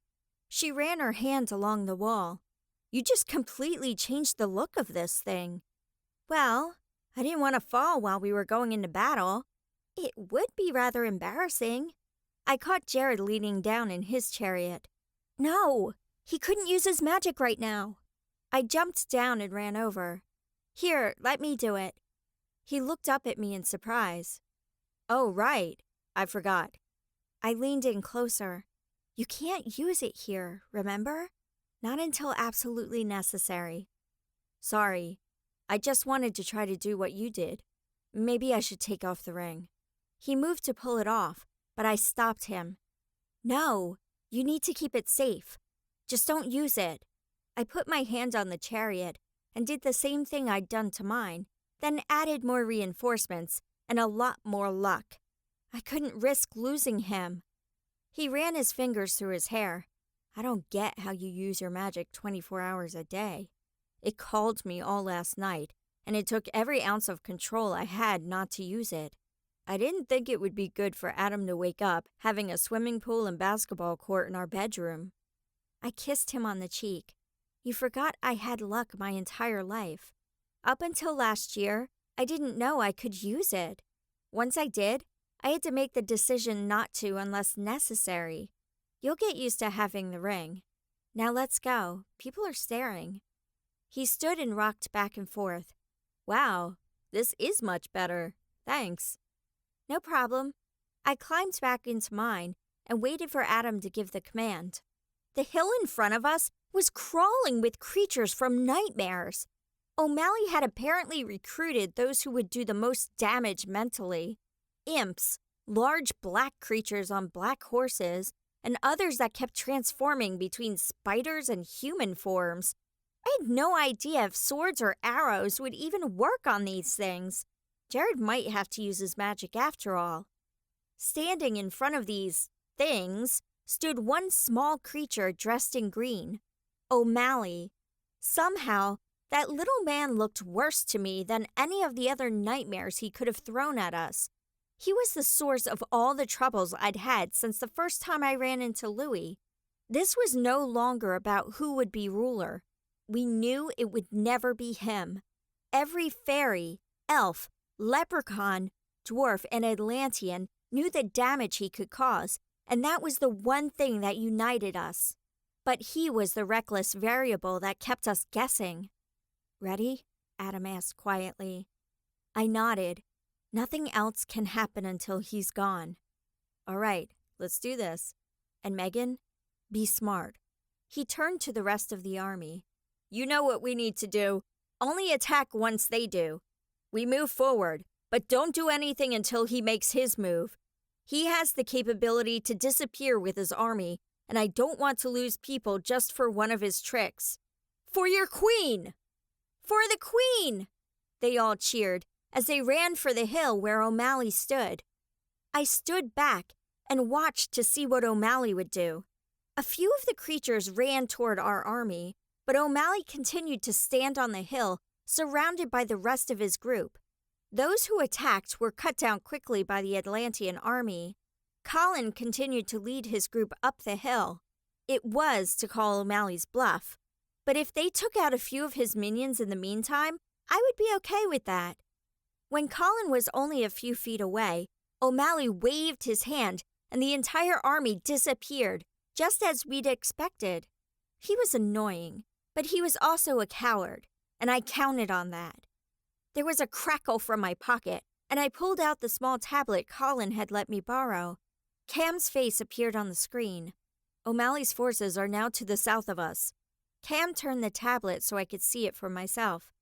Thank you. Go ahead and approach him, but don't attack unless you have to. I'll send a few groups towards you. Perfect. The tablet went dark. I was really glad Colin had brought these with him. I assume you heard that? Adam nodded. I'm sending Ethan and Puck's groups over to Cam, and then I think we should probably head to the east side of the castle. I still don't know how exposed it is over there. Sounds good to me. The west is secure as well? I knew it was.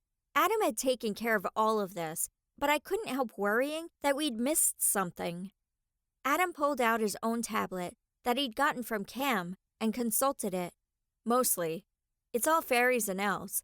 They can hold their own. I wish we had a few giants of our own, though. Yeah, there's something about giants. They always seem to go for the dark side. Oh well. Let's head to the east. I turned my chariot and followed Jared, Beth, and Adam. We weren't leaving this side bare. The dwarves, Atlanteans, and a few of the elven armies were staying here. The tablet crackled moments later, and Cam's face appeared. He's gone. The whole army disappeared. Anyone else see him? The elf, Galan, came onto the tablet next. He appeared for only a moment before disappearing again. Several other reports came in, each time with the same message. He'd appeared, but then left again. I growled in frustration and turned my chariot toward the castle. Hey, Megan, where are you going? Adam yelled. To find O'Malley. I sped toward the castle and jumped down before coming to a complete stop. I used my luck to steady myself and then sprinted toward the castle doors. Servants scrambled out of the way as I ran for the map room. The large map of the fairy world showed our army surrounding the castle. I could see a few people heading toward the castle, but the rest of the army stayed put. But I already knew where they were. I needed to find O'Malley. I scanned the map, looking for anything out of the ordinary. You think you're clever, don't you, dearie? The voice sent chills through me. O'Malley had found me. I turned slowly, taking deep breaths to keep my calm. It's better than being a coward. I'm no coward. I just know when the odds are against me. Well done. Or perhaps I should tell your brother that. He seems to be the brains behind everything. He pulled a file out of thin air and worked on his fingernails. He's great at what he does. Part of being a good leader is allowing people to do what they're best at. You're the best at annoying people, so you're the leader of your council. I glanced down at the map, but nothing had changed. Where were Jared, Beth, and Adam? They had to be coming to see what was going on. O'Malley's eyes turned cold. Tell me where the ring is. Ring? What ring? As far as I knew, he had no proof that we'd taken the ring, and I wasn't about to give it away. You know what ring? It was in the cavern, but now it's not. The only one that could have gotten in there was you. He clenched his fists and grew slightly in size. I leaned forward. Even if I knew where or what the ring was, I wouldn't tell you. Do you think I'm crazy? Crazy? No. But I do know you'll do just about anything for your friends. So, I think I'll just take the love of your life until you cooperate. Think carefully. I have creatures that can make his injury from Bryce look like a small scratch. He snapped his fingers with a smug look on his face, and then snapped again with a flash of anger in his eyes.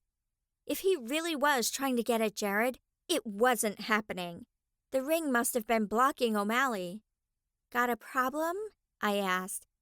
His eyes blazed. I don't know what game you're playing. He stopped and glanced down at my hands. The angry scowl turned into a menacing smile. You don't have the ring. Jared does. Yeah, so? I played it cool because I needed to know exactly what he knew. His laugh grated on my nerves. You let that human touch the most powerful ring on the planet? Hey, watch it. I'm human too. Also, that human happens to be one of the best people I know. Did you expect me just to hand it over to you? I'm going to keep it with the person who will protect it no matter what. O'Malley snorted. Your magic and your luck are totally wasted on you. This ring could have given you more power than you could use in an eternity when combined with your new powers. And you gave it away. I'm done talking to you. He disappeared before I could react.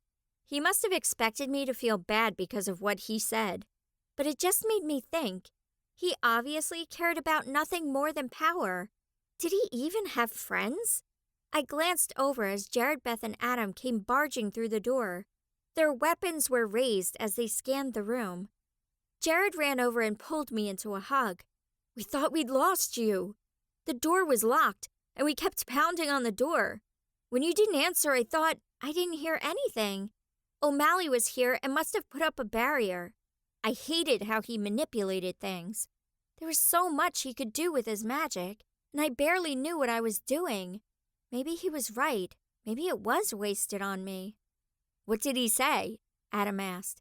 He tried to threaten me by taking Jared. I looked up at Jared.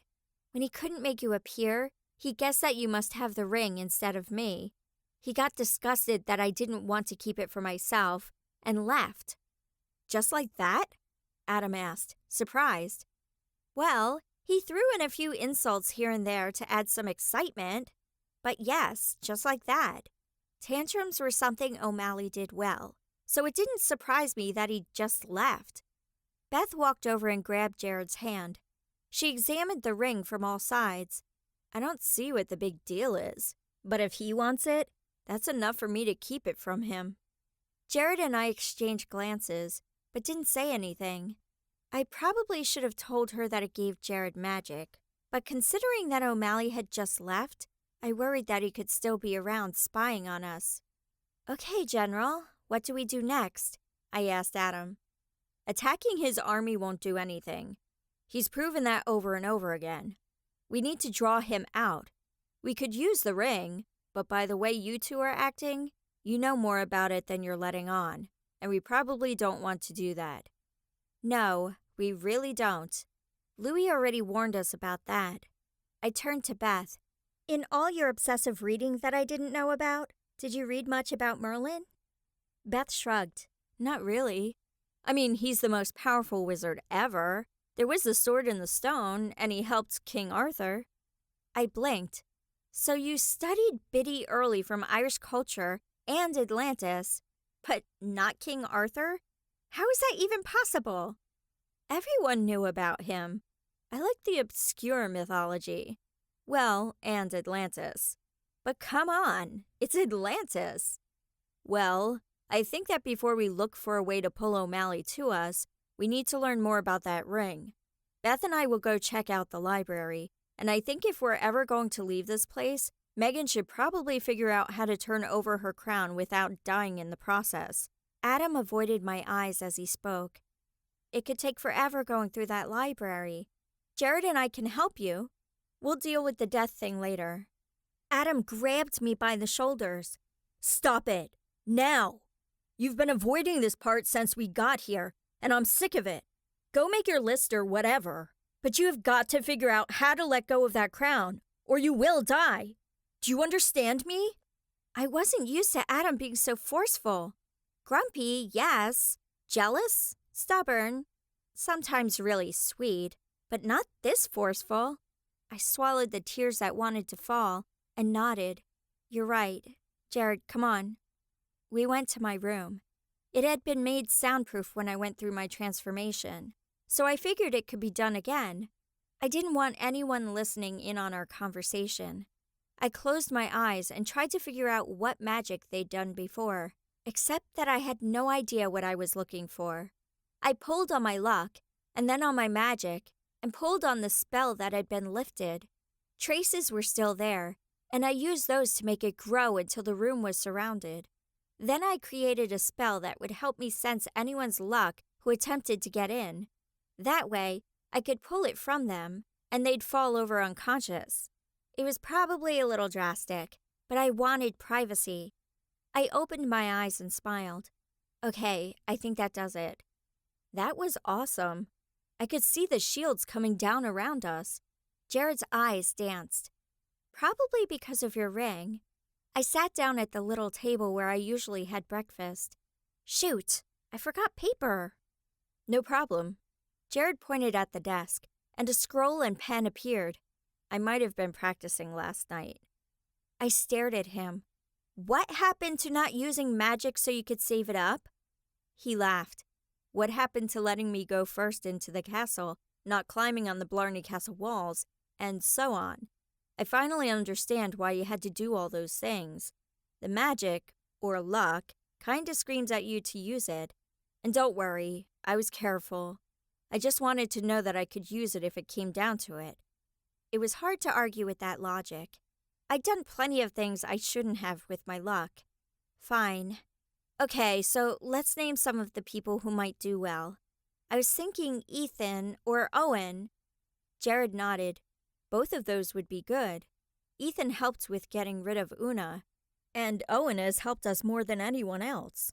Except Louis, but I'm putting my foot down with him. Fair enough, although I think Ethan was actually worse than him. That Galan guy has been helped out a lot. What about him? I wrote their names on the paper. I like him. He helped Adam with situating everyone around the castle for the battle. I looked up in surprise. Really? I didn't know that. You were busy. Apparently, this guy was a general in the Black Forest once upon a time. He was only here to visit family and got stuck. Wow. Okay, so he's a possibility. I added him to the list. What about actual fairies, like August and April? Jared stared at the paper. They were annoying at times, but they did a lot to help us. I think they'd be great. Although April's a little unconventional, and August is a little overbearing. Which means they'd balance each other out, right? I wrote them down as well. I just realized they're the first couple we've written down. Of course, the only other couple I know is Louis and Patrika, and you already said that won't work. We can write them down, but I don't think anyone will go for it. My grip on the pen tightened. It still bugged me that no one here liked the leprechauns. I know, but they still deserve a shot as well. Jared turned the paper around, so he could look at what we had so far. Okay, so we have elves, fairies, and leprechauns, and a reformed dark man. We have no dwarves. There's that naiad who guards the portal. Of course, if she was queen, we'd have to find another guard. I went through the creatures I'd met since I got here. Danella? She might be good. I'd suggest Colin and Aaliyah, but they're only 14, and he already turned down being king in Atlantis. Really? Why? I shrugged. He never said. Anyway, that would put another human in charge. Well, half human, so I'm not sure that's a good idea. Jared shook his head. I'm thinking we'll keep him off. There's Cam, though. He won every event he was in. Oh, right. He'll work.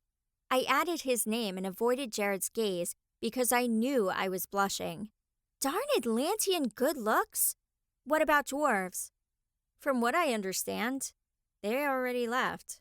They were embarrassed by their actions and decided to withdraw. That makes it easier on us. Except, I feel bad not having at least one on the list. I frowned. How did I miss that? I'd say we should add someone, but I didn't get to know them at all. Let's go with what we have. It's going to be hard enough as it is.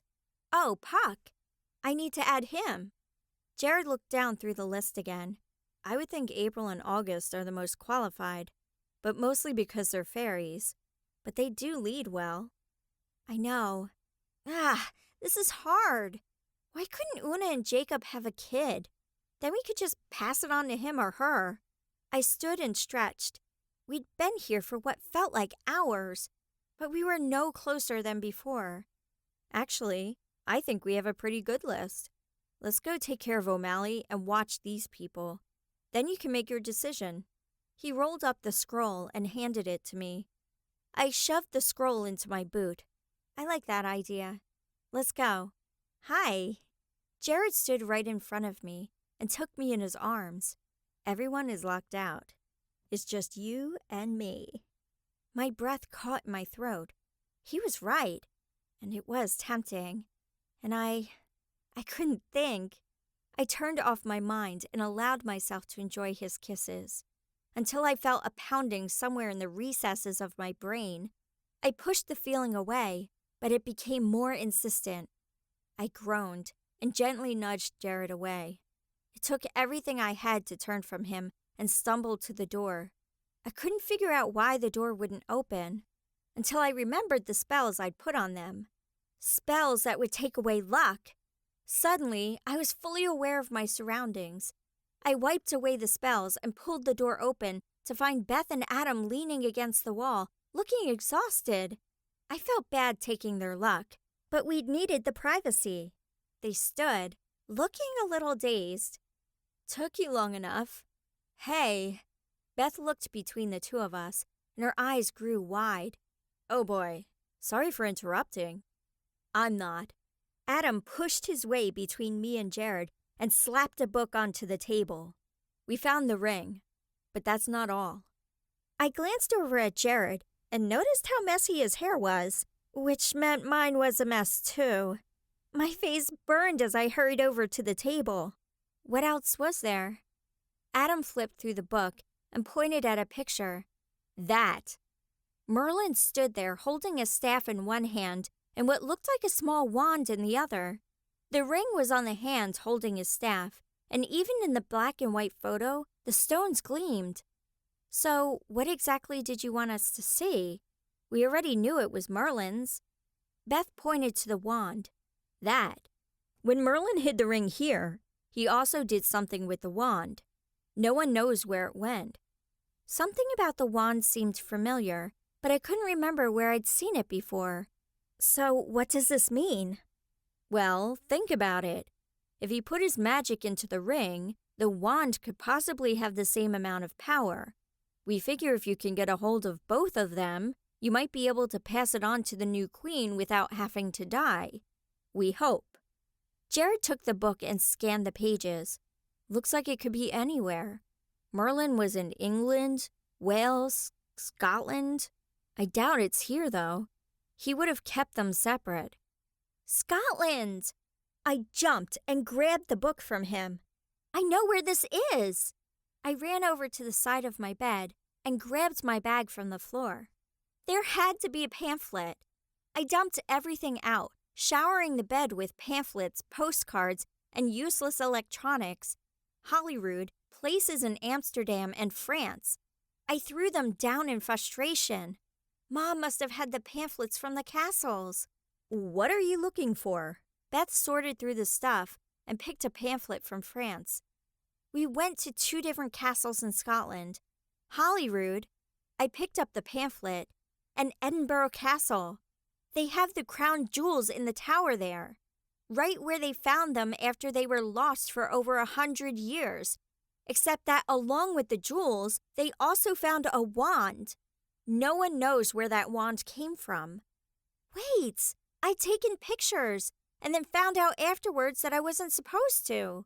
I grabbed my phone and sent electricity through it, hoping I didn't fry it.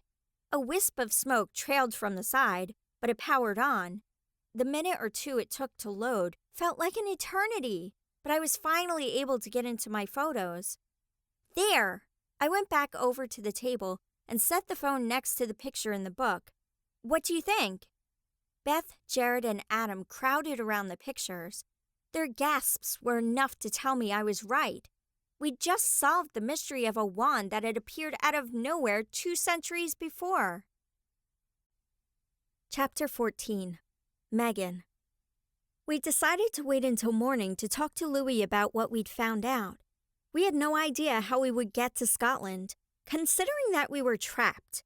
But I figured if the fish could do it, so could we. I tossed and turned all night, knowing I was missing something that was right in front of me. But the fact remained that it did no good to leave until we took care of O'Malley and found the new heir for my crown. Owen kept coming to mind, but he needed a queen. I wanted something to help bring the leprechauns into a better light, and that was the best way I knew how. When morning came, I rolled out of bed and stumbled to my bathroom to shower. I wanted to go to the library on my own and do some research. The book Adam and Beth had found only had a little information about Merlin, and I was dying to know more. Beth snored as I tiptoed past her and out the door. Servants went about their business cleaning the castle, but none of my friends seemed to be awake yet. It took a few tries, but I finally found the library. I was expecting something huge, where it would be hard to find things, but it contained only a few books. It was mostly scrolls that lined the walls, and the majority of them were yellowed with age. Searching would be easier than I thought. That was until I tried to read them. Most of it was in Latin, and that wasn't a language taught in my school. Pictures would have to do. I searched through book after book, trying to find something that Beth and Adam had missed. I found the same picture of Merlin a few more times, and it was confirmed that he'd been to this castle once or twice in his lifetime. But there was nothing about a connection with Edinburgh Castle. I knew the wands were the same. I just needed to know if it was worth going after it. The ring had power, but would the wand? Maybe.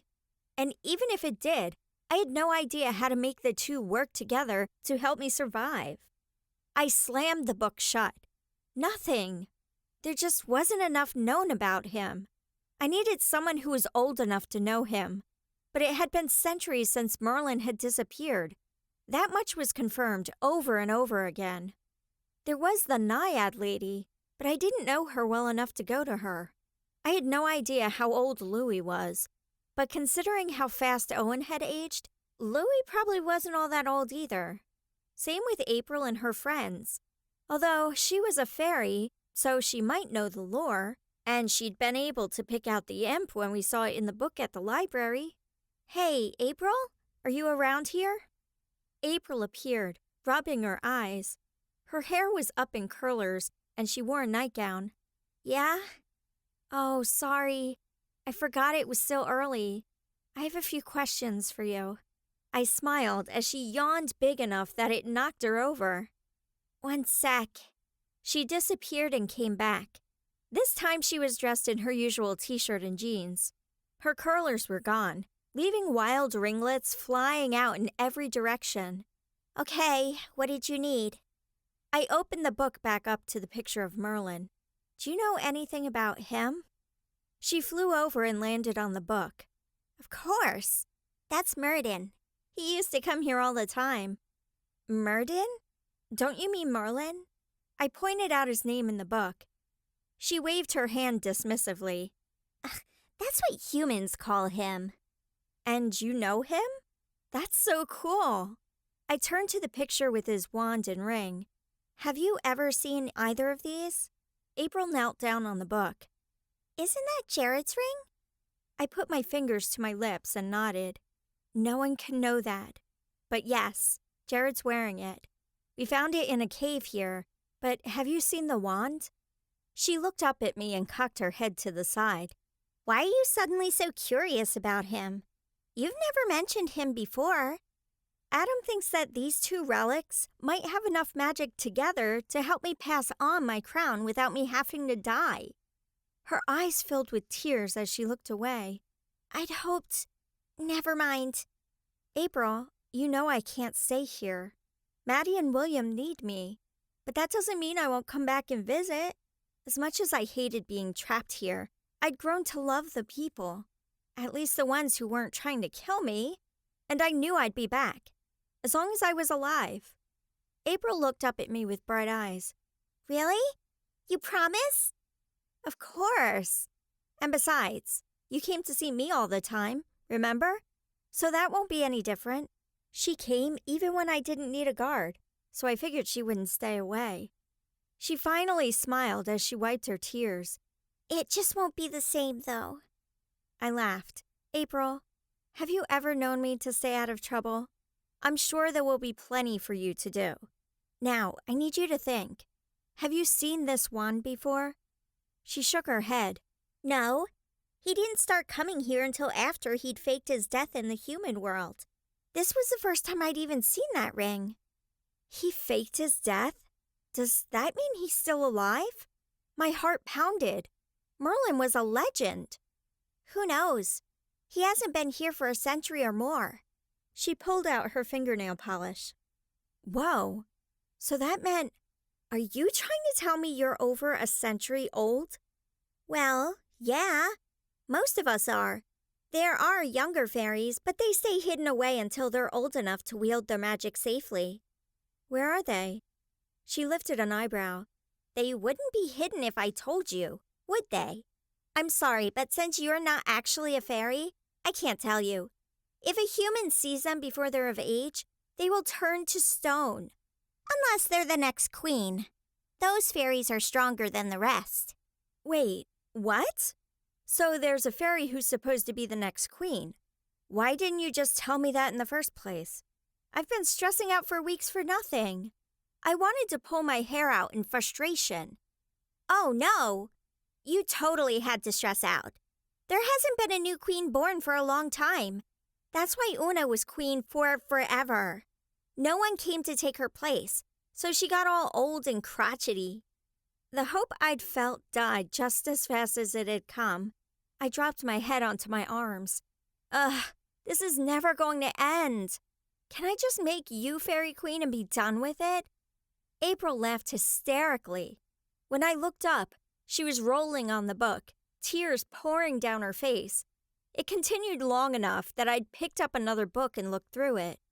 It wasn't that funny, I muttered. I really thought she would make a good queen, and she had actually been my first pick after Owen. Yes, it was. I can't be queen. I was made your guard as a punishment for messing up so many times in training. Besides, you either need to pick from one of the factions that have come or wait until the next fairy queen is born. So Owen is out too? And Ethan? I mentally checked them off my list.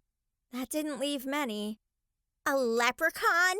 I don't think so. No one would go for that. Ever. The look of disgust on her face was almost comical. I would have laughed, but I was too upset. Never mind. I'll go find answers elsewhere. No, wait. I didn't mean it like that. It's just that they're part of the reason no queen has been born for so long. Something happened, and leprechauns were born instead of royalty, and they've been a curse ever since. Right. I need to go find the others. I left the room and nearly ran into Louie. Oh, hey! I was just going to find you. What's wrong? Louie glanced between me and April before speaking. O'Malley has struck again. The fairy beds are gone. I had to grab April out of the air. She fell to the floor. Her sobs echoed through the hallways as servants ran for the back of the castle. Fairy beds? Louis glared. April just told you about them. It's where the young fairies were being kept, and they're now gone. I sank to the floor in shock. The loss of so many young fairies was a huge blow to the kingdom, and it was all my fault. No, you will not sit here while the others mourn. It is time for you to act quickly. You cannot allow him to terrorize this kingdom any longer. I looked up at Louis, tears running down my cheeks. He keeps disappearing on us. How are we supposed to stop him? Grab onto him and go wherever he does? Hit him where it hurts the worst? And I suggest you do it soon. He snapped his fingers and disappeared. I held April up to my mouth and whispered softly, I need you to be strong. Go help the other fairies. I need to stop this. She nodded and picked herself up. Do it, and make him pay. As April flew away, I stormed toward my room. This time, not caring to control my anger. Jared, Beth, and Adam were at the table discussing plans when I walked in. They jumped up, eyes wide. Whoa, Megan. We know it's bad, but you're kinda destroying the tile. Beth pointed down at the floor. I don't care. Adam, Get the army ready. I plan to have everything ready in 20 minutes, or less. I grabbed my sword and left, heading for the front of the castle. Megan, wait, Beth called from behind me. Hey, stop. You can't just jump into something like this. He just proved he's willing to do anything. I know, and I count on it. I turned to her and waited for Jared to catch up. Once I make my move, he's going to be here and ready to fight. Trust me. No matter what I do, just trust me. If I die, I want Owen to take over. He's the youngest here. Beth covered her mouth with her hand, and a tear spilled out. Don't talk like that. We know it's a possibility already. I just want to be prepared. Besides, I don't plan on letting O'Malley win. I allowed the anger to swallow me up again as I headed for the front of the castle. I needed it to cover the fear and doubt that kept trying to sneak in. There was no time for that. I changed into my battle clothes and strapped my sword around my waist. Thoughts of past battles ran through my head, feeding the fire. When I met up with Adam outside, I stopped. Looks good. Thanks. I would have liked a little more notice, but whatever. He nudged me with his elbow. You sure you know what you're doing? Yep. Adam, he's going to be very angry, and he's going to attack hard. Is everyone ready? He nodded grimly. They have an anger behind them that they didn't have before. Kind of like the fire I see behind your eyes. He stepped away from me. And flowing out of your hands. Might want to do something about that. Anyway, they're ready. They're not going to stop until he's defeated. Not after what he did. Once I give the signal, be ready. And that signal is? You'll know. I turned to find Louie, Patrika, and Owen behind me. I leaned down so no one else would hear me. You're sure it will work? Louie nodded, a glint in his eye. No one gets between a leprechaun and his gold? You, of all people, should know that? Yes I do. I stood and took a deep breath. Jared and Beth stood by me, and while they looked nervous, I could see their determination. I nodded and stepped up next to Adam. I wish for O'Malley's pot of gold. Adam gasped, but didn't say anything. A large pot of gold appeared next to me. A few leprechauns glanced over at me nervously, but held firmly to their knives and swords. What have you done? A small but furious voice called out. How dare you? Suddenly, O'Malley's army was among us. Instead of giving us time to react, he dropped them right on top of us, and I was totally okay with that. I pulled on my luck as I drew my sword. Jared and I would fight until I could get close enough to O'Malley. The imps were nothing to me, and I went through one and then another. The nightmarish creatures that had been up on the hillside were worse up close. Inky black skin, eyes that were black and sunken in, and the sounds they made. It felt like I was in a zombie movie with all the groans around me. As long as I could cut them down before they sucked my soul, it was fine. Fairies flew and pounced on the creatures with a ferocity I'd never seen from them before. I guess that's what happened when their future was taken from them. I used my luck and magic to pull the creatures from their horses, killing some in the process. Kelpies tried to lure the elves onto their backs and would run straight for the nearest creature holding a knife. I wanted to continue throughout the battle, to take on as many people as possible, but I couldn't leave the cauldron. O'Malley had to come to me so we could finish this. He stood on the edge of the battle looking on, so I took a coin from the cauldron and shoved it in my pocket. He jumped forward, but hesitated before backing up again. The coward. Adam. I waited for him to finish off a dark elf before running over to me. Get everyone out of here. Slowly, so he doesn't notice.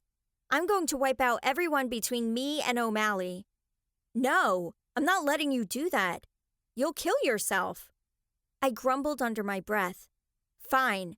Just stay behind me, but have Jared come over here. I need him close. He nodded and called out some orders before running back to a safe distance, although safe was relative with what I was about to do. I closed my eyes and took a deep breath. If I could clear a castle main hall of dust and debris, I could do this. I hoped. I imagined everyone in a deep sleep and pushed my luck and anger into it. I opened my eyes and spread my arms out wide. I watched as everyone between me and O'Malley dropped to the ground. You want your gold? Come and get it. Stop hiding behind your minions.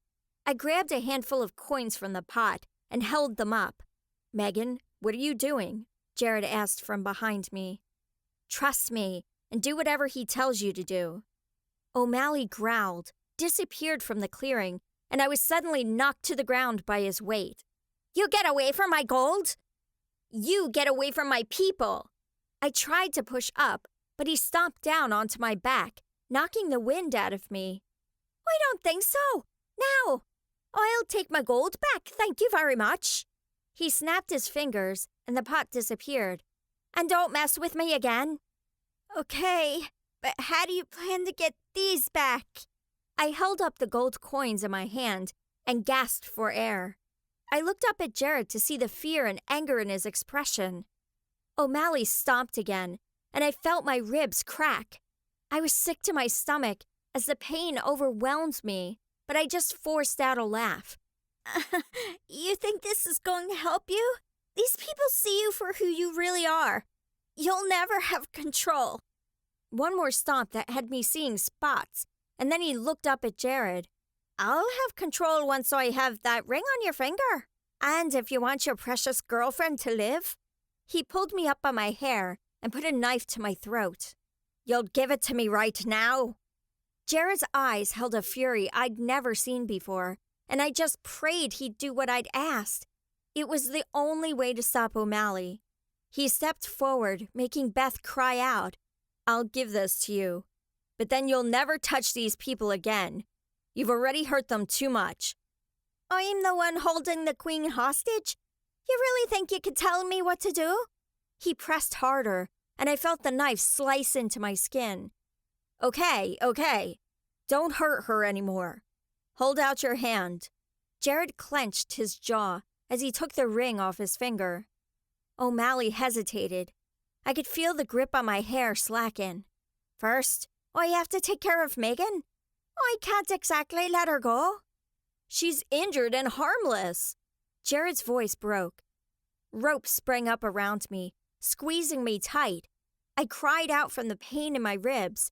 If this didn't work, I was going to have way too much fun making O'Malley pay for this, once I could move again. That should do it. He took a step forward before stopping. Or, better yet, he snapped his fingers and a net appeared in his arms. I believe you know what this is. I can't have you conjuring magic until I'm ready. The net fell over me, pushing me down into the rocks beneath me. Every ounce of luck and magic seemed to drain from me, leaving me exhausted and in even more pain than I was before. It was the net that Henry had made for us in Louie's cave. The ropes that had been tied around me loosened and dropped to the ground because O'Malley's magic could no longer keep them in place, thanks to the magic Henry had woven into it. I forced my head up to watch Jared with the ring so I could make sure he knew what he was supposed to do. It was completely silent in the field as O'Malley held out his hand. Now, give it to me, or your precious queen won't live to see me rule. Jared looked down at me, heartbroken, and then bent to give O'Malley the ring. Instead of setting it on O'Malley's palm, he shoved it onto the leprechaun's finger. If you think you're really worthy of this. Just as O'Malley raised his hand in triumph, a light flared out, blinding white light that enveloped us, and O'Malley burst into a million pieces of gold dust. I gasped for air as I tried to push myself up. The dust settled around me, and the crowd cheered. Jared picked up the ring and brushed it off before putting it back on his finger. No such luck. I guess it's mine. Jared dropped onto his knees and yanked the net off me. He pulled me into his arms, crushing me to him. Don't ever do that again. Ever. I coughed and tried to reach up to my neck, but I had no strength. Help. Beth knelt beside Jared and tore a piece of her skirt to put on my neck. That was the stupidest thing I've ever seen you do, and I can't believe you got away with it. Adam's voice sounded muted in my ears as he called off the rest of the troops. He picked me up in his arms and carried me into the castle. I closed my eyes as I leaned against my brother's chest, listening to the furious beat of his heart. He laid me down in my bed and stepped back, never saying a word. Fairies surrounded me, flitting back and forth to heal my wounds. I cried out as they put my rib back into place, and Jared held my hand until I could calm down. Nessa shooed everyone out of my room, and as I drifted into a deep sleep, I smiled, knowing that I'd never have to see O'Malley again. Chapter 15. Megan. It had been 3 days since the battle with O'Malley, and I was bored out of my mind. No one would let me leave the bed, even though I insisted I was fine. Never mind that my rib hurt every time I coughed, and I still had nightmares of that moment. Beth and Jared would tell me about the councils that had happened, but nothing could be agreed on for what we should do next. Many of the fairies were beyond comfort. Those who had watched over the younger fairies were either destroyed along with them or driven mad from grief. They needed me at the meetings, but my friends still refused to let me go. There was a slight possibility that new fairies existed outside of the fairy world, but since there was no way of getting in and out, we couldn't find them. Thoughts of Colin and the rest of the Atlanteans kept running through my head. I rang the bell Beth had given me and waited for someone to answer. After a couple of minutes, I gave up. So much for coming when they were called. April? The small fairy appeared, her eyes swollen from crying. Yeah? Is Colin still around? I coughed and winced. April nodded. He's been wanting to meet with you, but no one will let him in. Bring him, please. She disappeared, and I climbed out of bed to get dressed into something better than slept-in pajamas. It was several minutes later when I finally heard a knock at the door. I ran a brush through my hair and went over to the table. Come in, I called. Colin peeked around the door. You wanted to see me? Yes, please come in and sit. April, can you get something for us to eat? I hoped giving her a job to do would help her. She nodded and left the room without saying anything. Colin and Aaliyah came in and sat at the table. They both looked tired and sad, but they lacked the haunted looks the fairies had. We're sorry to hear about your friends, and about what happened on the battlefield. I do have to say that what you did was pretty amazing. I smiled. You have to out-trick a trickster. And it was the only thing I could think of.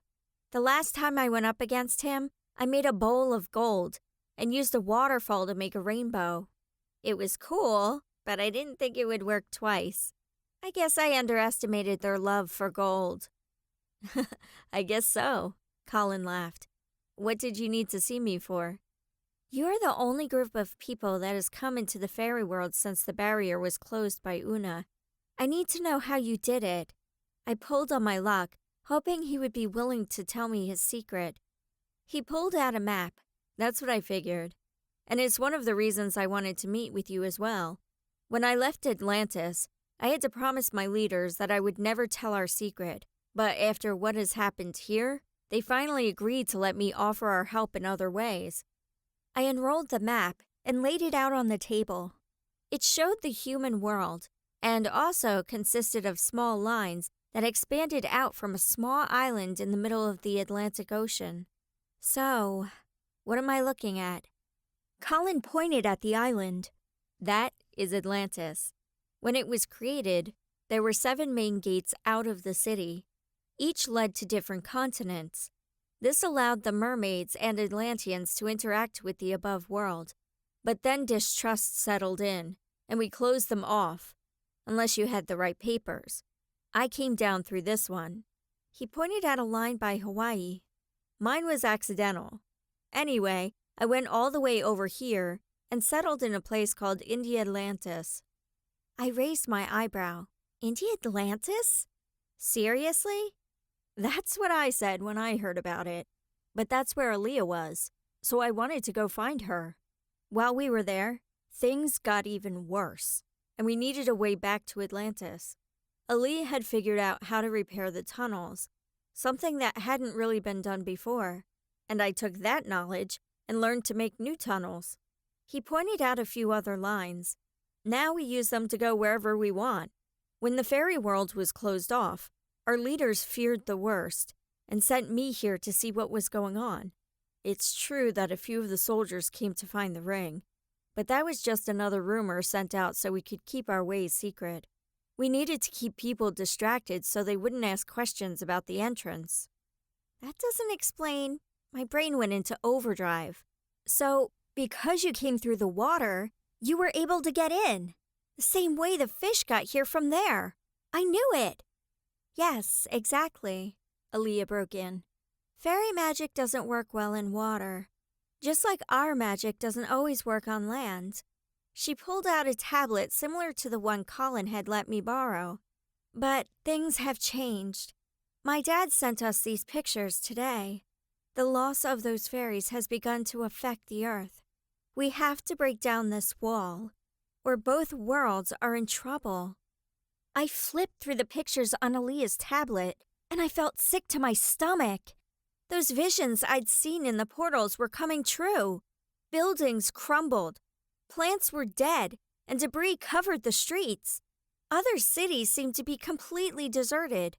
How is this happening? It doesn't make sense. April appeared next to me and sat on my shoulder. I'll answer that. Remember how I told you once upon a time that I was the one who kept your room clean? You didn't believe me, but this proves it. We were there to make sure buildings stay in good repair and gardens and houses stay clean and well kept. Now the nightmares run free, and those things we once took care of are falling to waste. Colin flipped through the pictures until he came to a map. While you were resting, my people started back toward the tunnels. We can't get the fairies out of here. They would fall unconscious as soon as they went underwater.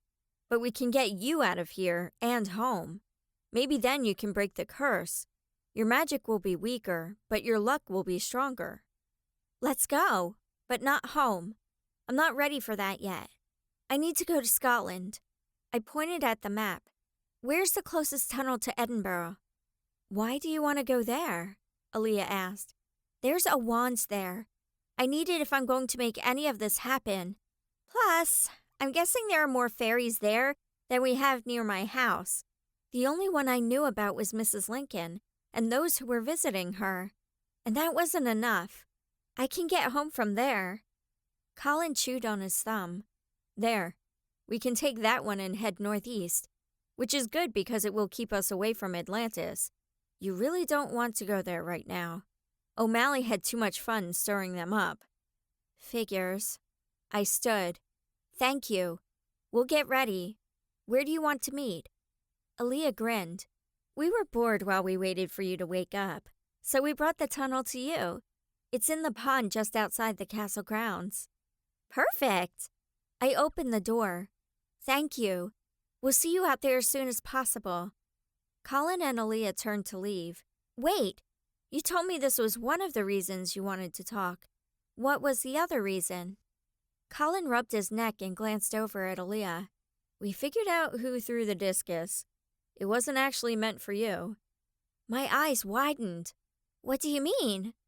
There are many people in Atlantis who followed our last general and believed that he was right in keeping those who weren't full-blooded Atlanteans out of the city. The fact that my best friend is a so-called hybrid has made them angry. One of those guards disguised themselves and threw the discus at me.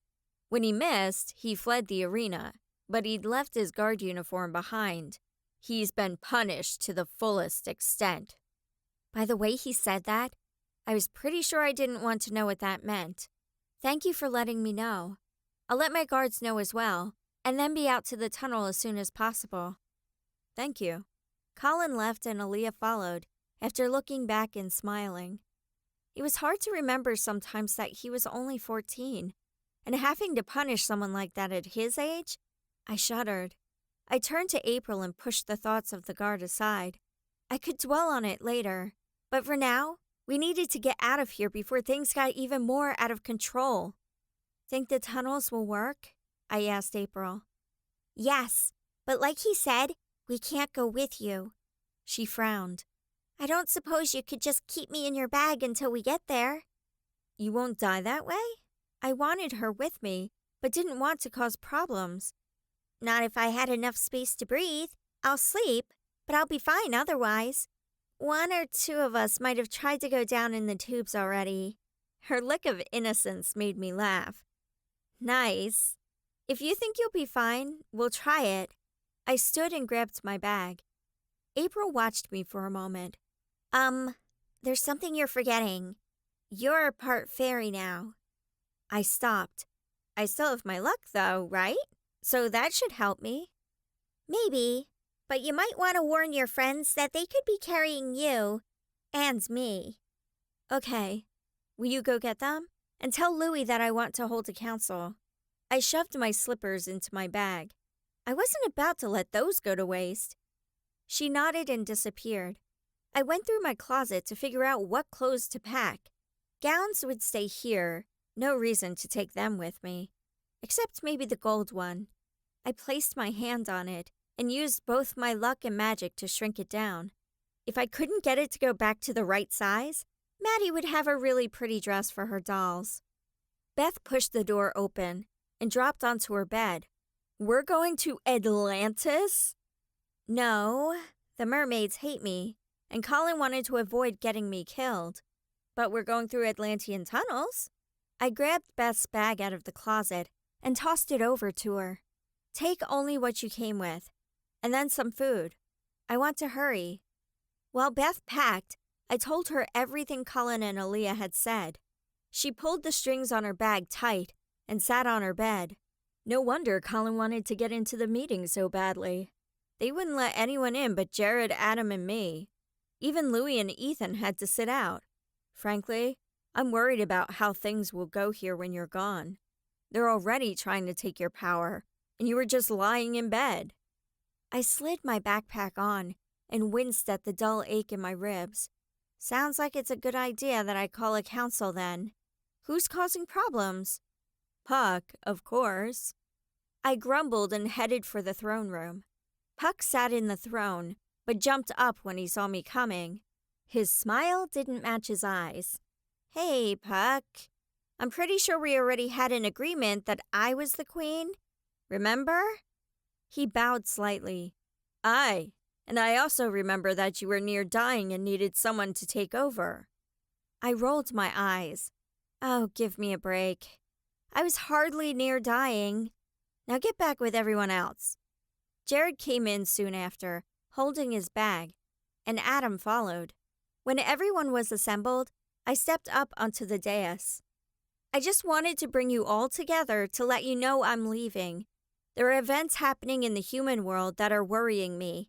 I also have a way of breaking down the barrier on the outside that won't necessarily work here. Not to mention the wand was there. While I'm gone, no one is to go against my rules, or you will be punished. To take my place, I'm putting together a group of leaders. Galan, Ethan, and Danella. I would invite Cam, but I'm assuming he'd rather come with us. Puck, you will be over the armies in Adam's absence. But if you do anything to harm the fairy world, you'll pay when I get back.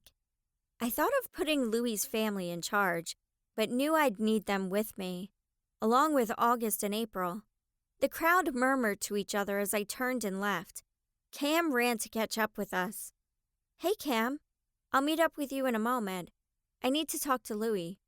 Perfect. I'll let them know you're on your way. He smiled and jogged down the hall. I crouched down to talk to Louie. I want you to come, but it's totally up to you. There's an item I need out there, and this is the only way to get it. You three have helped more than anyone else, so I understand if you want to stay here. You know, we'll do everything we can. Even travel through underwater tunnels? I knew they were part fairies, and I hoped it wouldn't affect them as much. Kinda like I hoped it wouldn't affect me. Louie paled, but he nodded. To the ends of the earth. I reached out and hugged him, and then Owen and Patrika. Thank you. Come on. We need to get going now. The group of Atlanteans were standing at the pond when the rest of us got there. They smiled and were polite, but I could see the distrust on some of their faces. I knew Aaliyah and Alexander were mermaids, and I wondered who else was. Colin led us down into the tunnel, a few people at a time. I went first with Adam, Jared, Beth, and Louie's family. The walls were clear, and we could see the water on the other side. Fish and other small creatures would swim up to the tunnel to study us, and then leave again. I could get used to this. Louie, Patricia, and Owen looked a little pale, but I hoped it was because of the lighting. April perched on my shoulder, while August stayed with Jared. When Colin caught up to us, he grinned and turned to face everyone. Ready to go home?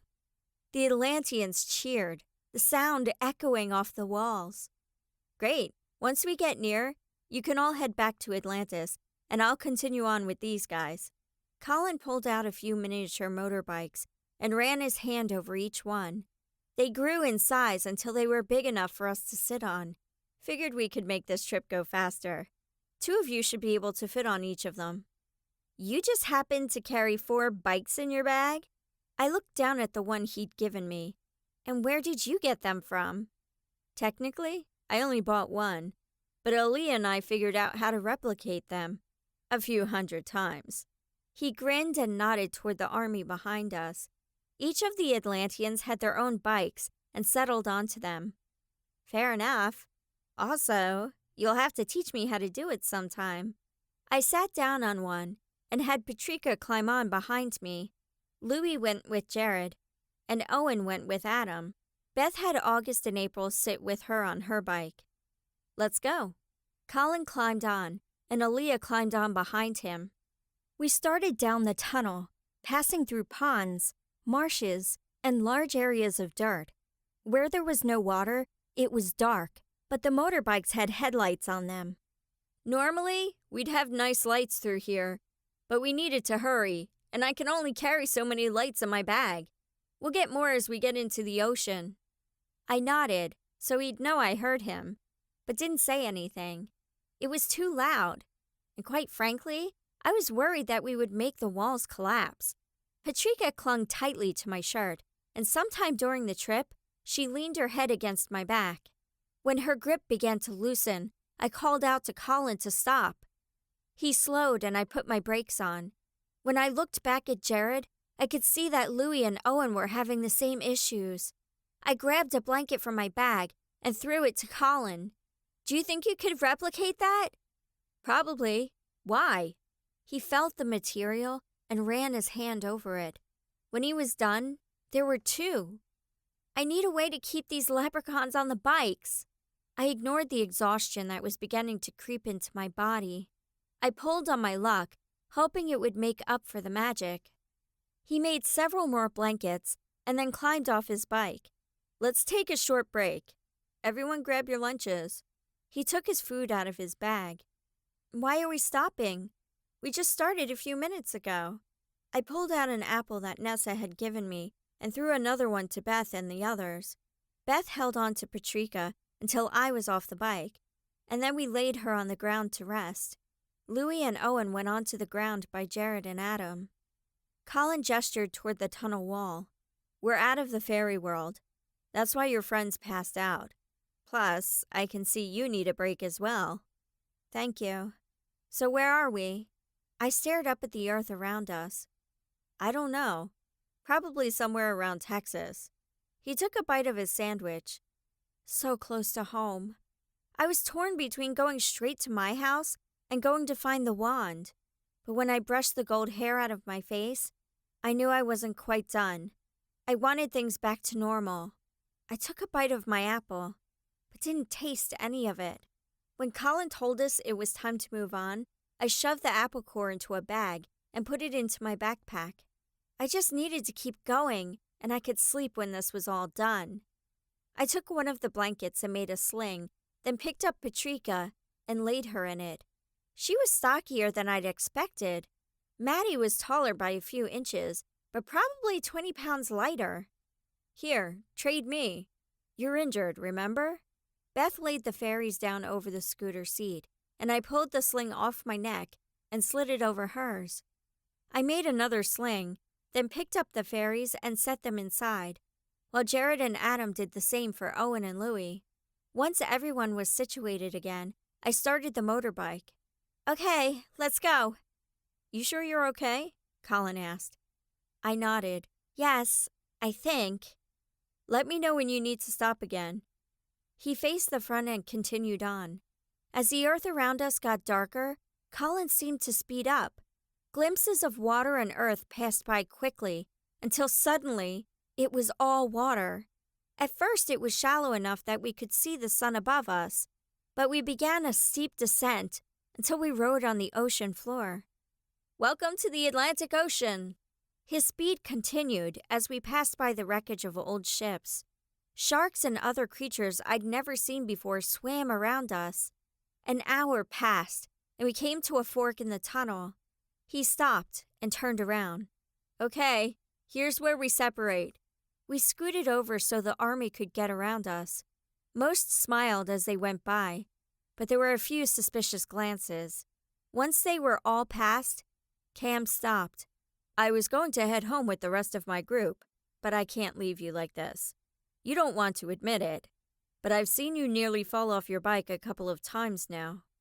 He took Louie from Jared and put the sling over his shoulders. "This way, you can rest." I wanted to argue, but he was right. I leaned the bike against the tunnel and climbed on behind Jared, then wrapped my arms around him. "I'm liking this trip better already," Jared laughed.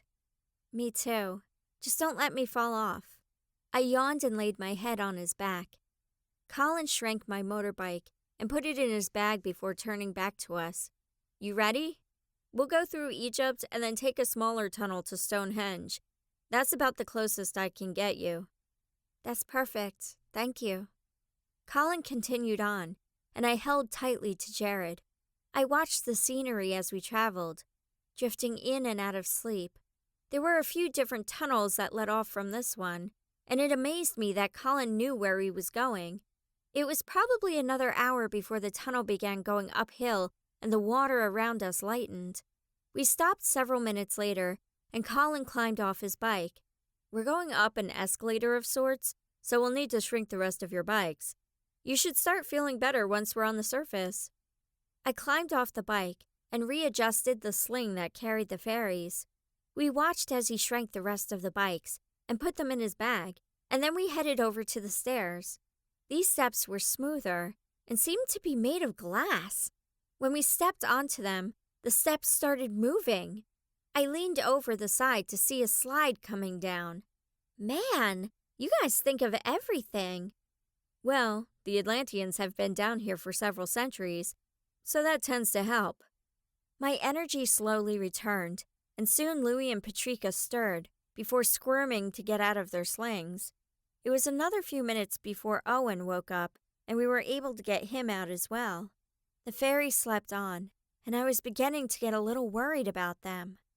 At the top of the escalator, there was a door above us with a stool to step on. Colin went first and put his hand on the door to activate it. He lifted it just a few inches and peeked out, then lifted it the rest of the way. "Okay, it looks like the area is closed for the night." He climbed out first, and then we pulled up the leprechauns. The summer breeze blew cool on my face as I stood and waited for the others to climb out. I knelt down and laid August and April on the grass. It took a couple of minutes, but soon they stirred and opened their eyes. "We're here." I helped them up. "You feeling okay?" April yawned and nodded. "That's the best I've slept in months." "I feel refreshed as well. Thank you." August bowed and then took off up into the sky. "I need to get back home if you don't need anything else," Colin said from behind me. I hugged him and then Aaliyah. "Thank you both so much for all your help. Sorry Adam wasn't able to teach you how to use the bow." Colin waved it off. "It's fine. I wouldn't use it much down there anyway. I don't want to pop the bubble around the city." Beth laughed. "That wouldn't happen, right?" We wouldn't survive if it was that easy to break. Aaliyah hugged her and then climbed back down into the hole. As soon as Colin was down inside, we closed the hole and stared up at the sky filled with stars we recognized. "Anyone else want to run screaming through the field that we're free?" Jared asked. I raised my hand. Me, I do. Louis shook his head. "Humans, you're not safe yet. The fairy world is now without a queen, and while you set up the council there, it will not appease the people for long. We need to get the wand and return as soon as possible. We'll need you to help transport us to Scotland. We've never been to the place you want to go, and our magic isn't up to what it needs to be." Okay, I can do that. I pulled my phone out of my pocket and flipped the pictures until I found one of the throne room. "This is what it looks like. And then just know it's Edinburgh Castle." "Aye, thank you." I took Jared's hand, and everyone else joined in. I closed my eyes and pictured the room I'd been in just a few weeks before, then pushed us there. The travel was a little rougher since it included 3 different kinds of magic, but we made it. A small tour group stood in the room, talking quietly as they studied the crown jewels in front of them. I was thankful that to them, the leprechauns and fairies were invisible. We let go of hands and smiled when the group moved away from the jewels to go to the next room. 1 or 2 people jumped, but otherwise, they didn't say anything to us. I checked my watch. The castle should have closed already, so hopefully this was the last group through. I leaned in. "Everyone, just act natural. Look around at the castle like you're tourists, and then meet back here after the castle empties out. We can't get caught, or we'll be stuck here all night." Louis crept toward the glass display case, where the crown, staff, and sword sat on a satin sheet. The wand sat in its own display case on the wall nearby. "This is it?" "Yes." "Jared, come here." Louis motioned him forward. "I'm not about to just sit here until we get caught. You have 1 chance. Use your ring to call for the wand, and then be ready to disappear." Beth sighed. "You ruined all the fun. I was looking forward to crossing another castle off my list." "That's what I'm here for. Ready, Jared?" We grabbed hands again, and he reached out to call the wand to him. It wiggled for a moment before disappearing and reappearing in his free hand. "Go!" I closed my eyes and we transported back to Stonehenge. The trip was a little rougher, but we made it with the wand in hand. Well, wand in Jared's hand. Jared examined the wand and pointed it toward one of the stones. "It feels like there's magic in here, but I can't be sure." "You're the only one who can find out. Do something simple, like moving this stone." Louis picked up a small rock and held it out. Jared pointed the wand at it, and instead of picking up the rock, he picked up Louis and moved him several feet away. "Sorry, I concentrated more on your hand than on the rock." Beth and Adam stared at Jared with wide eyes. I glanced over at Jared and nodded. "I can use this ring to do magic. If I'm not wearing it, I can't do anything. We figured it out when we were practicing one night." "And you didn't tell us?" Beth asked, glaring. Adam put his hand on her shoulder. "He couldn't. There were ears everywhere, including O'Malley's. So, do you think you can get us home?" Louis stepped in. "No, he can't. Not yet. The first thing we need to do is open the portal to the fairy world. That way, the fairies can come back here and repair the world. It's going to take all of us together to break that curse." "Okay, so where's the closest portal to here?" I glanced around. "Is there one here?" Louis tapped his chin. "You mentioned Castle Morris. You're sure that's where you were when you saw the vision?" "Yes. I guess that's probably the closest. Can you travel that far?" I asked. "With Jared and his wand, yes." Louis eyed the wand, but the hunger for power I'd seen before was gone. We stood in a circle, and Jared stood in the middle holding my hand. He drew a circle in the air with the wand and yelled, "Castle Morris!"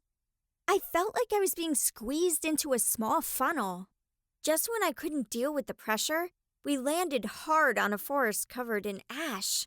The trees still stood, but the destruction was already beginning. We'd been to this forest in Ireland several times, and it was only fitting that we'd end up here again. Well done!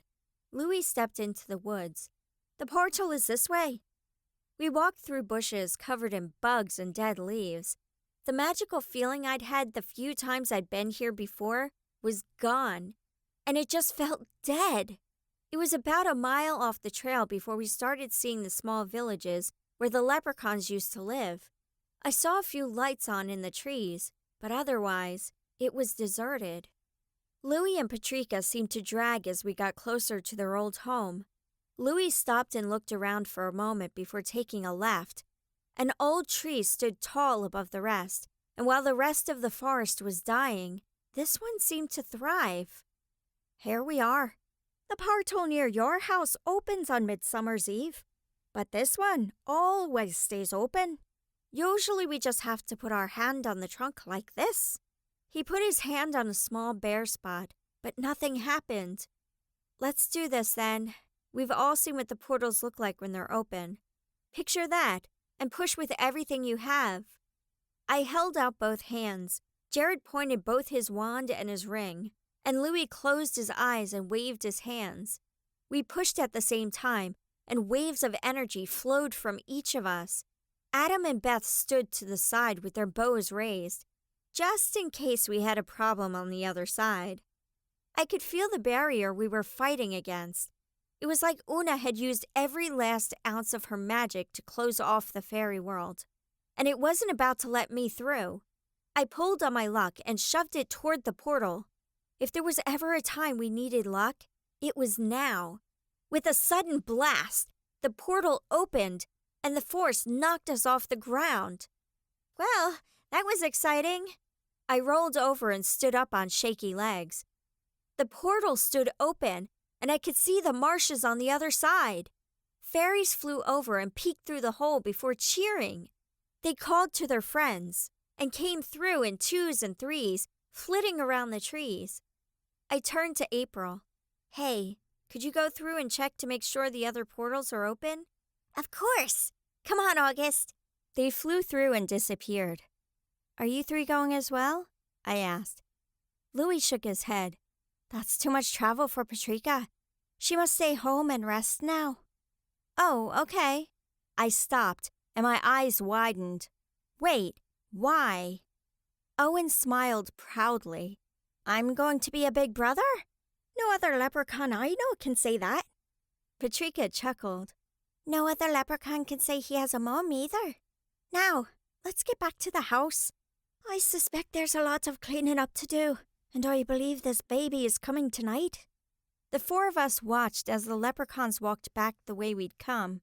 It had been a really long night, but the fact that there would be a new baby soon had me energized.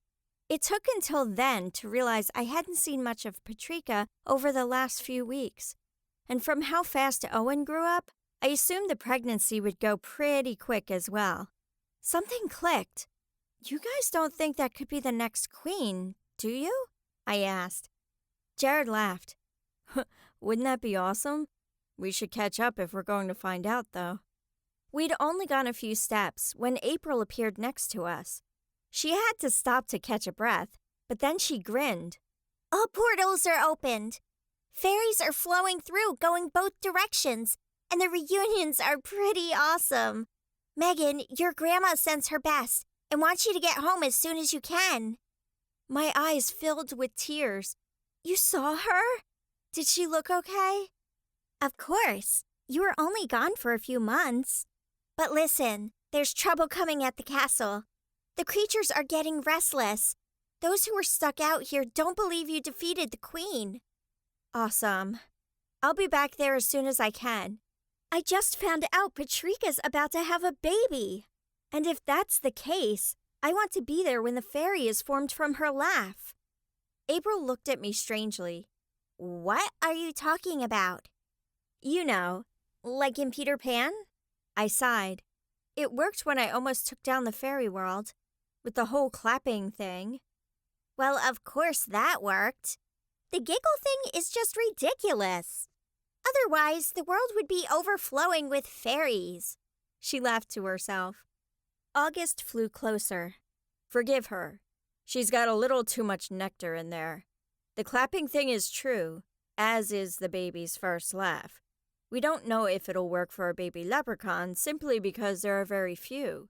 Leprechauns come from fairies usually, but sometimes they're around humans so much they want the same things humans have. And then a female is born. This made April laugh even harder. Louis must have been really lonely when he found Patrika, and then for her to have a son. August grabbed April by the arm. Again, please forgive her. I'll take her away before she insults them anymore. He dragged her back through the portal, and we could faintly hear her singing about leprechauns and shoes. I shook my head and turned to go find Louis's house. Whatever happened, they were about to have a baby. And if it was that rare, I wasn't about to miss the chance to witness it. I felt like I needed to be there. As we ran, I began to get tired before the others and had to rest for a bit. Megan? Are you okay? You don't look so good. Beth looked at me closely. Your hair is going gray, and your face has more wrinkles than I've seen before. What? That doesn't make sense. I'm fine. I just need to take a little nap. I curled up among the leaves that had begun growing in the forest. Jared lifted me up. Come on, we need to keep moving. I laid my head against his chest and listened to his heartbeat. Your heart is beating faster than mine. I know, and that's what worries me. His voice rumbled through him. Adam, Beth, do you remember which house was theirs? Over this way. Beth's voice was ahead of us. Hey, can you walk? I need to catch up in case they need protection, and I can't do it when I'm holding you. He set me down. Beth and Adam had gone several yards ahead of Jared. I waved him on. I'll be there. You guys go. Find out if she's had the baby yet. Jared hesitated before running ahead with the rest of them. I hobbled on as fast as I could, but I knew my energy would run out soon. I wasn't sure if it was because I'd been out of the fairy world for too long, or if my time as queen was running out. But something was happening, and I didn't like it. I yanked on my luck to make it work, but it didn't help much. What I really needed was a good long nap. Soon, I came to a small house with the light shining brightly through the windows. I made my way toward it and knocked on the door. I had to lean over to get inside, but I found everyone crowded into a small living room. Patrika sat on the couch, holding a new baby leprechaun wrapped in blankets. A small red beard grew on his chin, and he slept peacefully. Congratulations, you two. He's beautiful. Can I hold him? Patrika handed him over, and I smiled at how tiny he was. I knew it would only last a couple of hours before he was wrecking things, but for now, he was just perfect. What are you going to name him? This is Isaac. Your friends were just telling me what you'd said about the baby's laugh, and I thought it was appropriate. It means laughter. It's perfect. I yawned and leaned back against the wall to rest my eyes for just a few minutes. Isaac stretched and jerked me out of my sleep. I looked down to see that he was awake and staring at me with large green eyes. He grabbed onto my hair that had come loose from my ponytail and yanked on it. It hurt, but his grin made me bite back the pain. He giggled as he touched my cheek. A small light formed and floated above all of us. Isaac watched it as it moved toward the door and out into the night. Jared ran outside to catch it, and I handed Isaac back to Patrika so I could follow. Congratulations again. I'll be back to visit as soon as I can. We watched as the light moved back toward the portal. Jared waited until it was low enough and then grabbed it and lightly cupped it in his hands. He brought the light back to me. Inside the light was a small fairy that grew until it was the size of April. It yawned and stretched, then curled up to go back to sleep. I think we found our queen. I smiled and dropped down on a log behind me. Louis followed Beth and Adam out to where Jared and I sat.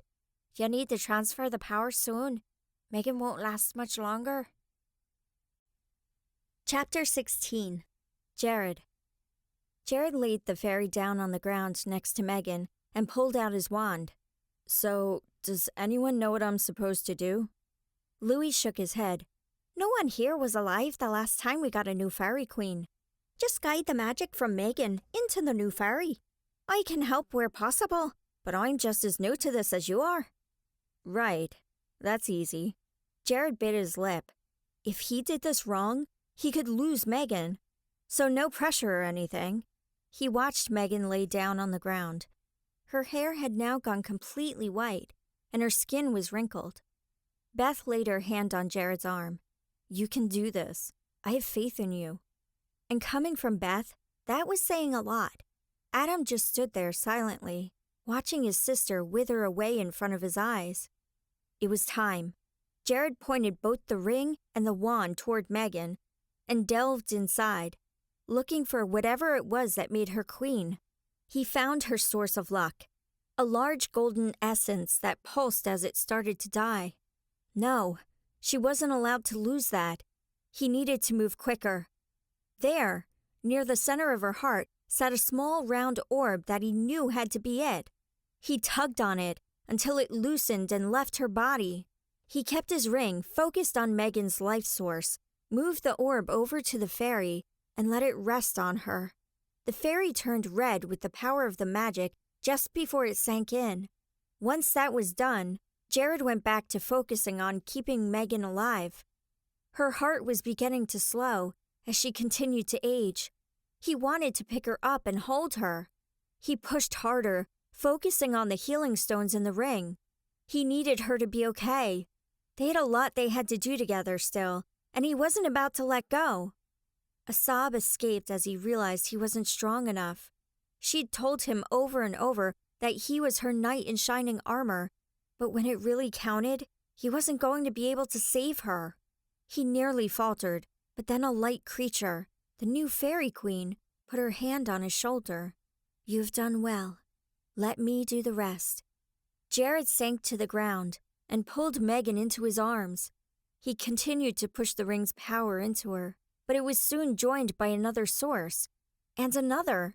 More and more sources of light pushed their way into Megan as all the fairies in the area concentrated on making her well again. When the light faded, Jared looked up to see a breathtaking fairy standing above him. Her crown gleamed with jewels, and her smile was kind. She turned away and walked toward the portal. The other fairies who had helped went back to saving the trees and the plants of the forest. Megan's features softened back into the perfect nose and cheekbones that he'd fallen so in love with. The four-leaf clover marks disappeared from the spot near her ears, and the crown fell off onto the ground. Jared watched as most of her hair went back to blonde, but some of the gold stayed as streaks through her hair. When she stirred, he pulled her close, kissing her cheeks, her eyes, and her forehead. His Megan was back. You're welcome to stay here tonight, Louis offered. Jared looked up at him and smiled. Thank you, but I think it's time for us to go home. I suggest you go back through the portal. You can access the magic easier that way, and it will take you to the portal near your home. I'll be by to see how all of you are when I'm sure that Patrika and Isaac are okay. Jared stood and lifted Megan up. Thank you, Louis. Beth and Adam grabbed Jared and Megan's bags and walked along beside him. So, I guess we picked the right queen then? Beth asked. I guess so. Jared still felt the warmth from her as she helped heal Megan. I wish we caught her name before she left. Megan would have wanted to know. Beth nudged him. You like her. No, there's only one girl for me. But yes, she was very beautiful. And she saved Megan. He stepped through the portal. Of course, it had to be the one in the swamp. They barely had room to maneuver. He turned back. You two stay here. I'll be back to get you. Jared had to stand Megan up so he could reach his wand. There had been a barrier keeping Louis out earlier, but Jared hoped Merlin's magic would be more powerful. He whipped the wand around and transported them to dry land. Two fairies stood nearby, watching Jared curiously. Would you two be able to guard her for a moment? I need to get 2 of my friends." They nodded. So Jared lay Megan on the soft grass and then transported himself back. "Okay, I think I can get you both if you hold on to me. Be careful. This is really narrow." Beth climbed through the portal, and then Adam came through. They both held tightly to him, and he looked down and laughed. "Wow, aren't we one big happy family?" "Oh, be quiet and get us out of here. This place smells like swamp." Beth's voice was cut off as Jared transported them away from the stench. It was time for the next part of their journey. He couldn't wait to get home.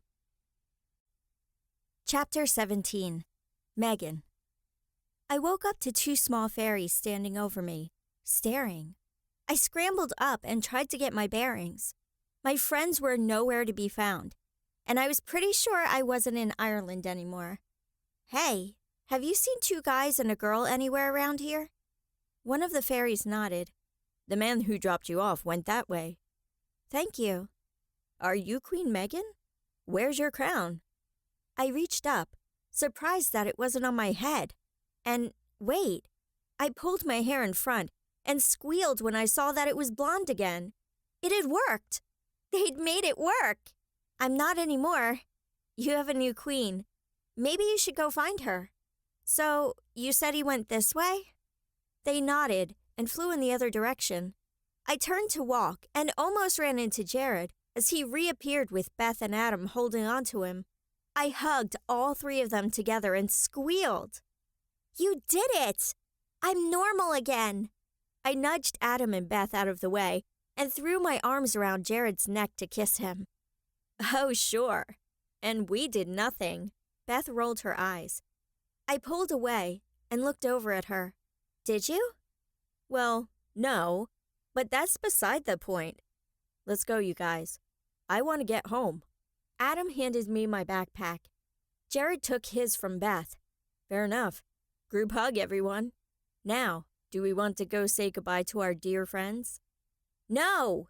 we all yelled in unison. I wrapped my arms around him, and Beth and Adam held on to the 2 of us. Fine.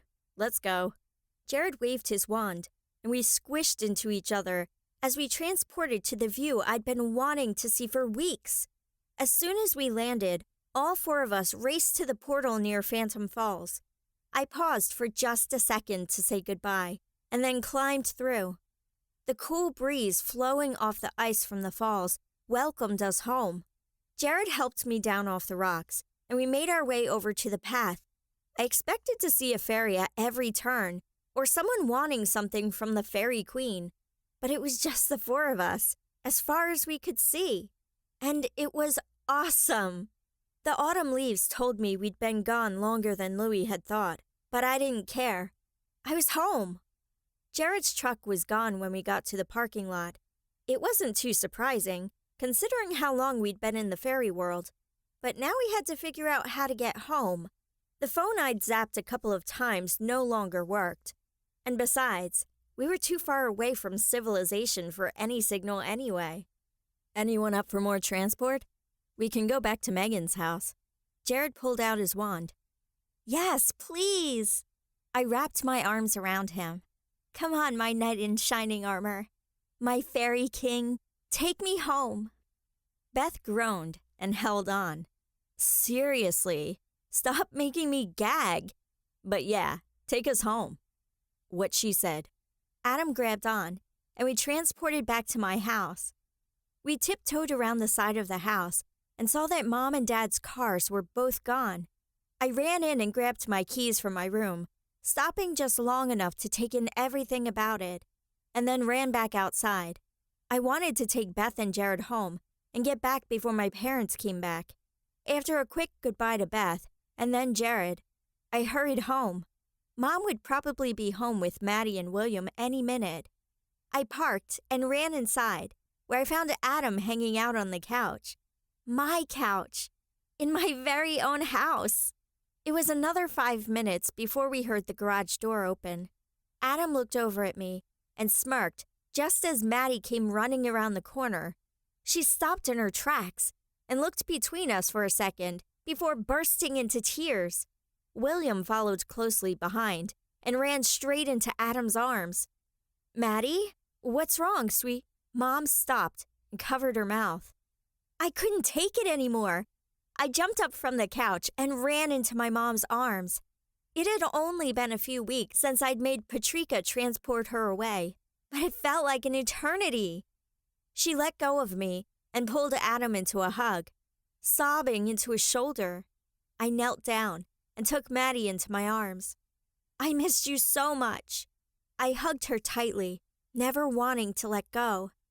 "I missed you too. And Adam. Why did you two leave for so long?" She looked up into my eyes and crawled off my lap. "And why do you look different?" I touched my hair, conscious of the gold running through it. I have so many stories to tell you and William. Chapter 18. Jared. "Mom?" Jared called as he opened the door. When no one answered, Jared searched through the house. One of the neighbor girls jumped up from the chair where she'd been reading. "Jared? You're back?" "Just now. Where is everyone?" Jared dropped his backpack on the floor and pulled out his phone. Something he hadn't used for what felt like months. It was dead. "Abby just fell asleep and your parents are at the hospital. Your mom had her baby 2 days ago." Jared stared at her in surprise. "How long have I been gone?" She shrugged. "I don't know. A few months or something? Does this mean I can go home?" "Sure." Jared opened his wallet and pulled out some cash. "Thanks for helping." Her eyes widened as she counted it out, then grinned as she grabbed her purse and headed for the door. "Thanks." Jared had probably just overpaid, but he didn't care. He went to his room and grabbed some clean clothes that didn't have lace covering them and took a long, hot shower. When he was back into jeans and a nice button-up shirt, he brushed through his hair and went to grab Abby. Abby sat in her room, playing with her blocks. When she looked up, she stared at Jared for a few seconds before bursting into tears and running to him. "Jared back!" Yes, Jared's back. He hugged her to him, amazed at how much she'd grown in just a couple of months. "Want to go see Mom and Dad?" "Mom?" She looked toward the door. Jared carried her out to the minivan and set her in her car seat. She stared at him, but didn't say anything as they drove to the hospital. He parked near the front entrance and headed to the gift shop first. He let Abby pick out a gift, then picked out some roses, his mom's favorite flower. When he got to the maternity ward, he asked to see his mom, but the nurse wouldn't let him in without a code. He grumbled before pointing his ring toward the desk and made the nurse change her mind. She stared off into space as he hurried past her. A quick glance at the dry erase board told him what room his mom was in, and he stopped outside the door. He took a deep breath. "Ready, Abby?" "Ready." She hugged the stuffed elephant tightly to her as Jared opened the door. Jared's dad saw him first and stood, knocking his laptop to the floor. "You're back." "Yes, I am." Jared put Abby down and let her run to her dad. He stepped past the curtain and found his mom lying in the bed, holding a tiny baby in her arms. "Hey, Mom." Her hand flew to her mouth as she gasped, "Jared?" Jared stepped past the medical equipment and small bassinet so he could hug his mom tightly. "I can't believe I missed everything." "How can you be back? We thought you were gone forever. When Megan's grandma showed up at our house, I believed the worst." His dad's voice was rough as he fought his emotions. "I was fine, just trapped. We finally found a way back, and we got home about an hour ago." Jared stared at his little brother. "Can I hold him?" "Of course." His mom handed Jared the baby and smiled through her tears. "I can't believe you're here." Jared didn't answer as he stared at his brother's delicate features. "What's his name?" "We haven't named him yet. We hoped that you'd be here to help, but when you didn't come home, we had a hard time deciding." Thoughts of a tiny leprechaun baby with a red beard and large green eyes filled Jared's mind. The baby who had just helped save Megan and the entire fairy world. What about Isaac? That's one name your mom and I had discussed, but we weren't sure if it fit. But if that's what you want, I think it works great. What do you think, honey?" His mom smiled. "I think it's perfect." Epilogue. 1 year later. Megan. I stared at myself in the mirror and smiled. The day I'd never thought would come was here. I pushed my veil out of the way and reapplied some lipstick. Giggles erupted behind me as Maddie ran past, chasing our mini unicorn muffins. Although, now that we were in the fairy world again, the unicorn was growing larger every day. "Okay, Maddie, what do you think?" I turned and smoothed out my long wedding gown. She stopped chasing muffins and turned to look. "You look pretty, but I still think you need a crown." I laughed. I wore one for long enough already. It's someone else's turn. Mom held up the shoes she'd been looking for. "Here you go. Did you need anything else?" "I don't know. What am I forgetting?" I turned to look at her. "I have the rings, my dress, my veil, the shoes. Anything else?" I was never this nervous. Ever. I'd battled big monsters and excelled at every sport I played. Yes, I got scared, but nothing like this. And it was silly. It was Jared after all. Mom hugged me gently so she wouldn't ruin my dress. "Sweetie, you'll be fine. You're getting married among your friends. O'Malley's gone, remember? Nothing bad is going to happen." I took a deep breath. "You're right. Thanks. Have you seen Beth?" "Last I saw her, she was sneaking away with Adam." She sighed. "One of these days, he'll grow up and marry the girl." "Yeah, right." I lifted my skirts so I could slip the shoes on. "Let's do this." We made our way to the back of the castle, with Maddie and William running behind us. I barely had time to move before muffins darted past me. Mom took William with her to sit in the front, and I waited for my turn to go down the aisle. Dad came out of the castle and stopped when he saw me. "Could this be my little girl? When did you grow up?" He hugged me tightly and didn't let go for a few seconds. "I have to say, I'm thrilled we're holding the wedding here. I've wanted to come ever since I was young, but your grandma never let me. It was the only way to let Louie and all my other fairy friends attend my wedding. Besides, all my friends back home are off at college. This works great.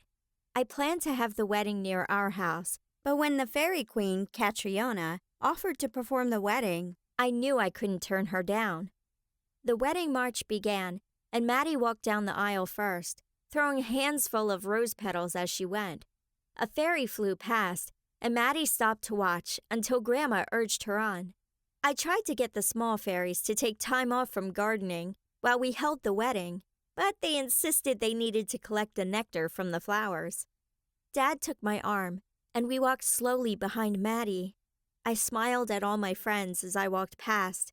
Jared's best friend, Matt, still looked a little dazed as he stood next to Adam and Jared up in front.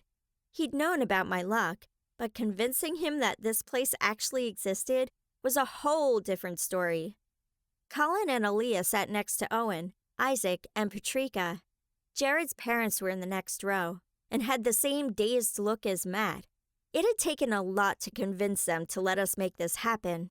The only way we'd appease them was to let them throw a huge reception when we got back into town. When we reached the front, I stood next to Jared, and Dad went to sit next to Mom and William. Beth winked from the stage, making me giggle. Queen Catriona stood and smiled out at the audience.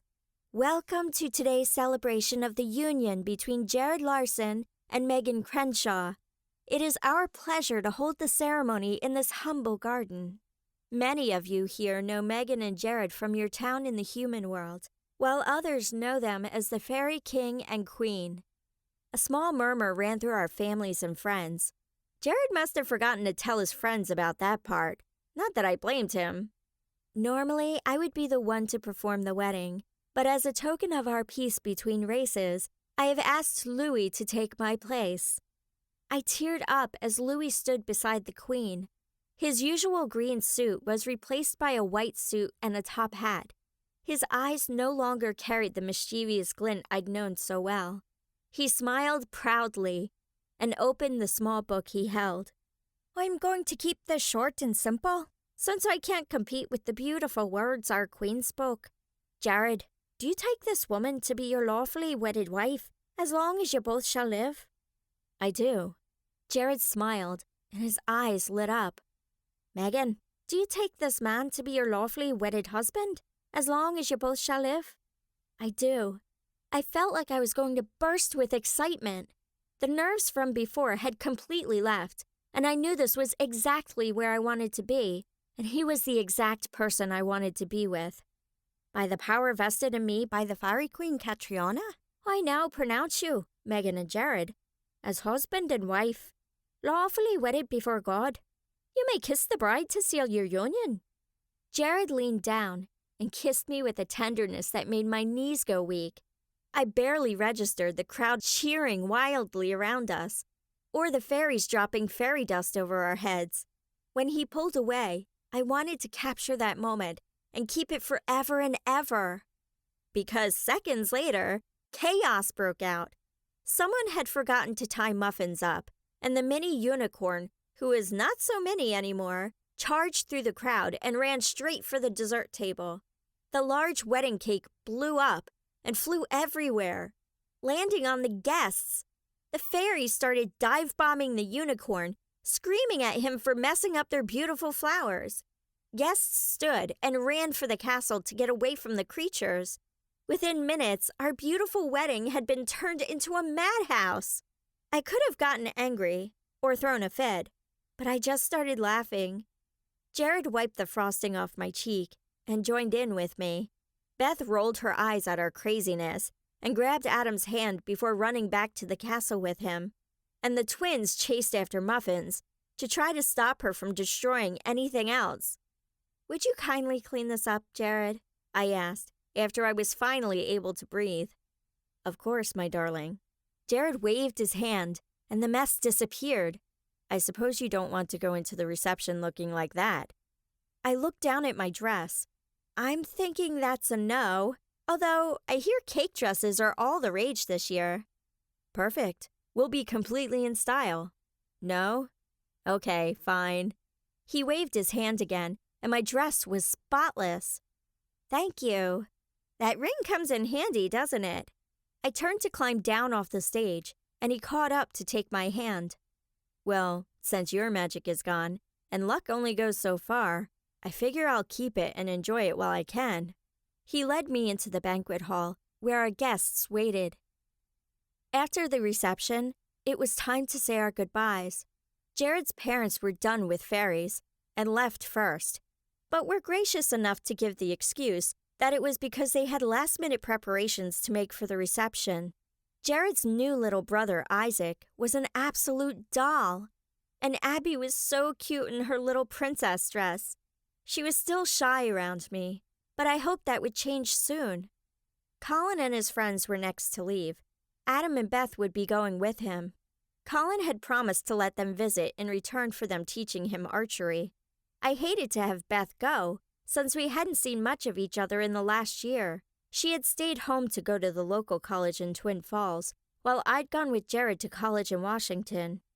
Louis's family wouldn't be going anywhere now that he was an advisor to the Queen, along with Ethan. Catriona knew she was born from Isaac's laugh, and even had a touch of luck in her.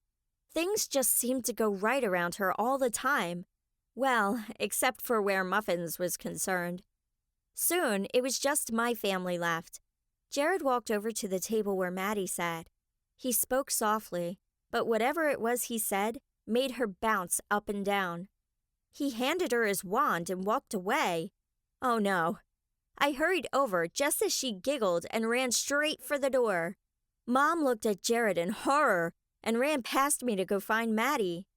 Would you like to tell me why you gave my sister Merlin's wand? He shrugged. I didn't need it anymore, and I didn't like having it near my ring. It was too much power. Besides, she promised me she wouldn't use it until she was older. I smacked my forehead. You realize she's the one who wished Muffins into existence, right? Oh, right. Maybe we should warn your mom. Mom came inside, frazzled.